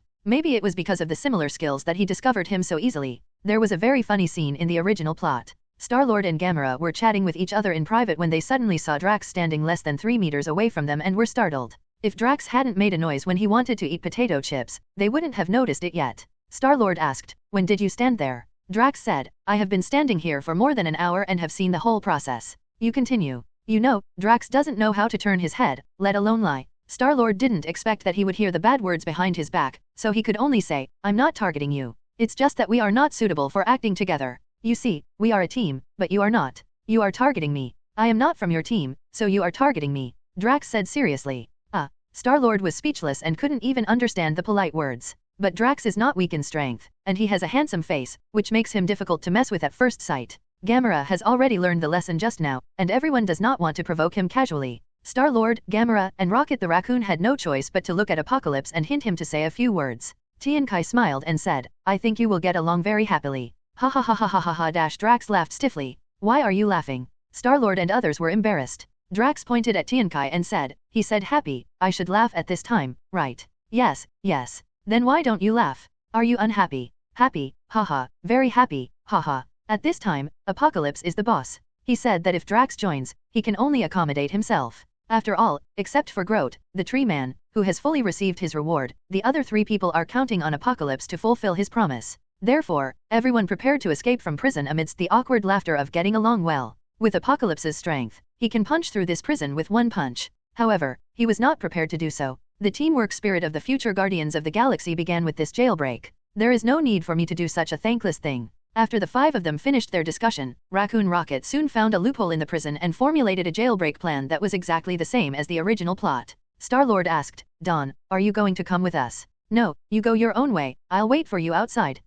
Can you go out? Why don't we just follow you? You can't follow for now. With that said, Apocalypse took a step towards the alloy wall of the prison. The walls rippled like water, and Apocalypse passed right through without any hindrance. When Star-Lord and others came to their senses, they were already in the outer space. Star-Lord, Gamera, Raccoon and others stared at Apocalypse blankly, their eyes full of shock. No wonder he said he couldn't follow. Not to mention whether Apocalypse would allow them to follow them out. Even if he allowed it, the outside was a vacuum in the universe. If they went out without any equipment, they would die. In the end, you have to go back to the old way of jailbreaking and grab equipment, spacesuits, and spaceships. Being able to pass through alloy walls is the function of reality gems. But this is not what shocks Star-Lord, Gamera and others the most. The most shocking thing is that Apocalypse can physically survive in the universe. Seeing Tian Kai waving hello to them, everyone looked at each other. Quill, is he really from Earth? Raccoon Rocket asked. Probably, right, he doesn't need to lie to us. Star-Lord is not sure anymore. When did we Earthlings become so powerful? Then why can't you survive in the vacuum of space? You are also from Earth. How could I know? Gamera said calmly, don't worry about it. Being able to survive in the vacuum of the universe is a symbol of the gods. Whether he is an Earthling or not, his strength has now reached the level of a god. Let's mind our own business first. Surviving in the vacuum of the universe often represents the divinity of a person's body rather than his strength. Just like Loki, his superficial strength is not very good, but he can also survive in the vacuum of the universe. In the original plot, Thor was crippled by Thanos and thrown into space. He was finally found by the Guardians of the Galaxy. After being pulled onto the spaceship, he drank a hot drink and everything was over. As for Star-Lord, although he is a demigod, he has not yet been fully activated, but even after activation, he cannot survive in a vacuum. In Apocalypse's memory, anyone who has anything to do with God seems to be able to come and go freely in the vacuum of the universe. Those who are not at the level of gods, no matter how strong they are, will stop working once they reach the vacuum. For example, Ebony Maw's strength can be said to crush most gods, including Loki. However, he was still thrown into the universe by an old trick of Spider-Man, and finally slowly froze to death at the extreme low temperature in space. It can be said that the vacuum of the universe is the realm of God. On Gamera's side, no one thought that Apocalypse had to help them because he was strong. It even feels more natural. Traveling around in the universe, relying on others for everything, you have died countless times. Since he went out first, the rest is up to him. Following the actions of Star-Lord and others, they were quickly discovered by the prison guards. Then there was a great commotion. Raccoon Rocket, Treeman Grote, Star-Lord, Gamera, Drax and others cooperated to control the prison guards. In particular, Raccoon's use of equipment is simply miraculous. It seems that any machine in his hands can immediately exert its maximum effect. Apocalypse is outside the prison. Let go of the induction to ensure that the butterfly effect does not occur. Just kill Star-Lord and others inside. After Star-Lord, Gamera and others passed through all the obstacles, they finally broke into the prison guard's storage room. When he came in, Star-Lord's Walkman was taken away here. Star-Lord found the prison guard who was playing with his Walkman, beat him up, and finally got the tape back. Then he opened the luggage bag and found that the cosmic spirit ball was still inside, and he couldn't help but breathe a sigh of relief. Whether it was the Xandar people or the Klin prison, they didn't know what they were selling, so they threw such a cosmic treasure together with ordinary clothes. As a star thief's instinct, Star-Lord was habitually thinking about whether he should engage in some small conspiracy, such as making a fake and substituting others. Suddenly, the cosmic spirit ball tightened and flew out of his hand. Star-Lord instinctively wanted to hold it, but found that the power was so powerful that he could not control it at all. The spirit ball directly smashed through the protective glass and flew out into the outer space. The airflow behind it turned into a white crystalline mist at the extreme low temperature of more than 270 degrees below zero in the universe. Apocalypse stretched out his hand, and the cosmic spirit ball fell into his hand. Apocalypse did not open it immediately, but carefully sensed it and confirmed that it contained the energy of the infinite stones, and then felt relieved. Now, I have 3 infinity stones in my hand. Cosmic Cube, Space Stone, Ether Particle, Reality Stone, Cosmic Spirit Ball, Power Stone. Although Tiankai knew the approximate location of the other 3, it was difficult to get them. The Mind Stone is in Loki's hands, and may have returned to Thanos at this time. If you want to get it, there will be a fierce battle. However, Apocalypse is not in a hurry. The longer he delays, the stronger he becomes. If Thanos knows the progress of his training, he should be the one who is anxious. The Time Stone is now sealed in the Eye of Agamotto, under the protection of the Ancient One at Kamatage in the Himalayas on Earth. It will be needed to create Doctor Strange in the future, and it is not convenient to get it now. Finally, there is the Soul Gem, which needs to be exchanged for a loved one. There is no way Apocalypse would trade Black Widow. All you have to do is wait for others to get it and then grab it. However, according to the original plot, Thanos should have thrown Gamera down in exchange for it. Do you want to change Gamera's fate? If it changes, will the Soul Gem still be born? This is a worry, and Apocalypse doesn't know how to decide for the time being. At this time, Gamera fought off the prison guards in the prison and joined Star-Lord. I saw that Star-Lord had 2 Walkmans in his hand, one was his own and the other was sold to him by Apocalypse before. Gamera asked curiously, "Is this the song tape you mentioned before? It looks so original." Star-Lord said proudly, "Technology will be primitive and advanced, but music will not.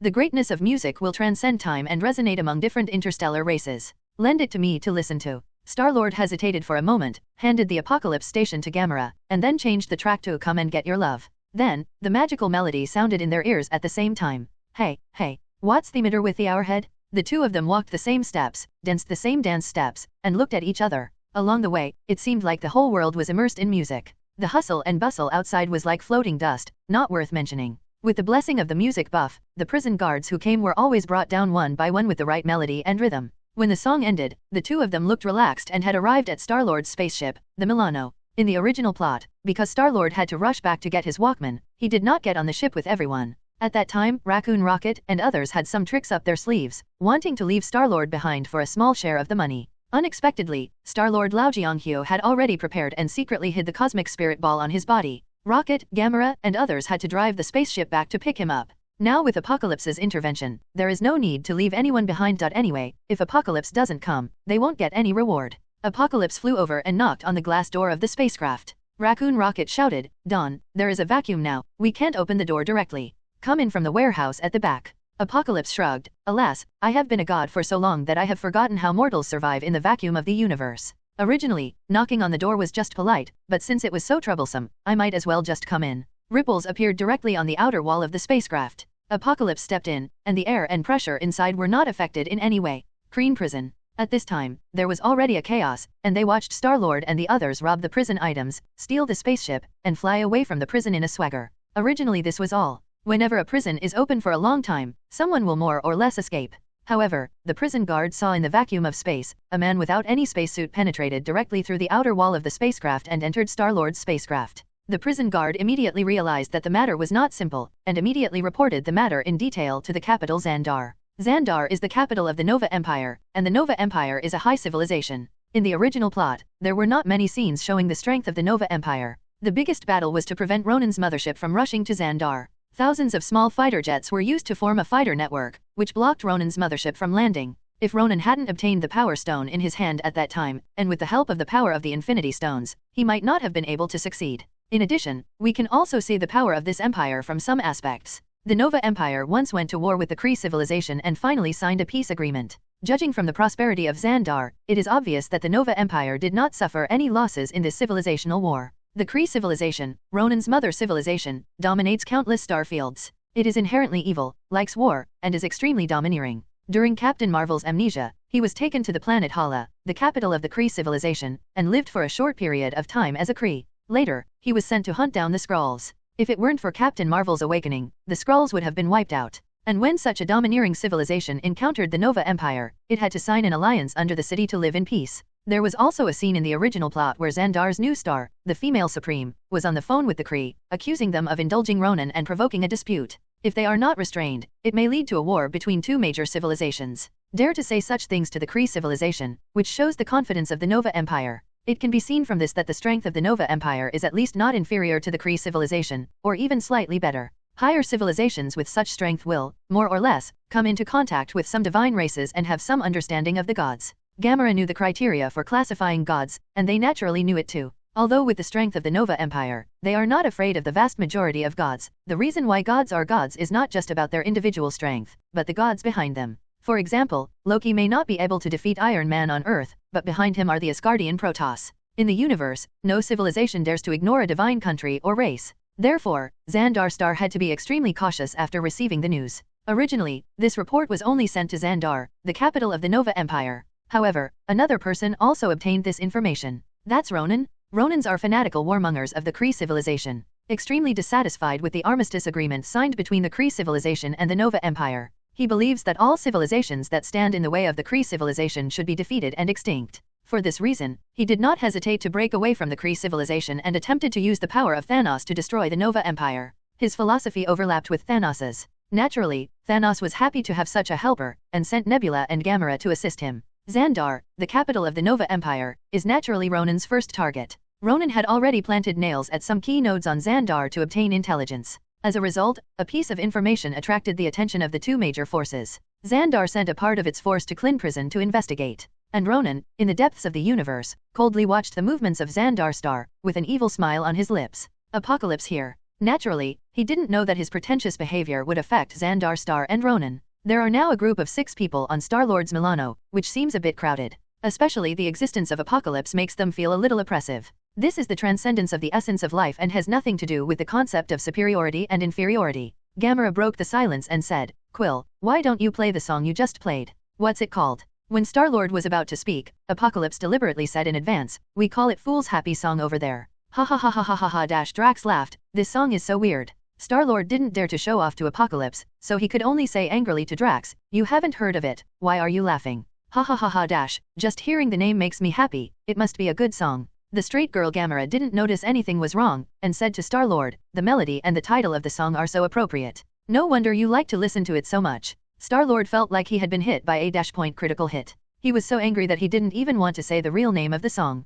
He changed the subject and said to Rocket the raccoon, "Set the ship quickly." The raccoon said, "Don, where are we going?" "Let's go to the land of nothingness first." Gamera said, "Where are you going?" "You have already obtained the cosmic spirit ball." When Raccoon Rocket heard this, he immediately jumped up, "I knew you were going to intercept our goods and sell them to Tuin, the collector." Then he turned to the tree man Groot and roared, "It's okay now. Your 10 billion star coins? It's going to be put into someone else's pocket. I'm Groot." The tree man had no time to care about the raccoon and just played his own game. Gamera pushed the rocket gently and said, "Be careful what you say, you are facing a god." Apocalypse knew Rocket the raccoon's temper, but he wasn't angry at all. Anyway, none of the members of the Guardians of the Galaxy are normal. If you really argue with them, you will only make yourself mad. Tian Kai said, "I go to the land of nothingness, so I naturally have my purpose. Since you are fine, just follow me there first." In the original plot, Gamera brought Star-Lord and others to the Collector Tuin to trade the cosmic orb. Now that the spirit ball is in Tian Kai's hands, there is no such thing as a deal. But Apocalypse still has to find Tuin the Collector. The purpose is simple, just to know if he has a complete formula for controlling etheric particles. The formula of the legend of the Dark Elf King is incomplete and can only be used reluctantly without exerting its maximum power. Back then, the Dark Elf King sacrificed himself and turned the ether particles into a huge world-destroying tornado. Apocalypse still doesn't understand this move. If you know how to operate it, with Tian Kai's strength, you can probably use this ultimate move without sacrificing yourself. In the original plot, since Asgard dared to send Sif to hand over the ether particles to the Collector, then he must know something. As for what you know, let's try our luck first. Secondly, Tiankai also wants to see what the head of an ancient god looks like. In the plot of the movie, there is no mention of which god the head belongs to or who was chopped off. If it were a comic book, it would have been the Celestials who formed a team to hunt down the symbiote god Nar, but Nar counterattacked and killed a member of the Celestials. However, the plot and timeline of the comic are too ridiculous and unbelievable, and it is not sure whether the apocalypse will happen in this universe. Anyway, just treat it as a trip and see if you won't lose anything. At this time, Star-Lord suddenly said, "Everyone, sit still.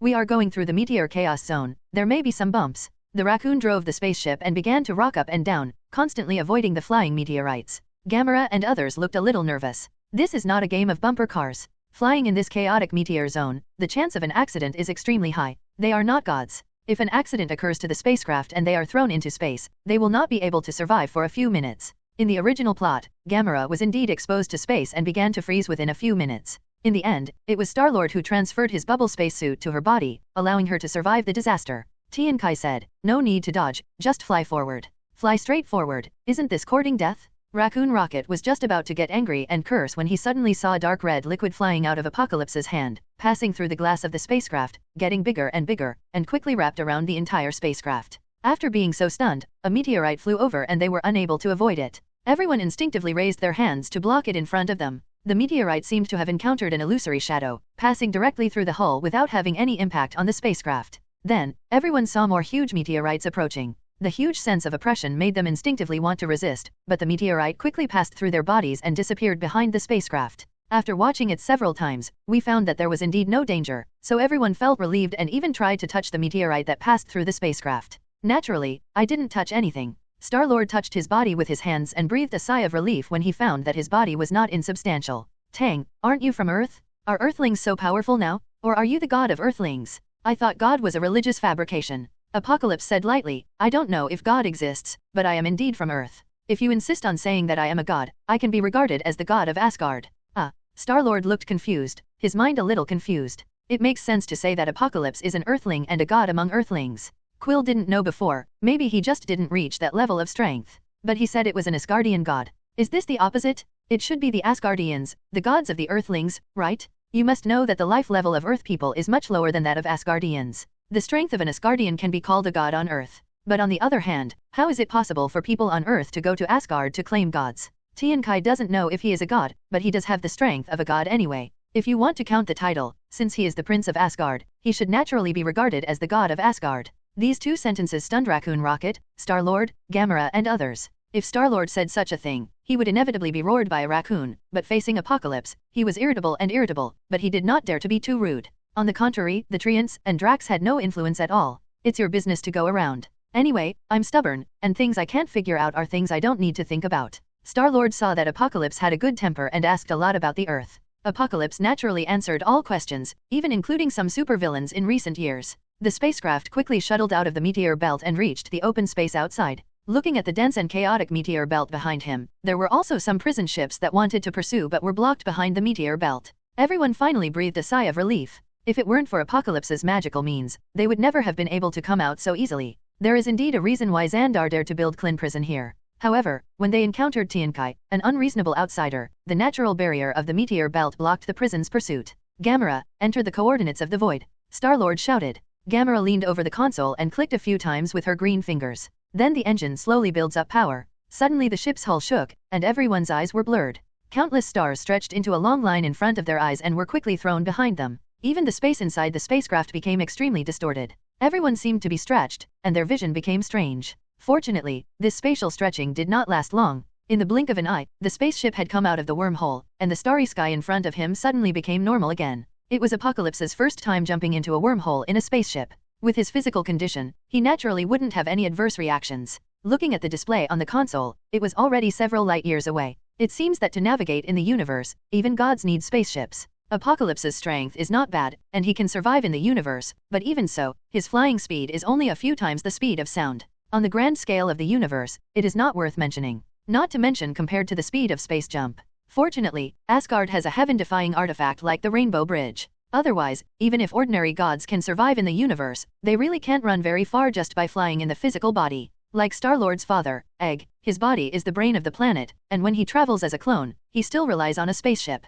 Of course, perverts like the Celestials and Captain Marvel are another story. Apocalypse doesn't understand the Celestial team, but Captain Marvel's strength only absorbs part of the power of the cosmic Rubik's Cube, so why is he so abnormal? Now that the cosmic Rubik's Cube is in Apocalypse's hands, Apocalypse can only borrow part of his power to use the infinite divine fist, but no amount of magical effects can be achieved. Is there any secret to controlling the cosmic Rubik's Cube? Wow! Star-Lord, Raccoon and others suddenly exclaimed and looked straight ahead. Everyone looked around and saw a head as big as a star appearing in front of them in the distant space. The eyes and mouth on the head are already hollow, and the huge bones can be seen inside. There are large amounts of yellow-green cosmic stardust floating around, giving the head a layer of background color. These nebulae are integrated with the head. It seems that they should be the gas dust emitted after the head has been corrupted. At first glance, it looks like a person sticking his head out from the background of the universe and looking ferociously at the world on the other side. Looking from a distance, some spaceships can be vaguely seen shuttled among them, which should be the mining spacecraft of the Twin Group. As the spacecraft flew closer and closer, the head that could still see the whole picture slowly filled the field of vision, and only a piece of land was visible, getting closer and closer.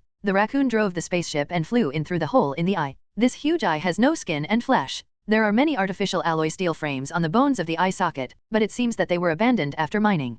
Passing through the cave, I saw bright lights inside, lights everywhere, and many mining spaceships flying busily around. There are many pools on the ground, filled with a lot of dark green liquid, and there are workers refining and processing them beside them. The processing site is not far away, and there are large and small markets scattered around. It seems that there is no division between production areas and residential areas. There were crowds of people everywhere and it was a bustling scene. There was no inspection during the entire process, and no one guided the spacecraft to land. The raccoon found an abandoned empty space and stopped the spacecraft. Gamera said, "Everyone, be careful, there is no order here." After getting off the spaceship, Apocalypse stepped on the ground and could clearly feel that the ground was different from ordinary ground. It was neither mud nor gold. If I hadn't known in advance that this was the head of an ancient god, I wouldn't have guessed that the ground was made of bone. Star-Lord's spaceship was parked on it just now, without any deformation or dent, which shows its hardness. Before taking 2 steps, Tiankai actually sensed a powerful vitality on this huge head. I was shocked. Is this head not dead yet? After taking a closer look, I found that this vitality was only spontaneous, not conscious.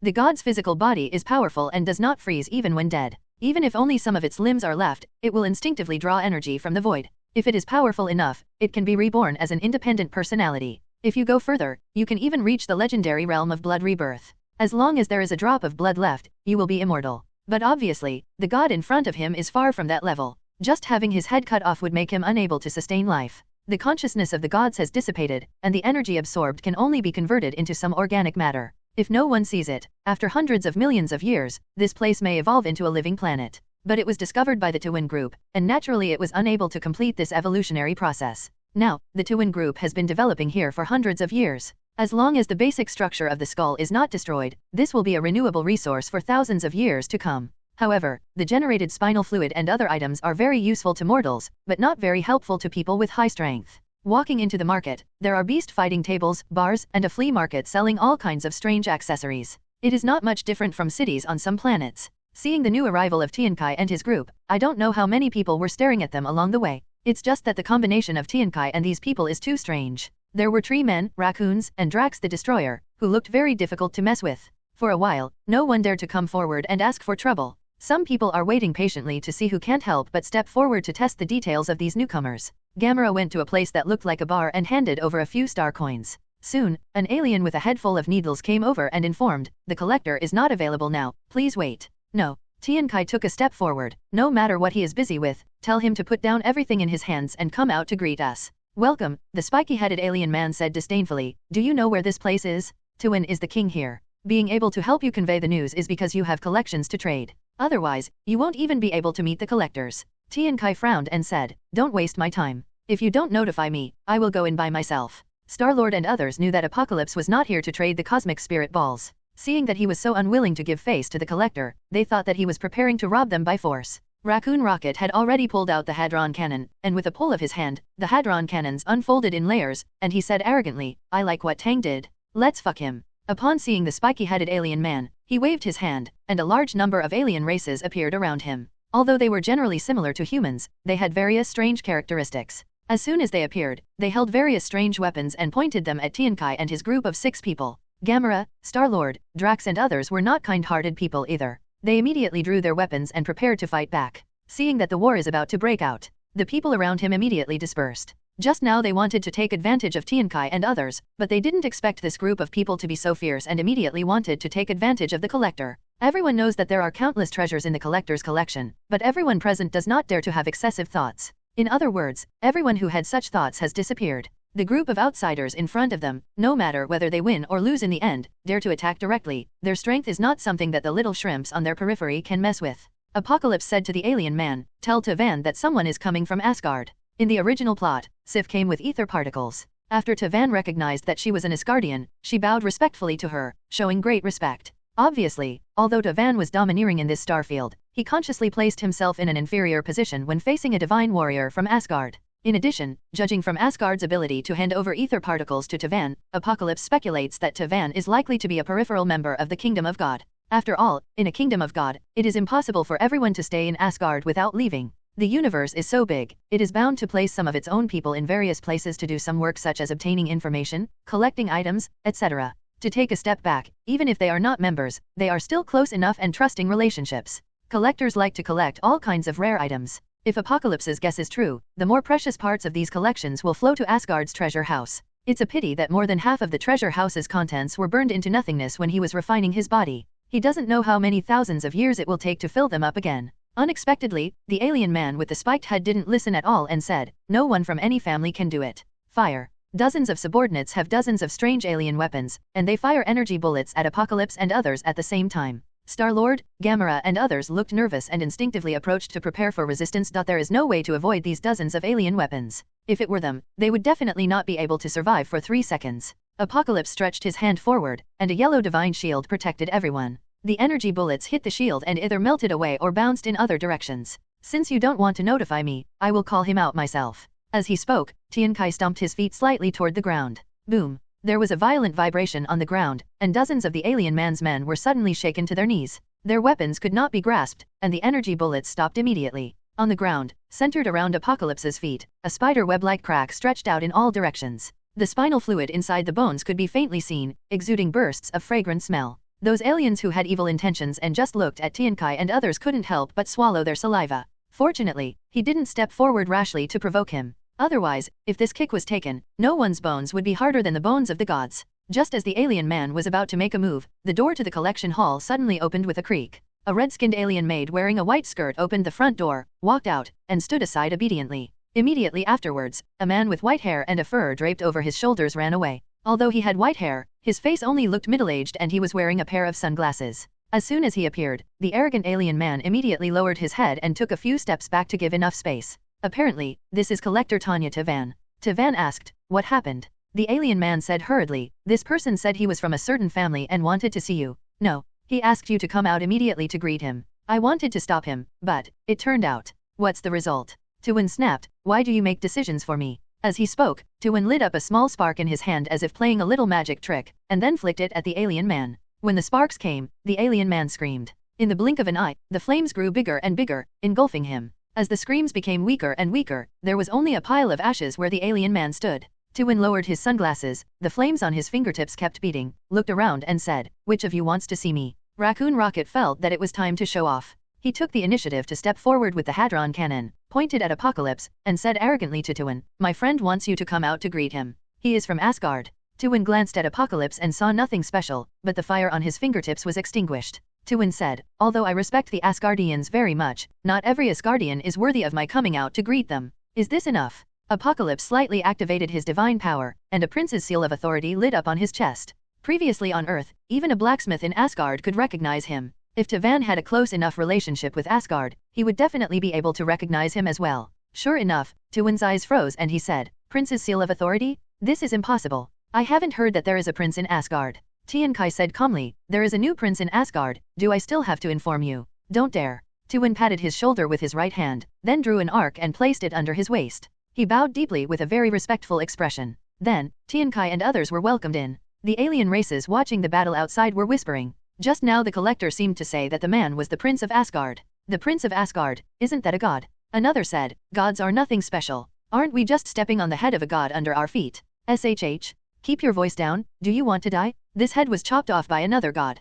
The universe is so big, How many times have you heard of mortals successfully killing gods? Everyone was shocked and hurriedly fell silent. After staying in the land of nothingness for a long time, stepping on the heads of gods day and night, I feel as if gods, and other divine races are nothing more than that. But if you really think about it carefully, even if all kinds of technological weapons are so advanced now, I have never heard of a few people who can successfully kill gods. The door outside the Tuwin collection looks small and shabby, but once you get in, there is something special about it. The collection hall is extremely wide, at least tens of meters high. Both sides and above the passage are filled with large and small transparent glass boxes, which contain many strange items, like a huge warehouse. In the glass box, there are many living creatures. Tuwin asked respectfully, "What do you call the prince?" "My name is Tang Tiankai." "Prince Tang, I don't know why you came to my place." "No hurry, I want to ask, what is your relationship with Asgard?" Tiankai said. Tuwin asked strangely, "Didn't the God King tell you?" "I just passed by here on a temporary basis and didn't specifically ask the God King. In this case, I can't tell you. Unless the God King himself gives me an order." "Okay." Since he didn't say anything, Tiankai didn't ask further questions. Anyway, it was just a casual question, and it was more important to talk about business. "I came here this time to ask you for the method of controlling etheric particles." Tuwin was stunned and said, "Why would Prince Tang think that I have the method of ether particles? I only collect items. I can't collect such methods like this even if I want to. If you want to ask, you should ask the Dark Elves. Ether particles are their inherited sacred objects, and the control method is never spread to others." Tiankai shook his head and said, "I can't ask anymore." "Why? They were exterminated. Maybe there are still some survivors in some corners of the universe, but they can't be found. Who killed it?" "I." Hiss. Star-Lord, Rocket the Raccoon, Gamera, and others took a breath of air and looked at each other, even a little scared. Unexpectedly, the man who seemed gentle along the way turned out to be a god who exterminated the entire race. And it was the Dark Elves that were destroyed. Although the Dark Elves are not very powerful, they are well known in the universe. Except for some powerful civilizations, most organizations and races do not dare to provoke them easily. I didn't expect it to be destroyed like this. It's strange, given his strength. Why didn't he steal the Cosmic Spirit Ball? Star-Lord has some doubts in his heart. Is it because he and I are from the same Earth? Judging from Tuwin's expression, Tiankai guessed that he really didn't have one. In the original plot, Thanos came to find him, and Tuwin seemed to be killed without much resistance. If you can control ether particles, there is no reason why you would leave such a powerful weapon unused. So do you know anything about the Infinity Stones? Tuwin thought for a moment, waved his hand towards the console, and a holographic phantom appeared in the sky. "Prince Tang, as far as I know, there were a total of 6 singularities left at the beginning of the Big Bang. These 6 singularities were collected and condensed into infinite gems. Each one has infinite power and can easily destroy a civilization." As he spoke, the holographic image showed a scene of using the power gem to destroy a planet. The purple power gem does not need to be deliberately destroyed at all. Just smash it on the surface of the planet, and the surging energy will sweep across the entire planet and destroy everything. The entire planet seemed to be swallowed up by purple light. After the purple light passed, no grass remained. Star-Lord, Raccoon, Gamera and others were so frightened that their eyes went straight. Of course, in order to grab the Cosmic Spirit Ball, they threw it around like a ping-pong ball, but they didn't expect it to be so powerful. And so dangerous? If they had fallen onto the Xandar planet, not only would they not be able to escape, but the entire Xandar planet would have been destroyed. Tavan continued, "There was once an organization that tried to control the Infinity Stones, but in the end, even they were destroyed. However, these are not the important points." Tuwin suddenly turned around, looked at everyone and said, "Do you know how our universe came about? Our universe is said to be a singularity. The Big Bang was triggered by unknown reasons, creating time, space, and matter. After hundreds of millions of years of evolution, countless planets and thousands of races have finally been formed in the universe. We are just dust in the infinite stones. So, the real Infinity Stones are not 6, but 7. One of them is the universe we live in." Everyone's breath was suffocated. They were shocked to see the energy that could destroy the planet just now. Now it seems that a gem can form a universe, and destroying the planet is still too childish. No wonder the energy of the Infinity Stones is so powerful, almost endless. Contains a universe that can indeed be called infinite. Finally, Tuwin said, "This is basically what I know about the origins of the infinite gems. In addition, I also know the planet where the soul gems are located. If Prince Tang wants to find the gems." Tiankai waved his hand to stop him and said, "I'm not interested in soul gems. Apocalypse also knows that the soul gem is on Vormir, but he doesn't want to exchange it. However, the original plot was that Thanos exchanged Gamera's life for her. Should I tell her in advance and let her find a way to avoid it?" Thinking of this, Tiankai glanced at Gamera. Everyone was a little strange. Apocalypse looked at Gamera when he talked about the soul gem. Does this have anything to do with Gamera? Gamera couldn't help but ask, "Why are you looking at me? I was wondering if I should tell you that you are as precious as the soul stone." Star-Lord immediately said "I'm sorry" in his heart. This guy Tang seemed tepid, but he didn't expect that he was so proficient in flirting with girls. "No, I can't let him steal the limelight of the interstellar prodigal son. Even though Gamera is a straight girl, she was a little shy when praised and immediately lowered her head. It's a pity that her skin is green, no one can tell whether she is red or not.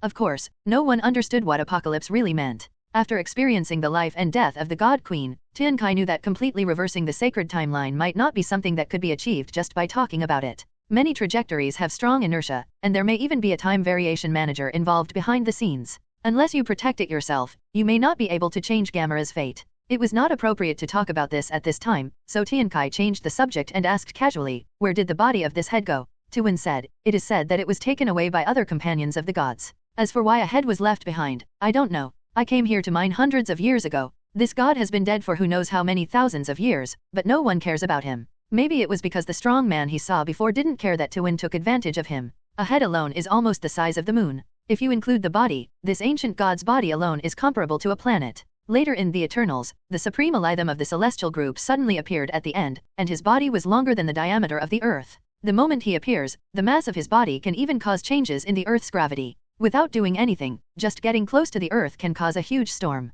Then do you know where the abyss is? If this head was cut off by Nar, the god of symbiotes, then perhaps Nar's lair, the abyss, is nearby. Many people know that Nar is the god of symbiotes, but they don't know that he also has another name, Lord of the Abyss. The celestial team came to the abyss to kill Nar, but were killed in reverse. If so, maybe the abyss is nearby, but the distance between this nearby is hard to say. With the metamorphosis ability of the celestial god group, they can physically travel through wormholes at any time, ranging from a few light years away to dozens or hundreds of light years away. Tavan shook his head and said, "I have never heard of an abyss." That's it. It seemed that there was nothing gained from this trip, and Tiankai was slightly disappointed. Seeing that Tiankai seemed a little dissatisfied, Tuan said cautiously, "Prince Tang, it's rare for you to come here. Why not take whatever you like in my collection? If you bring friends, each one can choose one if they like." Ouch. Raccoon Rocket shouted excitedly, "Are there any items worth 10 billion star coins here?" Tuan smiled and said, "Then it depends on your vision and luck." Apocalypse released his senses. Although there were many rare items in the entire collection, Apocalypse didn't find anything useful. If he really lacked anything, he could ask Asgard for it in the future. On the contrary, the red-skinned alien maid who had always been submissive next to her reminded Apocalypse of the original plot. In order to resist Tuan's oppression, she directly grabbed the power stone with her hand. In the end, a big energy explosion was triggered, destroying the collection hall. She herself was turned into ashes under the impact of the power stone. According to Tavan's concept, many intelligent creatures are imprisoned as collections, so they naturally have no idea of respecting others and being kind to humans. Now that you know this, please help me. I want her and her people. Tiankai said. The raccoon said in surprise, "Tang, this race is worthless. On the black market outside, you can buy one for dozens of star coins." Star-Lord also looked at Apocalypse a little strangely. Could it be that this guy likes this? He lowered his voice and said to Gamera, "Don may like skin of a special color. Be careful. Maybe he also likes your green skin. Go." Gamera said angrily, "You think everyone else is as vulgar as you." Without asking why, Tuan released the other red-skinned maid who was imprisoned inside. Looking at the two anxious alien maids, Tiankai said calmly, "You are free.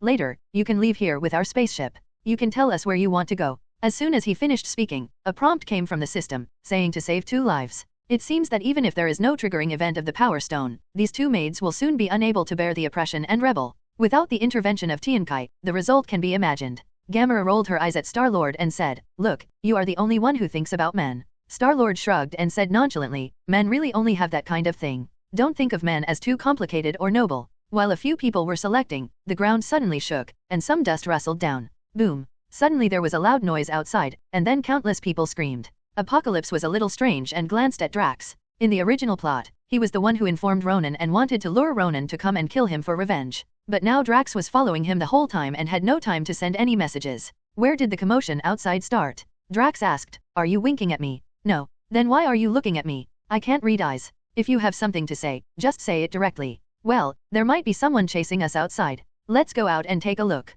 At this time, a large number of battleships were bombarding the ground outside. Boom. Explosions were heard everywhere. The mining facilities above ground suffered heavy losses, and fires broke out everywhere. Those who had no time to escape were caught off guard and suffered heavy casualties. Fortunately, the people who were able to come here were not ordinary people. After the reaction, someone immediately hid behind the bunker and started to fight back. A sporadic number of battleships in the sky began to be shot down. As soon as Tiankai and others came out, several battleships immediately changed their course and rushed straight towards Tiankai. Chirp, chirp, chirp. Laser bullets continued to shoot in the open space around them. Apocalypse moved forward with one hand and shook his hand towards the void. Suddenly, a battleship seemed to be pinched by an invisible big hand, turned into a lump of iron, and fell from the sky blankly. Seeing this, the other ship turned quickly and fired a missile from the bottom. Just after launching the missile, Apocalypse was crushed into scrap metal from a distance. The hastily launched missile was not aimed at all and flew straight towards the collection hall. Boom! The collection hall was exploded into flames all over the sky. Countless collections were blown to pieces along with the fire, and huge explosion shock waves rolled towards the surroundings.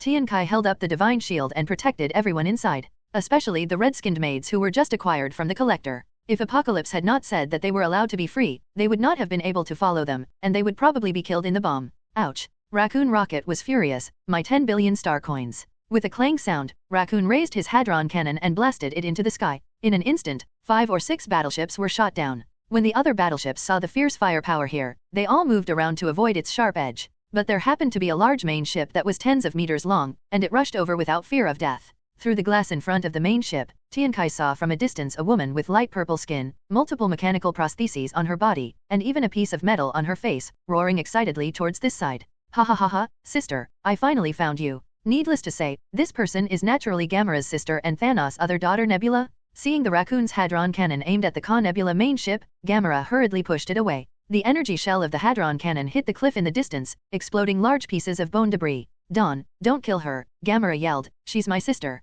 Among these people, Gamera is most afraid of Apocalypse. If he takes action, Gamera will not escape death even if she is hiding in the main ship. However, she didn't know that Apocalypse had no intention of killing Nebula. Apocalypse stretched out his hands and tore into the void. The main ship where Nebula was located seemed to be grabbed by an invisible giant and suddenly stagnated in the air. Then the alloy made a harsh quacking sound and was torn in half. 2 huge holes passed over Tiankai and others, and hit the rock walls on both sides from a distance, exploding into a sky-high fire. But Nebula completely ignored Apocalypse's miraculous attack just now, jumped down from the sky, and ran straight towards Gamera. His face was full of anger, and he vowed to kill Gamera. Seeing the Raccoon's hadron cannon aimed at Nebula again, Gamera hurriedly shouted, everyone, please don't interfere. This is a grudge between me and her. He said it was a grudge, but actually he was afraid that others would interfere, so he shot Xingyun to death on the spot. Among them, Raccoon's hadron cannon and Apocalypse's attacks are the most terrifying. Once attacked, Nebula may be killed instantly. Star-Lord said, being beaten on the ground all the time is not an option.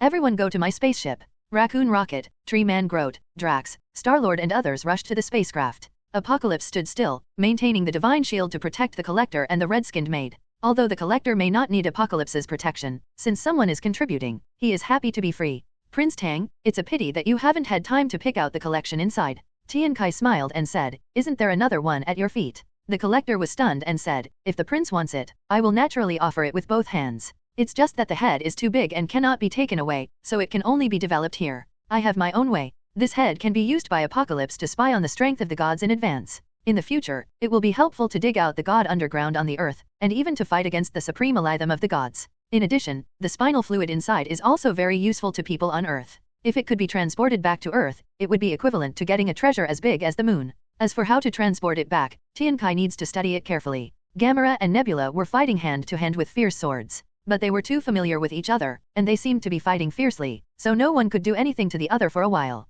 Xingyun, stop making trouble. I spent 10 billion star coins to buy a method that can help you repair your body. Nebula's hand paused, then continued to attack, angrily saying, lie, where did you get 10 billion star coins? I got it by selling the Cosmic Spirit Ball. Humph. My father asked Ronan to search for the Cosmic Spirit Ball. How dare you sell it out privately? Do you still call Thanos father? How has he tortured you all these years? It's you who tortures me, sister. Every piece of machinery on my body is a gift from you. Since childhood, Thanos has forced Gamera and Nebula to fight, and the loser has to cut off a part of his body. And Nebula never wins? As a result, most of her body, including part of her head, are made of various metals and prosthetics. Logically speaking, the culprit is Thanos, and Nebula should hate Thanos. But intelligent life is a very strange existence. If a person is faced with a force that he cannot resist, he will blame his misfortune on others who he has the ability to attack. For example, the most typical story is that when robbers came, someone rose up to resist but failed and suffered even more crazy revenge from the robbers. As a result, the survivors did not dare to point the finger at the robbers, but began to blame those who resisted.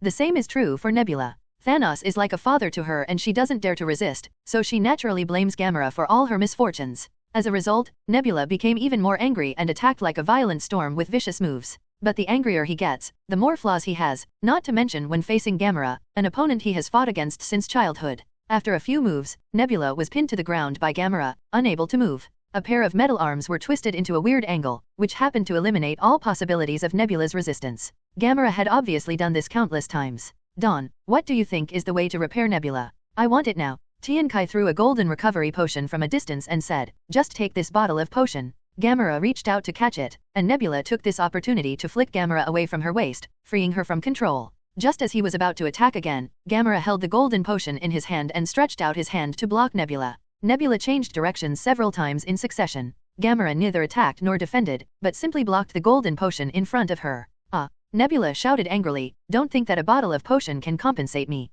Put it away. Seeing this, Apocalypse smiled to himself. Nebula was a typical dead duck with a tough mouth. He wanted the potion, but he didn't want to bow his head in front of Gamera. Otherwise, she could crush the potion with one palm. Gamera obviously knew her sister, so she blocked the potion in front of her, leaving Nebula with dash attack methods to no avail. Gamera said, I don't want to compensate you. I just don't want my sister to continue to suffer like this. Whether I am in pain or not is none of your business. I just want to kill you. I can kill him if I want, but can you take the potion first? Who wants your potion? If you don't want it, there is no need for this potion to exist. With that said, Gamera opened her palms and dropped the golden potion towards the ground. The golden potion was about to fall to the ground in front of him and smash into pieces. A purple hand caught it in time. A smile appeared on Gamera's lips. She knew her sister too well, and even knew herself better than she did. Don't think that I will accept your favor after I took the potion, huh? Nebula's face always seemed to have a stinky expression. However, she did not continue to attack Gamera and turned around and left. Tiankai asked, why didn't Ronan come? In the original plot, Ronan and Nebula led the team and had a fight with Drax. Nebula didn't look back and said, he is going to Xandar. He wants to destroy the Nova Empire. At this time, Star-Lord's voice came from Gamera's intercom. Did I hear you correctly just now? Ronan is going to Xandar. Yes, is there a problem? Now we are in some trouble. Before I was captured, I sent a message to Yondu, saying that I was on Xandar and hoped he would come to rescue me. At this time, Yondu may run into Ronan. Yondu is the old star thief who took Star-Lord away from the Earth and raised him. He belongs to a loose group of predators. Speaking of which, his skin and Nebula's are both purple, and I don't know if they are of the same race. His unique skill is Whistle Arrow. He uses the sound of the whistle to control a cloud-penetrating arrow, which is 10 times more effective than an energy gun. It can penetrate the hearts of dozens of people instantly. In the original plot, he had 2 classic battles. One time he was surrounded by dozens of Nova soldiers, who didn't understand his special skills, giving him the opportunity to whistle at gunpoint. As a result, dozens of soldiers and a battleship were instantly killed by his cloud-piercing arrow. Another time was in Guardians of the Galaxy Volume 2, when his subordinates rebelled. He used an arrow to kill all the rebellious predators on the entire mothership.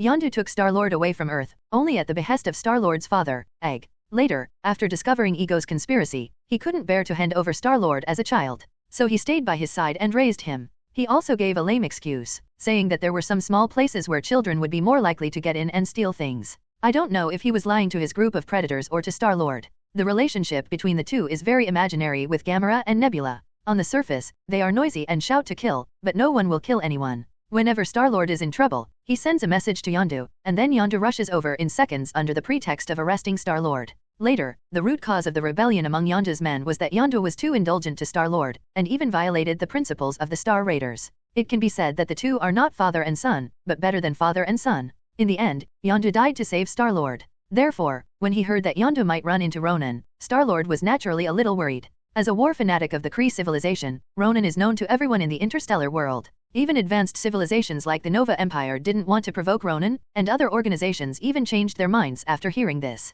Raccoon Rocket said, "Is that the famous Yondu among the predators? Didn't you say before that he was chasing you? Why did you go to save him?" "This man." Star-Lord said, "We are star thieves and predators. It is normal to kill here and there." Tiankai said, "In that case, let's go and have a look. Anyway, I haven't been to Xandar planet, so I just treat it as a tourist." In the original plot, Ronan got the Power Stone and his ambitions expanded. Not only did he dare to fight Thanos, but he also refused to obey orders and went straight to Xandar. Unexpectedly, he was defeated by Star-Lord's dance, which can be said to be the most creative death among the villains. Gamera found a battleship brought by Nebula and said, "Dawn, with those two maids, I'm afraid Star-Lord's spaceship will be too crowded. Let me see if this one can still fly." With that said, he drove the spacecraft, slowly lifted into the sky, and then flew out of the periphery to check it out in space. Unexpectedly, another battleship suddenly appeared and shot at Gamera with a sudden chirp. Gamera was shocked, thinking that after Apocalypse tore up the mothership, all the battleships fled. There are actually people who are not afraid of death ambushing here? Upon closer inspection, it turned out to be Nebula. She just wanted to leave, but after accepting Gamera's gift, she felt that she was at a disadvantage and wanted to come back to find trouble. Nebula's battleship energy bullets continued to cover Gamera, and the shots were fatal. Gamera's battleship originally crashed, its performance was lacking, and it was inevitable that it was hit by Nebula's cannon. The outer shell of the spacecraft was immediately blasted through, the internal and external air pressure lost control, and Gamera was suddenly rushed into space. Ha ha ha ha, sister, I won this time. With that said, Nebula turned the battleship around and walked away with a smile. At more than 270 degrees below zero in space, the liquid on Gamera's body quickly froze, and ice scum oozed faintly from her face and hands. In just a few seconds, he lost consciousness. Star-Lord and others were about to go to the rescue, but suddenly Apocalypse's voice came. Wait a minute. Star-Lord and Raccoon were full of doubts. What are they waiting for? Gamera is not a god, so she won't last long. At this time, the distant Nebula suddenly received a message from Tiankai. Your sister fell into space and lost her life in 3 minutes. Xingyun said angrily, it would be best if she died. Then don't leave in a hurry. Wouldn't it be more pleasant to watch her die? Nebula's battleship indeed slowed down and looked at Gamera from afar. 1 minute passed. Nebula growled in his throat and shouted angrily, aren't you a team? Why don't you save her? Tiankai shrugged, we have only known each other for 2 days, so we are not very familiar with each other. Asshole, there's no such thing as a team like you. Haha, you are not sisters. You don't care. I am too lazy to care. If there is one less person, the spaceship will not be so crowded later. 2 minutes passed. Nebula finally couldn't help it, shouted, drove the battleship over, and used the mechanical hand to pull Nebula into the cabin. But at this time, Gamera had been frozen in the extreme low temperature for too long, her whole body was stiff, and there was no sign of waking up. Xingyun patted her face and shouted, wake up quickly, stop pretending. Hey. Seeing that Gamera didn't respond, Nebula finally panicked. There was a turmoil in the battleship, but the combat weapon itself was designed for fighting. It only stored ammunition and energy, but no medical supplies at all. General medical supplies and medical cabins are on the mothership, which is one of the reasons why combat ships go out with the mothership.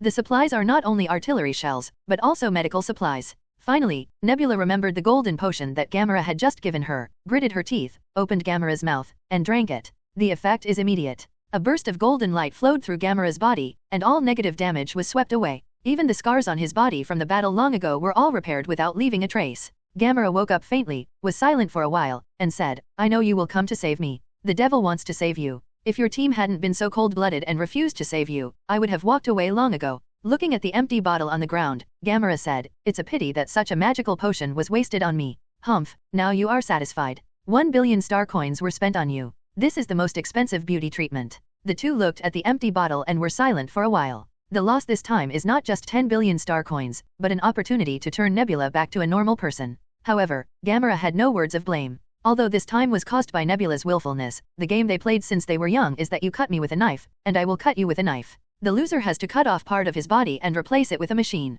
Growing up in such an environment, who can be expected to know where to start? Tock tock tock. There was a sudden knock on the door outside the battleship. I saw Apocalypse controlling 2 alien maids in a bubble and arriving outside the Nebula battleship.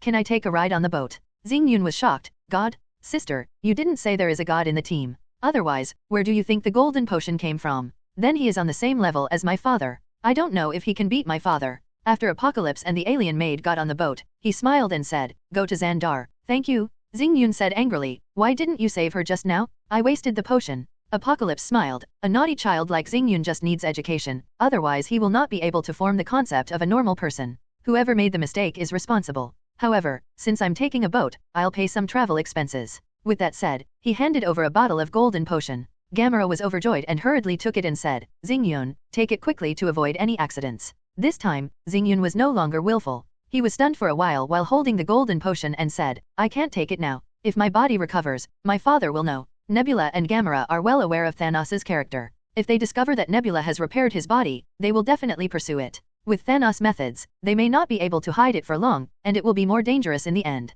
Only by remaining in the same position can Thanos not notice, and when you find the right time, you can completely break away from him. Star-Lord sighed. Seeing Tianchi boarding Nebula's battleship, he felt a little flustered. This guy Tang, with a bunch of beauties, is just boarding a pirate ship. Bah, no, it's a pirate boarding the ship. Although they have only been together for a few days, Star-Lord already has a different feeling for Gamera, which is completely different from the alien beauty he had a romantic night with before. Seeing that Apocalypse seemed sweeter than his mouth at this time, Star-Lord was filled with insecurity and secretly regarded Apocalypse as a competitor. Raccoon Rocket laughed, haha, now there is something good to watch. Tang seems to like beauties with unique skin colors. Those two maids have red skin, Gamera has green skin, and the other girl has purple skin. Wow. The two ships were noisy, calibrating their coordinates, and jumped towards the Xandar star. The starry sky twinkles across thousands of stars. When he came out of the wormhole, he was already in outer space on Xandar. At this time, Xandar Star, both on the ground and in outer space, was in chaos. Countless combat ships exchanged fire, shuttled, and exploded.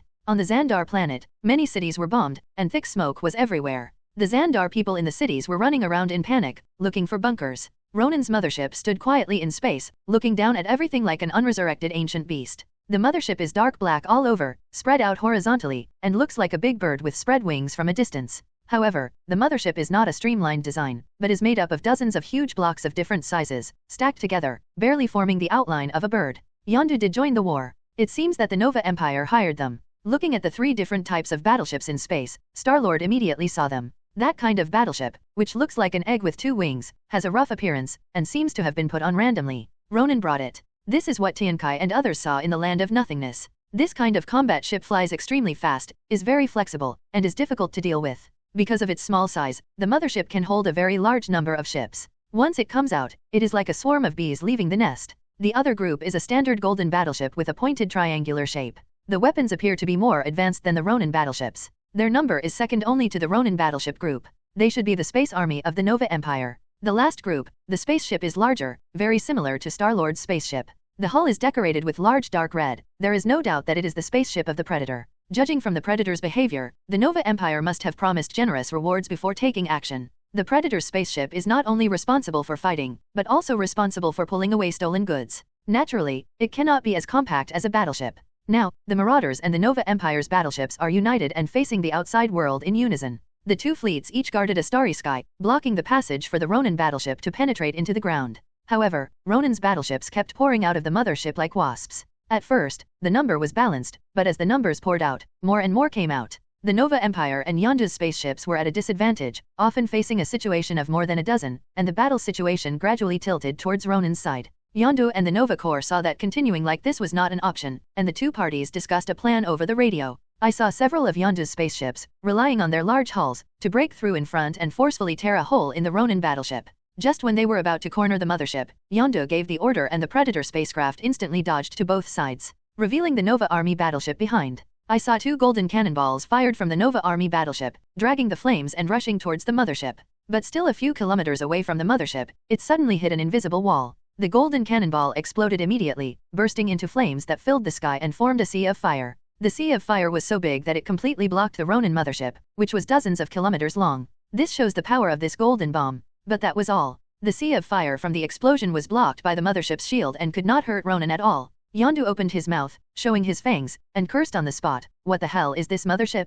How come the protective shield is several kilometers thick? What the hell is this? Seeing the mothership getting closer, the Nova Army and Yondu became a little anxious. The mothership can't be hit, and no one has more battleships. Let's continue like this. When Ronin's mothership crosses the safety boundary, the heavy firepower on the mothership will inevitably be used to fire on the planet. Even if they win by then, it will be a miserable victory, and no one knows how many people will die on Xandar. At this moment, Yondu's spacecraft suddenly received Star-Lord's call. Hey, Yondu, what a coincidence. You kid, what are you doing here at this time? I'm here to make extra money. If you can accept employment from the Nova Empire, so can I. Damn it, I came here to find you, kid, but ended up on a pirate ship. The reward offered by Xinxing is too damn attractive. Then help me connect with the Nova Army and ask them to hire me too. Get out of here. I accepted the employment and cannot break my promise and run away. But you don't have to come to this troubled water. Ronin's mothership is too powerful. I'm afraid my army of marauders will fall here today. Star-Lord said, I think you are driving me away because you are afraid that I will get a piece of the pie. Yondu was so angry that he flew into a rage. Okay, you kid, since you are not afraid of death, I will let you join. With that said, he connected to the Nova Legion call channel. A holographic projection of a middle-aged soldier in a blue uniform appeared on the Star-Lord spaceship. He said, this is Dinarayan Thrall, the commander of the Nova Corps. Are you also a predator? Permission to join, reward and Yondu same. No. Star-Lord shook his head, I don't want to talk to you, you're not high enough. Commander Thrall became angry when he heard this. The plunderers are really greedy. Seeing that Xandar is in trouble, they want to take the opportunity to blackmail me? Yondu was already so angry that he yelled, Kid Quill, you really want money rather than life. If I had known that Ronin's mothership was so perverted, I wouldn't have paid him any money. Thrall suppressed his anger and said, I am the highest commander on the battlefield. On the battlefield, my authority is even higher than that of the female supreme. There is nothing I can't discuss. Star-Lord said, if I can ask a god to help me, can you be the master? The communication channel suddenly went silent. Even Yondu, who has always been lawless, lowered his voice and said, where did your kid know the gods? Is he willing to pay attention to you? Don't worry, Yondu, he and I are friends. Yondu seriously doubted that Star-Lord wanted to cheat the Nova Empire out of the fire and then run away immediately during the war. Otherwise, after raising him for nearly 30 years, I have never heard of him having any friends, let alone gods. But Commander Thrall's reaction was completely different. Sarong said, is this the one who appeared in Kellen prison? Yes. How is his strength? You know, there are strong and weak gods. Like Loki, although the Hulk cannot be killed and can survive in space, it is absolutely impossible to stop a mothership. Star-Lord said, he is the prince of the gods. Hiss. Thrall and Yondu both gasped. Apart from being shocked, some couldn't believe it. Yondu said, Quill, are you lying to us? The prince of the gods, can you come and help us fight? The prince of the god clan, regardless of his strength, at least he represents the majesty of the clan. If it is peacetime, as long as you stand on the negotiating table, the other party will be 3 points short. Like Asgard, personal combat power seems insignificant in the face of the cosmic scale, but the foundation of the kingdom of God is not just personal force. Just a rainbow bridge has frightened many civilizations. If other civilizations want to destroy a planet, they have to be like Ronin, break through layers of defenses, and drive a mothership close enough to use heavy firepower. Otherwise, the Kree civilization and the Nova Empire would not have fought for so many years without a winner. Even Thanos, who has dedicated his life to destroying half of all life in the universe, has not found any effective weapons. Before collecting the Infinity Stones, he had done it himself, killing one planet after another. The Rainbow Bridge, on the other hand, directly ignores the distance of time and space and can directly bombard the planet from countless light years away, making it impossible to defend against it. This kind of artifact can only be created by a divine race. A technological race, I can't even think about it. At this time of war, although one god cannot be expected to scare Ronan away, it is definitely a help that cannot be ignored. Star-Lord said, I've wasted a few minutes chatting with you. You can think about it slowly whether you want to ask him to take action or not. Anyway, I'm not in a hurry. Soon, the image of the new Stargirl Supreme appeared on Star-Lord's screen. Mr. Star-Lord, the situation is urgent at this time. I will keep the story short. If that God Prince can help my Nova Empire, our empire can give him 500 billion star coins or items of equal value as a reward, and at the same time, give him a life planet in the ruling star field. In addition, as a middleman, as long as the war is won, you can get an introduction fee of 10% of the god's reward. Wow. This time it was Star-Lord, Raccoon Rocket and others' turn to be restless.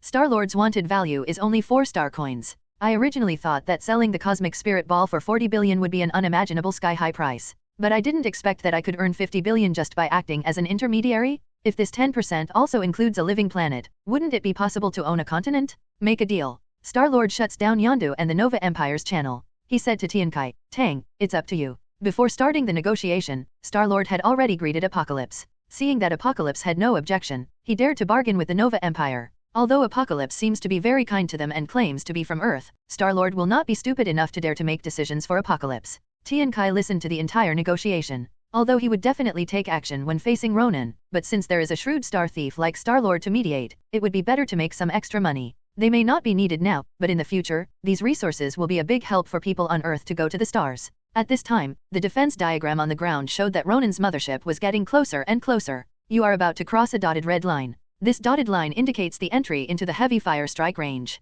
By then, because the distance is too close, the planet's defense network will not have time to respond and will not be able to effectively intercept all artillery fire. With the power of Ronan's mothership, one shot would not be much weaker than a nuclear bomb. Every missed shell means the destruction of a city. Ronan, on his side, has actually been testing Xandar's defense network for a long time. Every time it advances a certain distance, a heavy artillery shell is fired. The shell's composition was unknown, but its rays of light were like a setting sun, pressing down toward the ground. Before that, they had all been intercepted by defensive firepower in space and on the ground, and seas of fire exploded in space. Of course, the Nova Empire also continued to fight back, but Ronan's protective shield was too abnormal and was blocked several kilometers away. Now, Ronan is getting closer and closer to Xandar. This is an extremely dangerous distance for both sides. Although the Nova Empire faced the danger of city destruction, Ronan also entered the attack range of the ground fort. When all the firepower is concentrated on the attack, his protective shield may not be able to withstand it, and both sides will suffer in the end. At this time, Ronan's mothership arrived at the red dotted line and tentatively fired a sunset light bomb.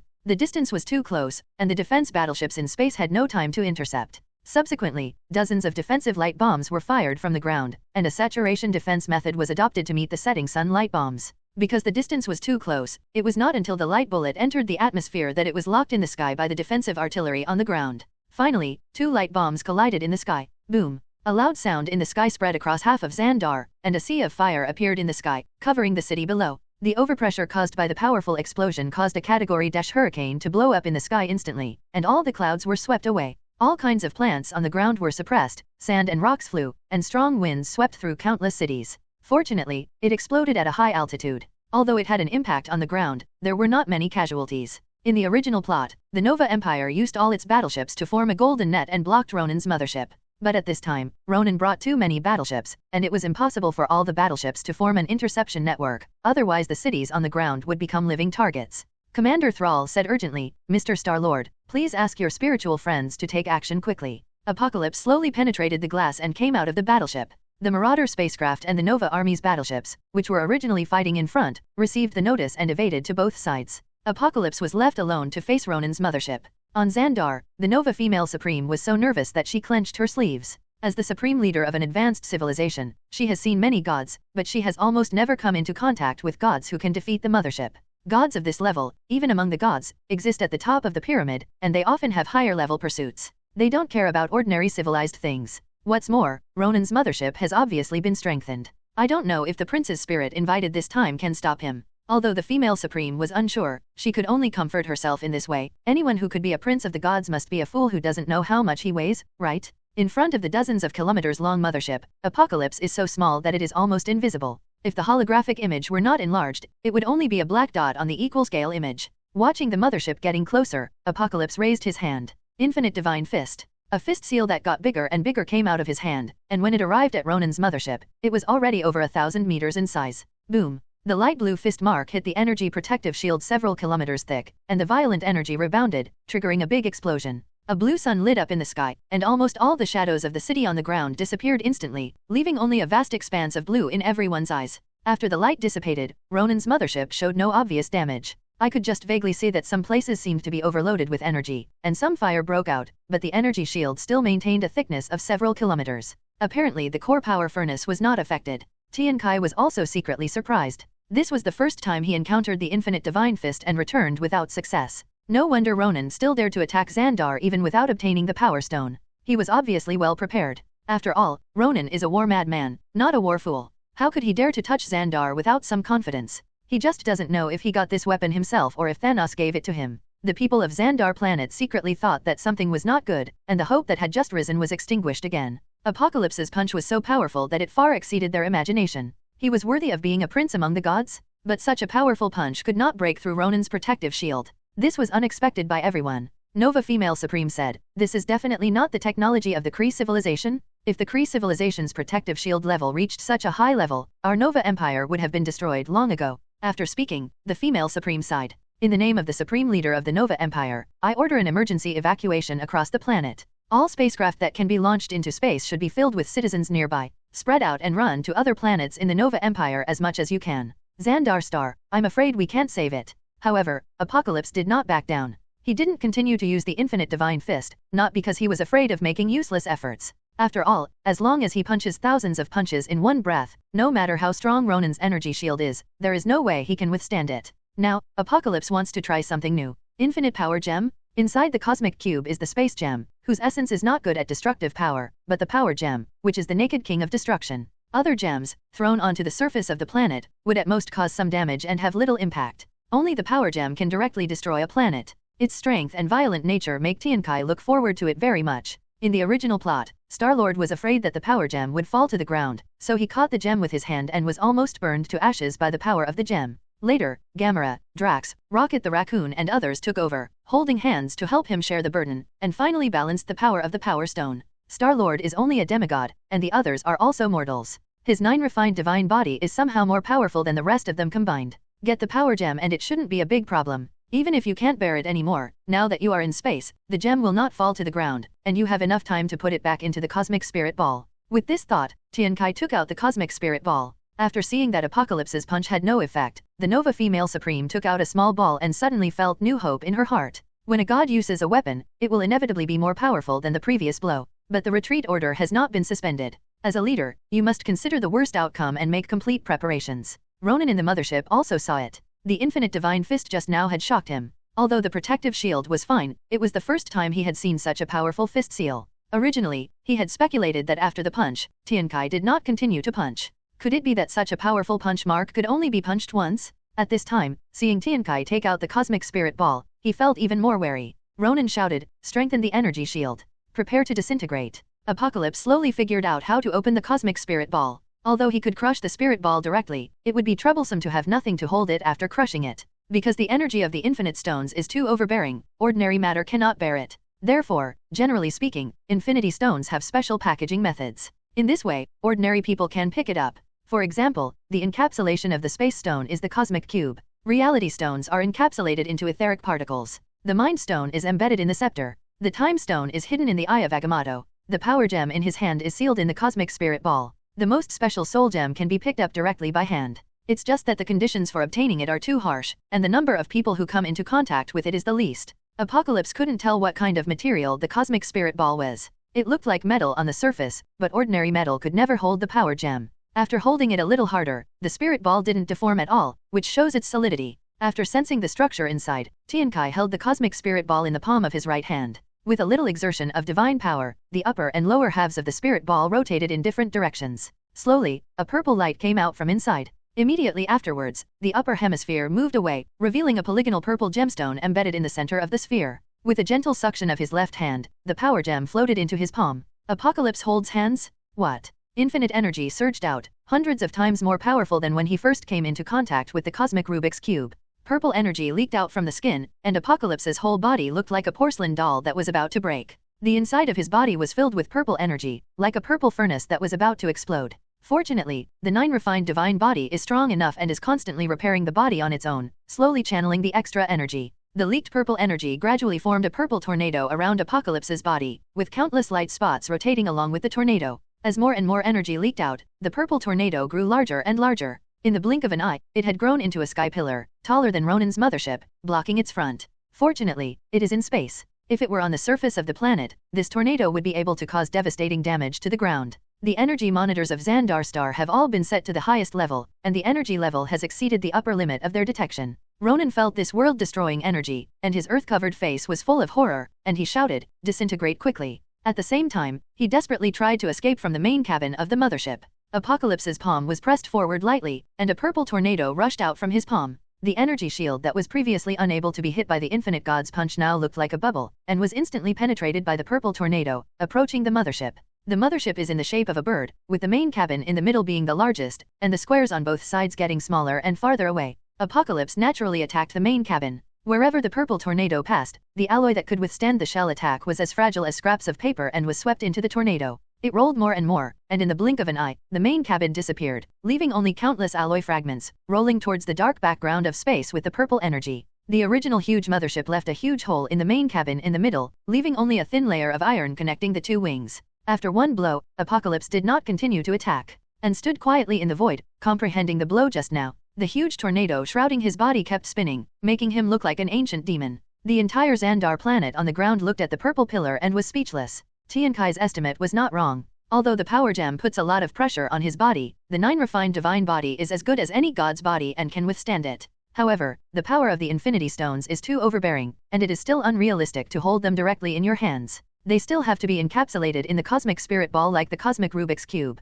On Xandar, the female supreme believes that the overall situation has been decided. He took a deep breath and recovered from the shock. After thinking for a while, he asked the minister next to him, "Is the remuneration we give a bit low?" The previous quotations were only given by Nova Female Supreme based on the ordinary gods she had seen in the past. Originally, she had already raised it a lot based on the current war emergency. But the strength Tiankai showed was too terrifying, and she suddenly seemed a little petty. A minister next to the female supreme, dressed in elegant and noble clothes, said, "Supreme, I guess this god won't care too much about the star coins. But I can give it more thought to the planet. If I can make this person like me and live in the star domain of my Nova Empire all year round, then the Kree civilization will also have to stay away." The female supreme's eyes lit up. This was a good idea. Although the Kree civilization has an armistice agreement with the Nova Empire, it is based on a balance of power. Once the Kree civilization makes a technological breakthrough one day, I am afraid that the fire of war will reignite. Just like this time, Ronan's protective shield technology is obviously more than one level better than that of the Nova Empire. I just don't know how much it costs.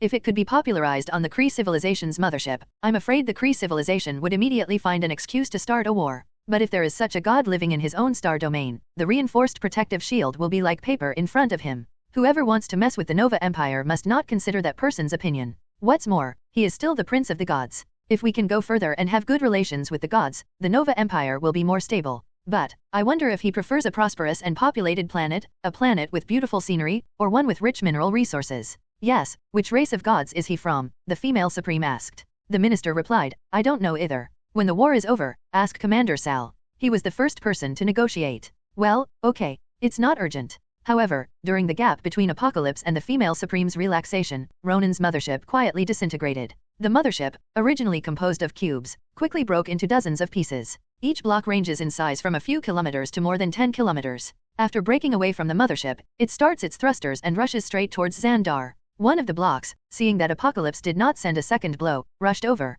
I don't know if it was Ronan commanding or the people inside the spaceship cube were trying. Maybe this god could only deliver the blow just now, and his body may have been injured at this time. Since he doesn't move or attack, you have to give it a try and maybe you'll get a big deal. However, Apocalypse soon proved him wrong. The pillar-like tornado that enveloped Apocalypse suddenly broke away from Apocalypse and enveloped the spaceship cube. Like a millstone, slowly grinded into powder. This is why Tiankai is so anxious to stop and realize that kind of inspiration is fleeting. The results are obvious. Now I can initially control the energy of the power stone. Suddenly, Tiankai's heart palpitated. Intuitive warning? Tiankai hurriedly wrapped himself in a divine shield. I saw that the spaceship cube suddenly exploded when it was about to reach the center. A jet-black energy surged out from the core of the spacecraft cube, covering the entire universe with a radius of hundreds of kilometers. Looking up from the Xandar star, it looks like a black cloth covering the sky. In the universe, there are loud sounds but few sounds. In the middle of this dark explosion energy, there is always a yellow light of divine power shining. No matter how the dark energy attacks, it remains unmoved.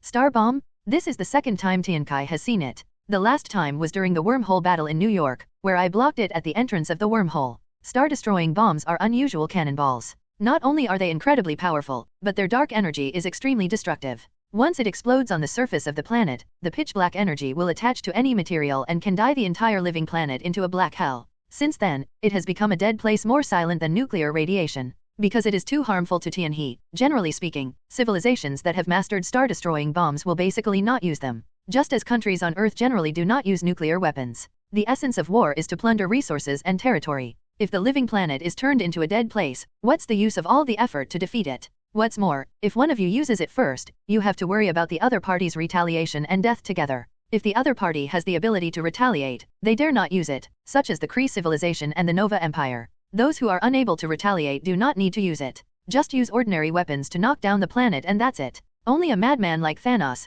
whose destiny is to kill people, would use this weapon unscrupulously. Last time, he gave one to the Kirita army. Now, I don't know how many more pills were given to Ronan. With Ronan's character, he definitely wouldn't want just one. Oops. Apocalypse saw the spacecraft divided into dozens of cubes, which had already rushed into the atmosphere. The violent air friction ignited a fire on the surface of the spacecraft, like dozens of huge fireballs, hitting the surface of the planet. Apocalypse fired another tornado of power gems, destroying the nearest block. Sure enough, at the moment of destruction, another star bomb exploded. The already stormy sky of Xandar Star was stained with a layer of ink. At this time, the female supreme on the ground also saw this scene and hurriedly issued an order. In the remaining dozens of squares, no ground fort dared to attack them, and they were allowed to land on the ground, distributed across the various continents of Xandar. The power systems of several spaceship blocks were damaged and they directly hit the land when landing. Suddenly, like a magnitude-earthquake, the ground cracked, and the shock wave kicked up dust all over the sky, sucking nearby cities into a yellow dust storm. Fortunately, the star-destroying bomb above did not explode, which is a blessing in misfortune.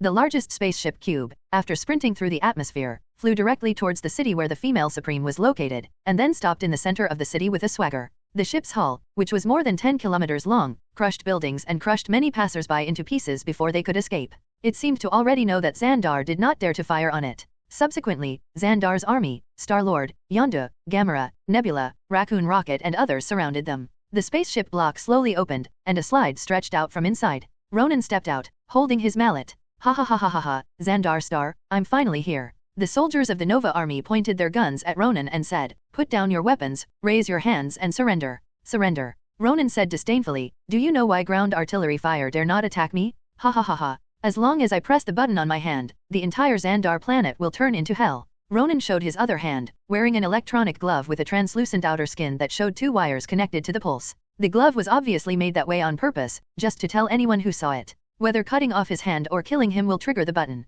The female supreme of Xandar and Commander Thrall saw this. Strict orders were immediately issued prohibiting ordinary soldiers from taking any action. Seeing this scene, Ronan began to become arrogant. Although he was not afraid of death, He did not want to die inexplicably at the hands of a soldier. At least, he had to wait until he finished his villain declaration speech before he died willingly. Ha ha ha ha ha ha, look at you, you have worked hard for so long and it's not all in vain. Now I finally get what I wanted, to avenge my father and grandfather. People of Xandar, today will be your end. On behalf of the Kree civilization, I will judge Xandar for its actions over the past millennium and make it disappear into ashes. The god you invited is indeed very powerful, but I want to know if he can prevent dozens of star bombs from exploding at the same time. Ha ha ha ha ha ha. Seeing a circle of weapons pointing at him, Ronan didn't take it seriously at all, until Apocalypse landed from outer space and flew here. A trace of fear flashed in Ronan's eyes, and he shouted from a distance, I don't care who you are, if you dare to come close to the -meter radius around me, I will immediately detonate the star bomb. Let's see how many people you can save. Apocalypse had to stop.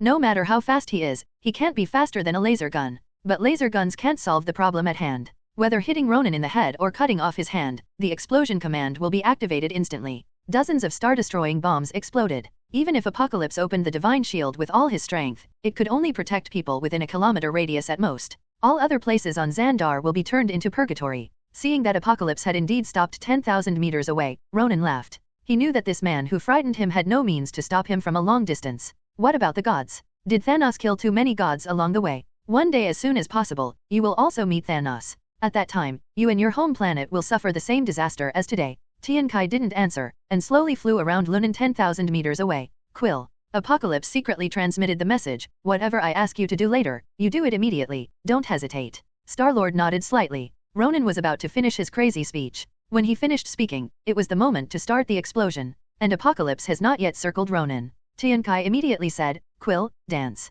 What? Star-Lord's brain suddenly went crazy. If the person who spoke was not Apocalypse, he would have cursed loudly. Now in this tense time, you ask me to dance? Don't think, jump. Star-Lord didn't have time to think too much and blurted out the classic song Come and Get Your Love that he was most familiar with. Hey, what's the matter with the hourhead? Yeah. Then the body began to twist to the rhythm. I was a little uncomfortable at first. After singing a few words, I quickly entered a state of self-excitement. However, without the coordination of music, and Star-Lord's limited singing and dancing talents, there is no beauty in it when viewed horizontally or vertically. No wonder in Avengers 4, War Machine wants to knock him out with a stick, it really makes him want to hit him. The people around him looked weird, and they even forgot to be afraid. Everyone really can't understand why Star-Lord suddenly fell ill at this time. Hey Gamera, come dance with us. Gamera's head was shaking like a rattle. At this moment, she wished that she had never known Star-Lord. She was so embarrassed. If she had to die once, she would rather die under a star bomb. Yondu, my old friend, join me in the dance. Hey. Yondu blew the whistle arrow and said, how dare you fucking call me one more time, I'll pierce your ass first. Rocket. Roll. Although the invitees were cold-shouldered by Star-Lord, they succeeded in attracting Ronan's attention. Apocalypse, this is reverse thinking using the divine timeline. Since Ronan died in Star-Lord's dance in the original timeline. So, Ming Xingjia's dancing and Ronan's taste must have something in common, or they have similar odors. Ronan felt that Star-Lord's dance was weird and unattractive, but he couldn't look away. I originally planned to press the detonation button after the speech, but now I have forgotten it. What are you doing? Ronan said angrily. Isn't it obvious? I'm singing and dancing. Yeah hiya, komianjit your love. Ronan was stunned. I mean, why are you dancing? Before you die, liven up the atmosphere so that your death will not be so embarrassing. How about you join in? Anyway, if you press the button, you will die together. Hee. Ronan looked cold and disdainful on the surface, but he hesitated in his heart. I wonder if I should do something meaningful to commemorate myself before I die? Normal people can't bear to face it, but now there are two abnormal people. When Star-Lord insists on dancing, Drax and Groot join in. Three people who couldn't dance at all were so twisted that they couldn't bear to watch under Star-Lord's completely musicless singing voice. Gamera put her hands on her face, so crazy that she wanted to gouge out her eyes. Xingyun said, Sister, I don't want to kill Ronan now, but I want to kill the three dancing people. Gamera nodded, if we can survive, I will help you kill them. After dancing for a while, Star-Lord remembered that he still had a Walkman. So, unplug the headphones and press the play button. A stream of beautiful music flowed from Star-Lord's waist. Although the speaker of the Walkman was not loud, it was still more beautiful than his humming. Finally, some Xandarians who thought they were destined to die also jumped up. Ronan's brain couldn't wrap his head around it. Aren't you facing the end of the world? Are you about to die at my hands? Why are you so happy all of a sudden? Even the female Supreme and other officials far away in the War Supervision Hall are ready to make a move. Do they want to go crazy before death?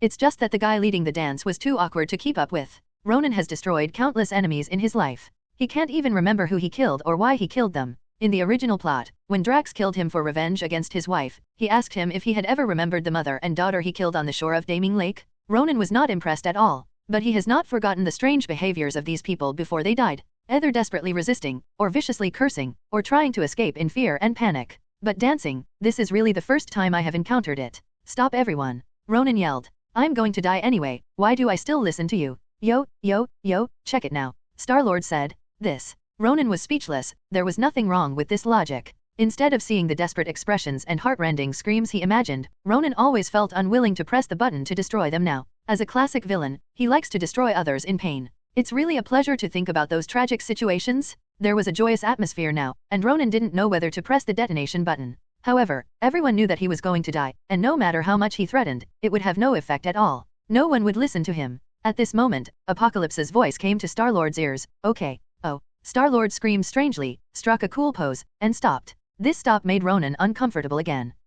Why don't you dance? A smile appeared on Star-Lord's lips. You idiot, I'm distracting you and delaying your time. Since Apocalypse informed him that it was okay, Star-Lord was naturally relieved. Although I can't imagine how Apocalypse can prevent dozens of star-destroying bombs from exploding at the same time. But he is a god, so he always has a way. Ronan was furious and finally pressed the button with a click. The dance of the people around them stopped suddenly and they closed their eyes in despair. But, nothing happened. Ronan put his hands in the sky, making a cool gesture of embracing death. After waiting for a while, there was no movement, and he suddenly felt a little embarrassed. I had to press it a few times angrily, but still no response. But he saw Apocalypse approaching quickly from a distance. Ronan was scared back a few steps unconsciously. Hey, Dawn, you're finally here. I was exhausted just now, Star-Lord shouted. Commander Thrall of Xandar asked, this, Tang Spirit. Just call me Mr. Tang. Yes, Mr. Tang. Has the star bomb been destroyed? No, I just temporarily blocked the signal of the explosion. I saw countless armies outside, divided into dozens of groups, attacking each spaceship block. This was sent by Tiankai to the female Supreme and asked her to order the arrangements. When the spaceship cubes form a mothership, they can shrink into a super strong protective cover, and Xandar cannot do anything to them. Now that it has landed on the ground, it has been divided into dozens of pieces. Facing the local army of Xandar Star, it has no power to fight back. Not long after, dozens of golden battleships flew towards space carrying a pitch-black sphere. Everyone's hearts were clenched, fearing that they would explode halfway. Fortunately, all the bombs rose into space and disappeared from people's sight. After all the star-destroying bombs were dealt with, the female Supreme sent the aircraft to fly here. When it reached a distance of nearly -meters, it hit an invisible wall and the aircraft flipped down from the air. Fortunately, it was just a ceremonial aircraft. It flew slowly and not high, so the crew was not seriously injured. The courier climbed out of the aircraft, regardless of his own injuries, and desperately gestured toward the inside. Dawn, what did you do? Tiankai said calmly, in order to prevent the signal from being transmitted, I cut off the space with a radius of -meters. What? Everyone couldn't believe it. During the short dance just now, he cut off a -meter wide space by himself, and it's still silent? The people present are either citizens of advanced civilizations or predators who travel across the stars and often travel through wormholes. Naturally, they can understand the concept of cutting space. But that belongs to the category of high-energy weapons, which attack the opponent by tearing apart space. It was unheard of to be able to cut a -meter space like a piece of tofu without causing any impact on the surrounding area. There are already people on the edge, trying to touch the outside. But I found that it was like two worlds so close together. Even when light comes in, it has a strange refraction arc like air entering water. With a radius of -meters, an oval-shaped space egg can be seen through the refraction of light. It has been so long since he got the cosmic Rubik's Cube that Apocalypse has never put down his research. And manipulating space is the specialty of space gems. Apocalypse still remembers that before Thanos got the Space Stone, he still had to travel by spaceship. Later, he obtained the Space Gem, which allowed him to open a wormhole and jump from one planet to another in an instant. At the end of Avengers 3, after Thanos snapped his fingers, Thor struck him in the chest with his storm axe. Thanos had just finished snapping his fingers, his body was overwhelmed and he didn't want to get entangled. He immediately opened a wormhole, disappeared from Thor, and returned to his retired garden planet. This magical effect is comparable to the Rainbow Bridge. Although I can't be as exaggerated as Thanos, he can travel to major planets at any time. But the functions that space gems are good at, such as space cutting, have still been learned. Now that Ronan was threatening him, he suddenly decided to cut a -meter wide space, which really took a lot of effort. Fortunately, Star-Lord lived up to his expectations and delayed enough time. The detonation signal is a radio wave, and the speed is the speed of light. Apocalypse is not powerful enough to prevent the emission of radio waves. Common signal jammers, no matter how strong they are, can only interfere but cannot provide absolute shielding. What's more, in the current emergency, Xandar planet has no time to deploy the machine. But space cutting is different. The transmission of radio waves does not require wires or air, but it does require space. If the entire space is cut open, nothing can escape, including the explosion signal. In fact, Tiankai is also betting. For a killer weapon like the star bomb, there is no second controller except Ronan. Just like the nuclear weapons on Earth, the soldiers guarding them cannot detonate them. Otherwise, any mistake by a soldier or an impulsive act by someone with bad intentions will have devastating consequences. In the same way, it was naturally impossible for Ronan to hand over control of the dozens of star-destroying bombs on the mothership. Under his strong rule, it was inevitable that he would have one or two disgruntled soldiers. As long as one of them can take control, I am afraid that the mothership will be blown up by one's own people before the Xandar star is captured. Judging from the results, Tiankai made the right bet. Who are you? There is no one like you on Xandar. Ronan was completely desperate and roared hysterically. He bet his own life and borrowed super energy shield technology and star-destroying bombs from Thanos, vowing to destroy Xandar. Unexpectedly, it still failed. What's even more hateful is that as long as I press the button as soon as I hit the ground, even the gods in front of me can't stop it. Why did I give a death speech? It was just a speech. Why do you have to look at other people dancing and miss the best opportunity? But that guy dances so ugly. Ronan hated himself, hated Star-Lord, and even more hated Apocalypse, the mysterious and powerful man. Tiankai said calmly, I am from the Earth. Ronan's eyes suddenly widened. Who are you? Firth. Firth is the name Captain Marvel briefly used when he was living in the Kree civilization during his amnesia. After awakening, he naturally stopped using this name and returned to his real name of Carol Danvers. But Ronan still habitually calls Captain Marvel by his Kree name. In fact, more than 20 years ago, in the plot of Captain Marvel, Ronan tried to destroy the Earth. He chased the Skrulls to Earth in a battleship. In space, several spacecraft launched dozens of heavy bombs towards the Earth at the same time. Fortunately, Captain Marvel was fully awakened at this time, and forcefully pushed a heavy bomb dozens of times larger than himself to fly back, destroying other bombs. Not only that, Captain Marvel also penetrates a spaceship from beginning to end in the most ironclad way. There is no other meaning here, it means literally. Then he flew to Ronan's spaceship to demonstrate. Although Ronan tried to remain calm at that time, but in front of him was Captain Marvel, who was glowing with golden light. In the background was the exploding spaceship. The corners of his eyes were twitching uncontrollably. Maybe Captain Marvel still wants to have a trace of Kree civilization, allowing him to jump through space and escape safely. Before leaving, Ronan said harshly, I will come back. But until he was defeated and eliminated by Star-Lord Gaia, he never came to Earth again. Even when Loki borrowed the Kirita army from Thanos to invade the Earth, Ronan was not seen participating. It can be seen from this that Captain Marvel has cast a huge shadow on him, and that feeling of fear still cannot be eliminated after more than 20 years. Firth is just the name you Kree people imposed on her. Apocalypse said, her real name is Carol. Other than being from the same Earth, she and I don't know each other, and we haven't even met in person. Impossible. Ronan yelled, how is it possible that on Earth's backward, fringe planet, two powerful men at the god level can appear at the same time? Our Kree civilization is so great, but it has always been limited to the current territory. This kind of strong man should come from our Kree civilization. Tiankai said coldly, don't you have a supreme wisdom? It is your god. With it, how can it be possible to allow the Kree civilization to give birth to new gods? Ronan was stunned and said, you also know the supreme wisdom. The Supreme Intelligence is an artificial intelligence of the Kree civilization. In the original plot of the movie, it has no concrete form. Even in the consciousness space of Supreme Wisdom, what everyone sees is the projection of the person they most want to see. For example, what Captain Marvel saw was his old boss Dr. Wendy Lawson. In the comic book universe, the Supreme Intelligence is a big head dozens of meters tall. No matter what form it is, it doesn't really matter. Because its essence is just a super artificial intelligence. Letting an artificial intelligence lead the human world is inherently ridiculous.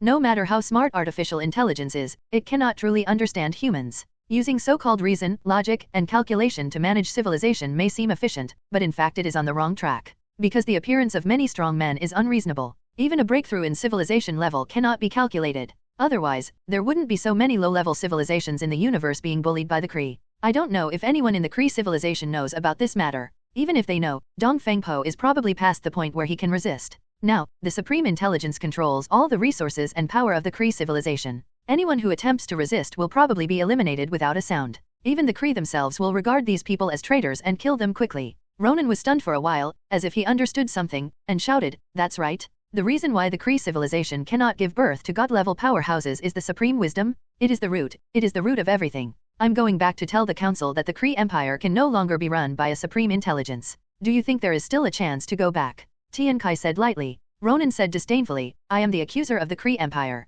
The Empire will definitely take me back through diplomacy. I think you misunderstood, I'm talking about your life. After saying that, Tiankai stopped talking. He tapped his finger forward, and a burst of purple energy hit Ronan. Ronan trembled all over, then stood still, his eyes full of unwillingness and reluctance to let go of this world. Immediately, the whole body felt like a piece of broken porcelain, slowly cracking, and the last piece turned into fly ash and disappeared without a trace. More than 20 years ago, Captain Marvel let Ronan go because of his affection for Carrie and because he had no idea of Ronan's cruelty. During this period, no one knows how many lives were lost at his hands. Now, Apocalypse will not give Ronan another chance. According to the practice of the advanced civilization of the Nova Empire, arrest first and then trial. No matter what the verdict is in the end, it is very likely that Ronan will be able to escape, or that the Kree civilization will have enough time to react and intervene. Instead of doing this, it's better to go to the end of the villain's life and end his life completely. Anyway, by taking action on Xandar, he had already offended Thanos openly and secretly offended the Kree civilization, so he didn't care about the extra debt.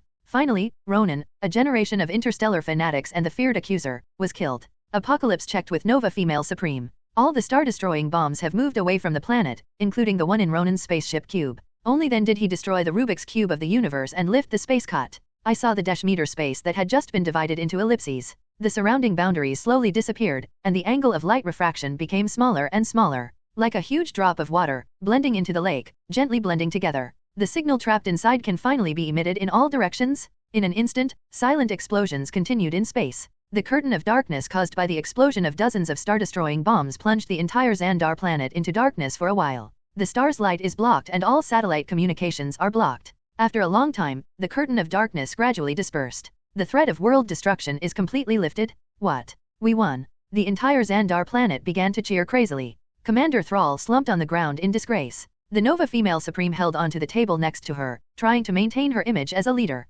As Xandar people, they are most worried and painful about this disaster, because all the people who died are their own people. This is something that Star-Lord, Yondu and others cannot understand. It is precisely because of this that the gratitude of the Xandarians to Apocalypse, Star-Lord, and others is even more unparalleled. Many Xandar people picked flowers and green grass from the nearby green belt, weaved garlands and floral decorations on the spot, and respectfully put them on these foreign heroes. Even the two red-skinned maids came off the Nebula spaceship. Everyone also regards them as one of the heroes this time, and their bodies are covered with various garlands. On the contrary, it was Tiankai, because his strength was too high and his majesty was too great, no one dared to approach him for a while. The Xandarians held flowers and surrounded him a few meters away. In this war, Apocalypse not only participated in the battle as a god, but also displayed terrifying strength that the Xandarians had never heard of. At the last moment, Xandar was saved in an incredible way. His prestige at this time was far above that of the new Star Female Supreme, and did not belong to the world. Every move, every smile, and every eye is filled with great majesty. Xandar was afraid that his reckless behavior would offend the god of salvation, so he naturally did not dare to hang garlands on him rashly.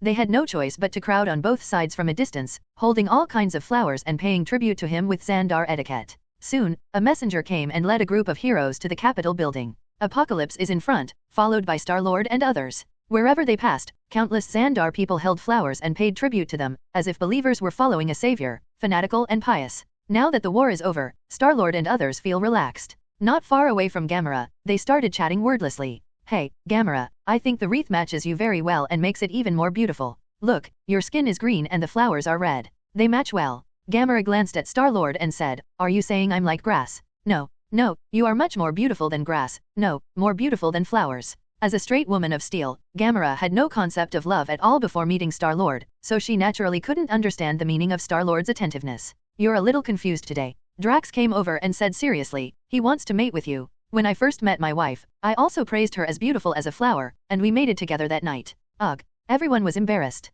Hey, why are you talking? Star-Lord said dissatisfied. Drax was confused and said, don't you want to mate with her?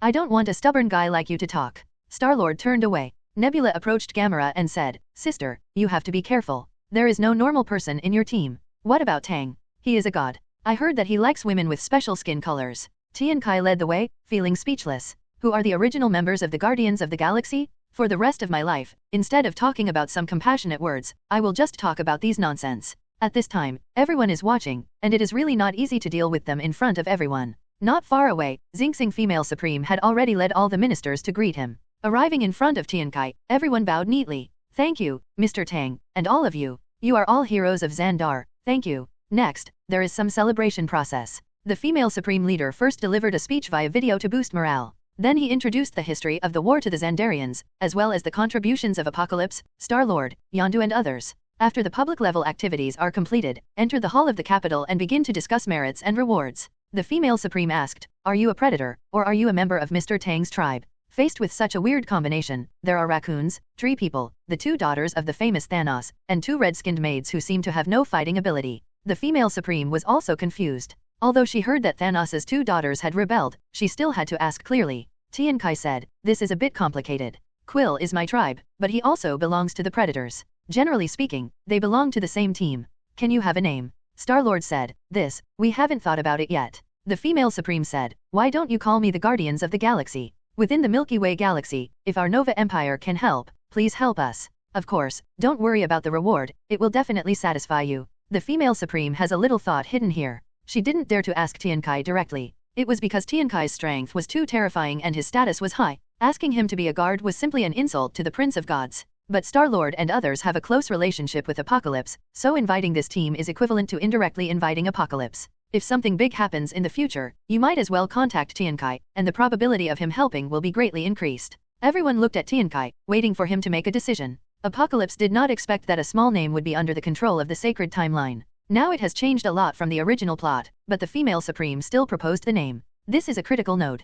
If I veto this name, there will be no Guardians of the Galaxy in the future. I wonder what impact this change will have on the sacred timeline? However, Apocalypse didn't think too much, nodded and said, "This name is very good, it will definitely be heard throughout the galaxy in the future." Everyone was delighted and applauded. The name Guardians of the Galaxy has been officially confirmed. With Apocalypse's approval, it will be difficult for him to ignore anything that happens to the Guardians of the Galaxy in the future. When the female Supreme and the minister were discussing how to distribute star coins to Star-Lord and others, the red-skinned maid bravely said, "Supreme, I don't want the star coins, can I make a request?" "What's your name?" "My name is Karina, from the Matinee tribe." "Well, what do you want to ask for?" Karina said, "My tribe and I have little strength and a low status in the universe. I would like to ask the Supreme to accept us and become a tribe of the Nova Empire." At this time, a minister next to him approached the female Supreme and explained in a low voice the situation of Karina's tribe. It turns out that the Matinee tribe that Karina belongs to is gentle by nature, has little strength, and is not technologically advanced. However, the female tribesmen are generally more beautiful.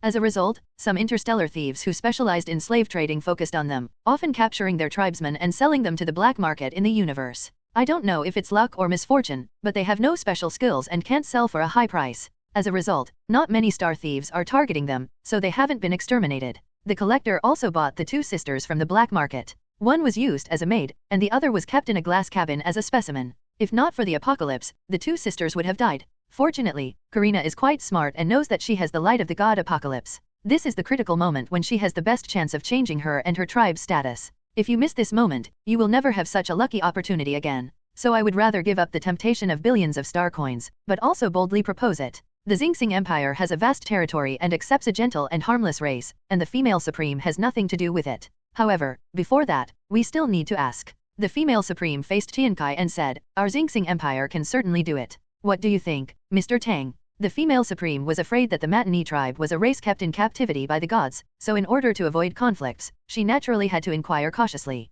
Of course it would be best for them to be protected by the Nova Empire. "I have no objection." The two sisters Karina hurriedly knelt on the ground, bowed deeply to Tian Kai, and then bowed to the female Supreme. With the promise of Apocalypse and the protection of the Nova Empire, from now on, their people no longer have to worry about interstellar thieves slaughtering and plundering their people at will. In fact, because they took credit for saving Shandar this time and had a relationship with Apocalypse, their racial status was higher than that of many other ordinary races in the Nova Empire. It is estimated that the Matinee people did not expect that the two abducted sisters did nothing but followed a god in a circle, and inexplicably completed a racial class jump that was elusive for countless galactic races. Since then, among the Matinee tribe, there has been a god worthy of worship. Finally, there is the reward of the Apocalypse. There is nothing wrong with the star coins, and Apocalypse doesn't care about the number of star coins. However, the Gift of Life planet will be useful in the future, so he still needs to consider it. The female Supreme asked, "Mr. Tang, I don't know what kind of living planet you want. Among all living planets, each has its own focus. There are prosperous trade stars, resource stars with rich minerals, and tourist stars with beautiful but remote environments." Tian Kai thought for a while and said, "Resource star. However, some of my people may move here in the future, and I want to take a look at the planet parameters. The reason why we need a resource planet is that Apocalypse considers that in the future, when people on Earth go to the stars, what they need most will naturally be various resources. With resources, you can use it as a base to develop into the universe. As for planet parameters, they refer to gravity, temperature, gas content, and even star parameters, etc. Apocalypse needs to try to find a planet that is close to the Earth. When the time comes, the people from Earth who have immigrated will not have to adapt too hard. The Nova Empire has a vast territory, and the female Supreme has screened dozens of planets for Apocalypse to choose from. In the end, Tian Kai picked a slightly remote resource star. In this regard, the female supreme minister and other ministers did not mean any physical pain, but felt that they had made a profit. As long as the tribesmen of the god in front of them live within their own territory, the Kree civilization must consider his views if they want to start a war again. It is equivalent to exchanging a living planet for the protection of a top god. This deal is as cost-effective as you want. By the way, Supreme, can Xing Xing's technology be able to move a planet the size of the moon? The female Supreme said, of course you can. Some natural planets in star systems are sometimes too far or too close to the sun, resulting in temperatures that are unsuitable for human habitation. We will all use planetary engines to move its position and adjust its trajectory to create the most suitable living environment. I wonder, Mr. Tang, are you trying to move some planet? The one you just picked has already been moved. If your tribe needs it, we can adjust it according to your requirements. Tian Kai said, the resource star is already very good and there is no need to adjust it. I am talking about the land of nothingness. Tuan gave me his void land, and I want to move it to the orbit of the resource star to serve as the moon. The female supreme leader and the ministers looked at each other. Is the collector so generous? Even in the eyes of an advanced civilization like the Nova Empire, collectors are not something to be trifled with. But when I think of Tian Kai's strength, I feel relieved. Mr. Tang, the planet is huge and moves too slowly. It's okay to adjust the orbit. It would take too long to move an extremely long distance. If Mr. Tang needs resources from the void land, it would be more economical to mine them on site and then transport them out using a transport spacecraft.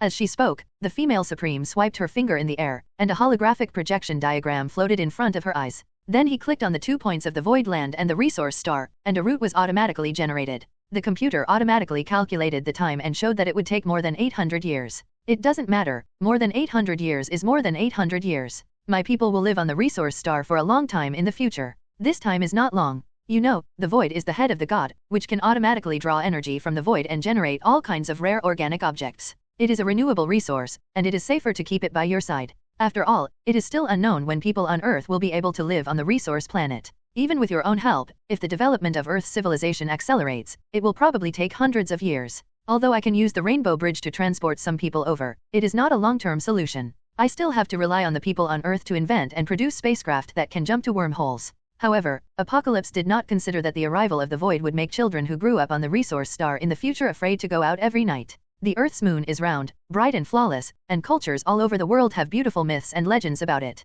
The moon of the resource star is a ferocious head. At night, the 2 dark holes in the eyes look at the resource star continent. Who is not afraid of those who are timid? What's more, it's hard for parents to explain the origin of this head to their children. Do we need to tell children about the game of beheading each other between gods at the age when they are listening to fairy tales? The female supreme had nothing to do with it and nodded in agreement. Although it was a bit troublesome, I couldn't help but feel happy when I heard that Tian Kai's tribe would live here for a long time. Compared to getting the favor of a god, moving a planet is nothing. It is nothing more than a few planetary engines. After discussing Apocalypse's reward, the female supreme looked at Star-Lord and said, by the way, Mr. Star-Lord, your dance just now was really a stroke of genius, full of magic power. It saved our Xandar planet in times of crisis. I wonder where you learned it from. Ahem. Star-Lord was a little embarrassed.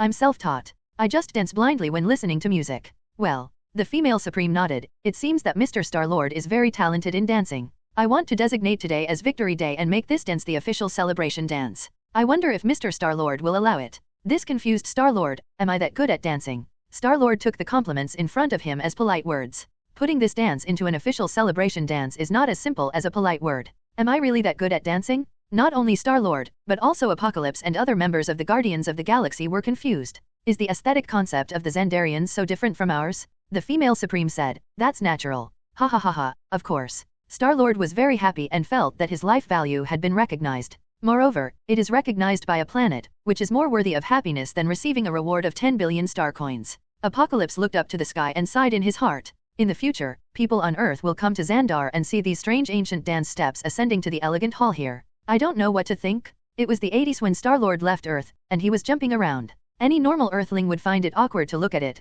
especially a war machine. By the way, I just heard Mr. Tang say that you are a member of his tribe. Are you also a member of the Divine Tribe? Me. Star-Lord was stunned for a moment. He and I are of the same race, but I am an ordinary person, not a god. Oh. The female supreme and others were confused and couldn't figure it out, so they looked at Tian Kai. The same race of gods, even if they are not god-level powerhouses, are still gods with divinity. Like the Asgardians, they naturally have a lifespan of thousands of years and can be called gods. Tian Kai said lightly, the reason is a little twisty. Generally speaking, Quill is not an ordinary person. His father is a god. Hiss. Everyone sucked in a breath of cold air. God, that is a higher level existence than ordinary gods. Among the gods, there is a huge difference in strength and weakness, and there are weaklings like Loki. There are also powerful ones like Odin and Apocalypse who are at the heaven-defying level. But gods, in the name of heaven, any one of them is extremely powerful. In the land of nothingness, that nameless god's head is so miraculous that it can still absorb the energy of the universe to generate matter after being chopped off for who knows how long. If no one interferes, at least it will evolve into a living planet, or at worst, it may even resurrect into another god.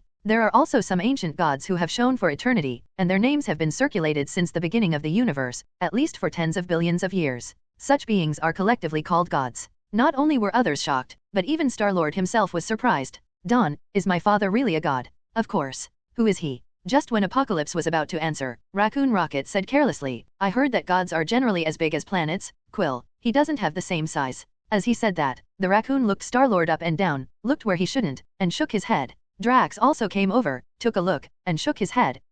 I can't tell. Even Nebula, who was always cold, patted Gamera on the shoulder and said, Sister, you are happy. Others in the hall, including the female Supreme and various ministers, while trying to remain polite, glanced at certain parts of Star-Lord's body intentionally or unintentionally. Although they are advanced civilizations and can come into contact with some gods, they have never come into contact with gods. Strictly speaking, gods are just advanced versions of humans. As for the gods, they have completely different forms, and many of them even have no humanoid shape at all. For example, the body of Star-Lord's father, Ego, is a cosmic brain. The face of the supreme Elitham of the celestial god group looks like the 6 tubes in Mahjong, so he is nicknamed the 6 Tong Tianzan. Two creatures of different forms naturally rarely interact with each other. It's normal for everyone to be curious, but this curiosity was completely distorted by the raccoon. Ahem. Tian Kai broke the embarrassment and said, This is a long story, and it involves Quill's privacy. I need to discuss it with him in private before I can decide whether I can tell you. If it was a beautiful story about mutual love, there would be no need for Tian Kai to hide it deliberately.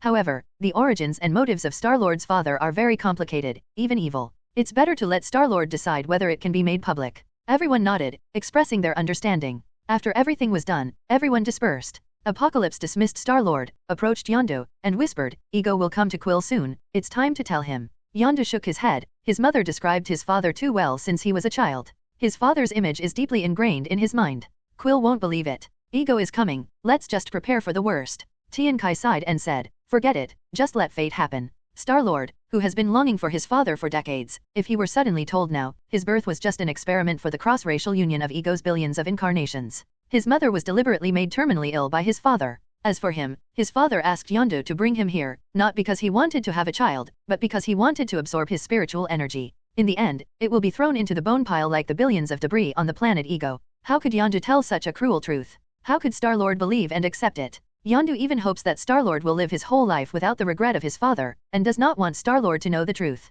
Since Yondu doesn't say anything, Apocalypse himself doesn't want to be this evil person anymore, so just let nature take its course. I think when Ego appears, he won't take Star-Lord's life as soon as they meet. There will be a lot of room for maneuver by then. In the days that followed, Apocalypse had a good time on Xandar and got to know the style of this advanced civilization. The members of the Guardians of the Galaxy have just received a huge reward, so naturally they want to indulge themselves. However, the whole process was embarrassing to the rest of the Guardians of the Galaxy. Because of Star-Lord's awkward dance, he successfully held Ronan back and became the greatest hero second only to Apocalypse. Coupled with the official promotion of the female Supreme, countless Xandar stars have choreographed his dance steps into an alternative dance style. Then it is paired with different music, which is a bit similar to the prank videos of ghosts and animals on Earth. For a time, it became popular throughout Xandar. The Guardians of the Galaxy really can't accept this style. Only Star-Lord enjoys it and guides others from time to time. Anyway, it's embarrassing no matter what. This Xandar star can no longer stay. The other members of the Guardians of the Galaxy strongly requested to take on the mission and go on adventures, which made Star-Lord reluctant to leave. However, far away in another starry sky in the universe, a tall purple figure sat on a throne. Looking at the holographic image of Tian Kai's battle, his big purple face wrinkled slightly. Needless to say, this person is none other than Thanos. He has become more powerful. He will definitely be a strong resistance to our sacred mission in the future. The plan is about to change. Ebony Throat asked from the side, Do you want to bring back Gamera and Nebula? No need. Thanos said, Nebula can collect intelligence for us, just leave her there. Nebula knew what kind of sensing device Thanos had installed on him, so he didn't dare drink the golden potion. She originally thought it was just some positioning device, but she never expected that her mechanical eyes would secretly transmit the images back to Thanos without her knowledge. In Avengers 4, Nebula traveled back in time and space from the future. It was because of this bug that Thanos obtained information about the Avengers' time travel. Finally, they came after him through the quantum tunnel. Although Thanos knew that Apocalypse was on Xandar, he was not as impulsive as Ronan and killed him directly. The fact that he has been able to control the universe for so many years, with the mission of destroying half of all life in the universe, does not rely on the courage of an ordinary man.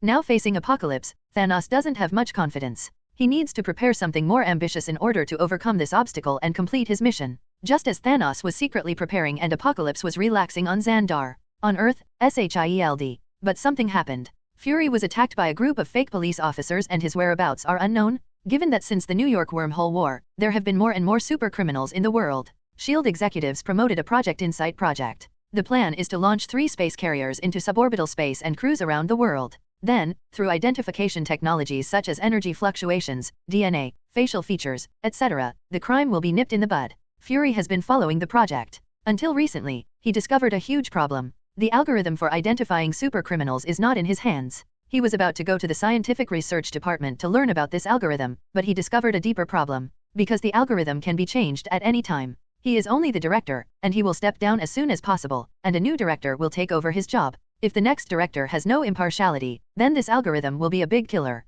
The algorithm can be changed at any time to target specific groups of people. For example, eliminate political opponents. Not to mention being infiltrated by enemies, hacked, and other nasty means. Therefore, Director Fury applied to Minister Pierce to delay the Insight project. Pierce didn't ask why and readily approved, seeming to trust Fury. He also made a small request to Fury, saying that Fury should invite Iron Man to attend his niece's birthday party to give him some face. The two talked and laughed and ended the meeting. But Fury didn't expect that it was his application that made Pierce murderous. Leaving SHIELD, on the way home. While waiting for the traffic light, there was surprisingly little traffic around and the intersection was surprisingly quiet. Years of being an agent have made Fury wary. But before he could react, several cars hit his car from 4 directions, front, rear, left and right, holding him firmly in place. Then, dozens of armed men in police uniforms came out from all around and fired at his black car. Bullet marks instantly covered the car body. Fortunately, his car has been enhanced and modified, so bullet attacks are ineffective. The armed men who attacked seemed to have already thought that it was not that simple.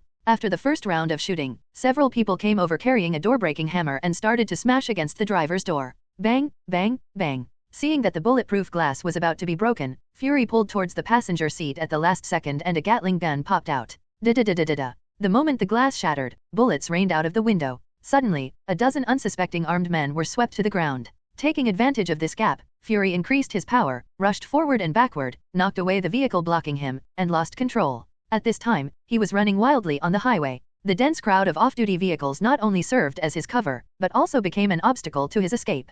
Along the way, countless civilian vehicles were attacked. Fury made a call in the car. "Hill, I'm being attacked right now. Come to New York right away. Don't go to S.H.I.E.L.D., it's no longer safe. Come to me directly." Yes. Hill was on the phone, and without asking a single word, he immediately set off for New York in a dashing manner. In the original plot, Fury only called Agent Hill, because he had already noticed that there were many Hydra personnel lurking inside, and the only one he could truly trust was Hill. But now, because of Tiankai, there is one more person he trusts. "Natasha, where are you? I'm in New York. Come get me. I'm under heavy firepower from dozens of armed men disguised as police. I'm on the High Line." After speaking, press the GPS button on the phone to share the location with Black Widow. In the original plot, Fury didn't really trust Black Widow, because the origins of Black Widow are too complicated, and she has always had the tendency to be a double agent. It's hard to say for sure if she has anything to do with Hydra. At a critical moment of life and death, Fury dared not risk his life on a double agent. It was not until Captain America and Black Widow passed through many obstacles and fought against Hydra lurking in SHIELD that they passed Fury's test.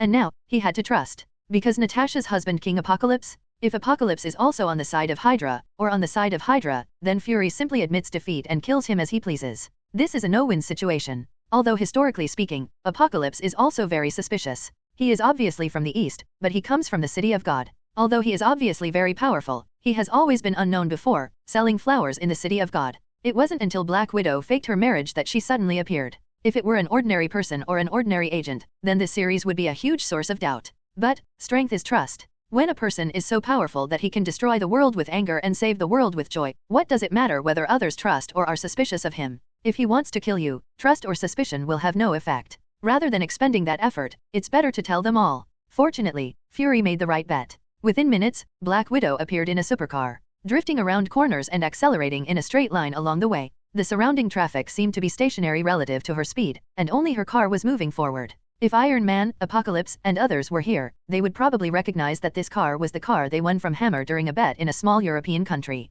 Because it was sent by Apocalypse, Black Widow is usually reluctant to drive out on missions. After all, at the end of each mission, few cars remain intact. The situation was urgent at this time, so Black Widow had to drive over as quickly as possible. Fury was overjoyed when he saw Black Widow appear, thinking that his life might be saved now. Suddenly, a masked man with long hair and a silver mechanical arm in his left hand appeared in front of him, standing in the middle of the road. Facing Fury's speeding dash, he did not dodge or dodge, and threw a discus bomb at Fury from a distance. The discus bomb slid a certain distance on the ground and landed exactly on the roof of Fury's car. With a clang sound, it was sucked into the chassis. Fury sighed helplessly, "Fuck." Then, with a loud boom, the black giant was blown to the ground. Fortunately, the chassis has also been strengthened and was not blown through, otherwise Fury would have to give an account now. The Silver Hand Warrior rushed over and pulled the car door with his mechanical hand. The reinforced car door that needed to be broken with a door-breaking hammer was torn off by force. Fury was dizzy from the shockwave of the bomb at this time. He saw the Silver Hand Warriors close in front of him and secretly thought that it was not good.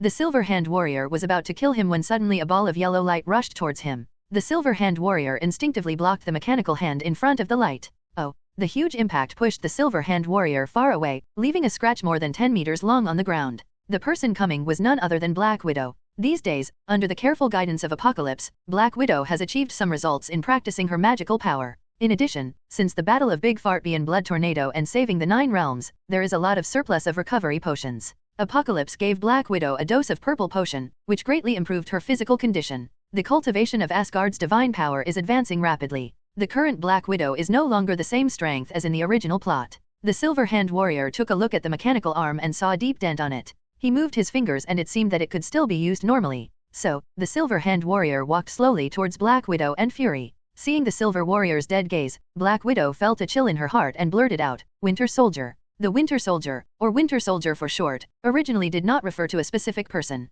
Instead, they are a group of super soldiers transformed by the X-Department of the former fighting nation Empire. Not only have their bodies been transformed, but their brains have also been emptied, and they can only accept specific instructions to do things. It's just that the X-Department later disappeared into the long river of history with the disintegration of the Empire of the fighting nation, and a group of Winter Soldiers that had not yet been fully transformed were also frozen and sealed. But Hydra lurking within the fighting nation took over the legacy left by Department X, including the Winter Soldier in front of him, Bucky Barnes. Bucky was originally from World War II and was Captain America's life and death friend. Still a skinny rookie in the captaincy, Bucky has become an officer. Later, after the captain was injected with serum and became the current captain of the United States, the two went through life and death together and performed various tasks. During the last mission to snipe Hydra, Bucky was hit by Hydra's energy gun, fell off the ice cliff from the train, and disappeared. Everyone thought he was dead. Unexpectedly, he was found by Hydra people and found that his body was very suitable for transformation. Since then, he has become one of the Winter Soldiers. Due to too many defects in the transformation process of other Winter Soldiers, they were either unusable or died in the execution of missions.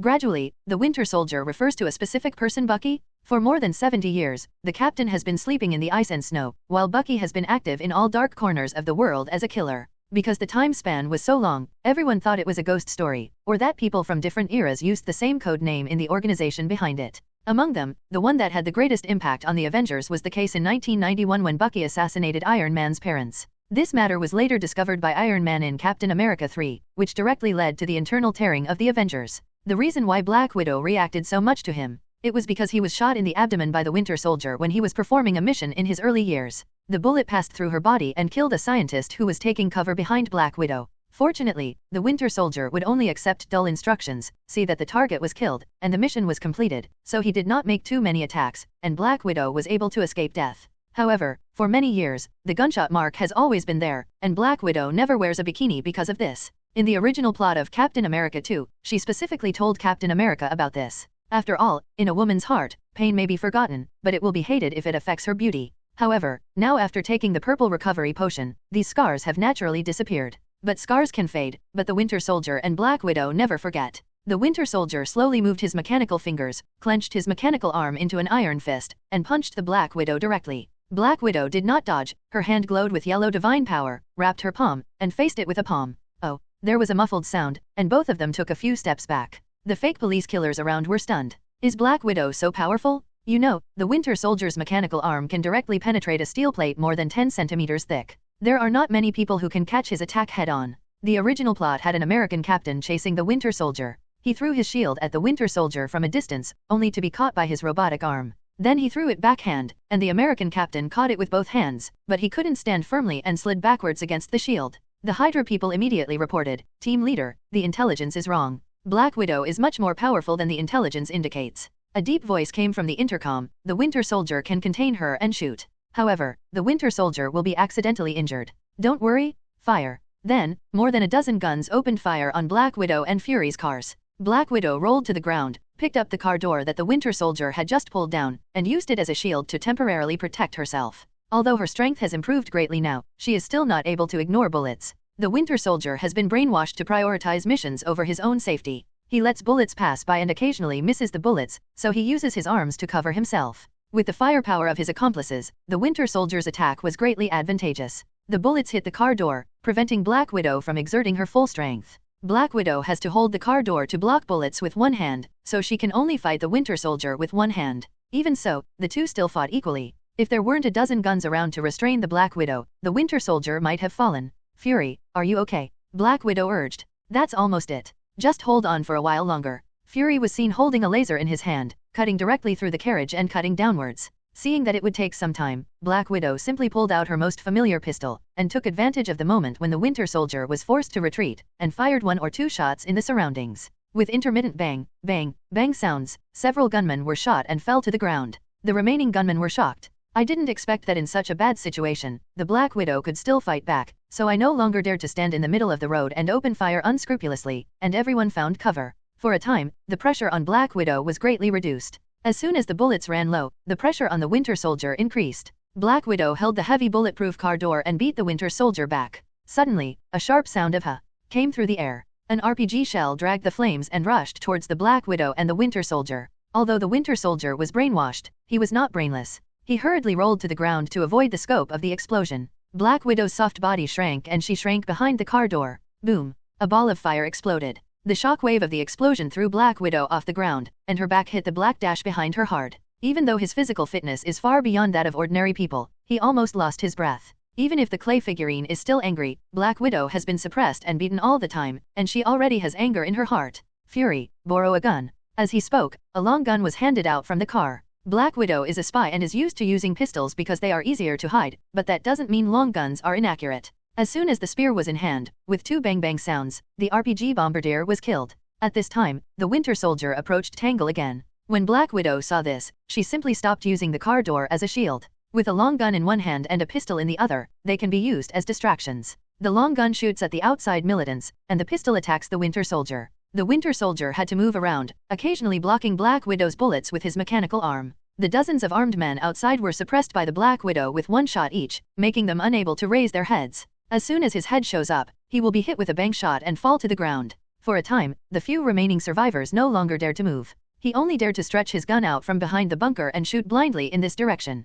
Black Widow can simply ignore such a threat. The bullets in the pistol quickly ran out, and Black Widow threw the pistol at the Winter Soldier. Taking advantage of the moment when the Winter Soldier dodged, he accumulated yellow divine power in his hand, screamed, and slashed at the Winter Soldier's neck with his hand knife. Black Widow's hands look delicate, but the Winter Soldier looks like she's facing a powerful enemy. He hurriedly raised his mechanical arm to protect his neck. Zhang! The physical hand and the mechanical arm collided, but it was like 2 pieces of metal colliding, making a loud sound. A large piece of the Winter Soldier's mechanical arm sank, and Black Widow could already hear an obvious knocking sound, and it became sluggish. Without the help of the mechanical arm, the threat of the Winter Soldier is greatly reduced. Black Widow was about to take the opportunity to kill her when she saw a dozen armed vehicles approaching from a distance.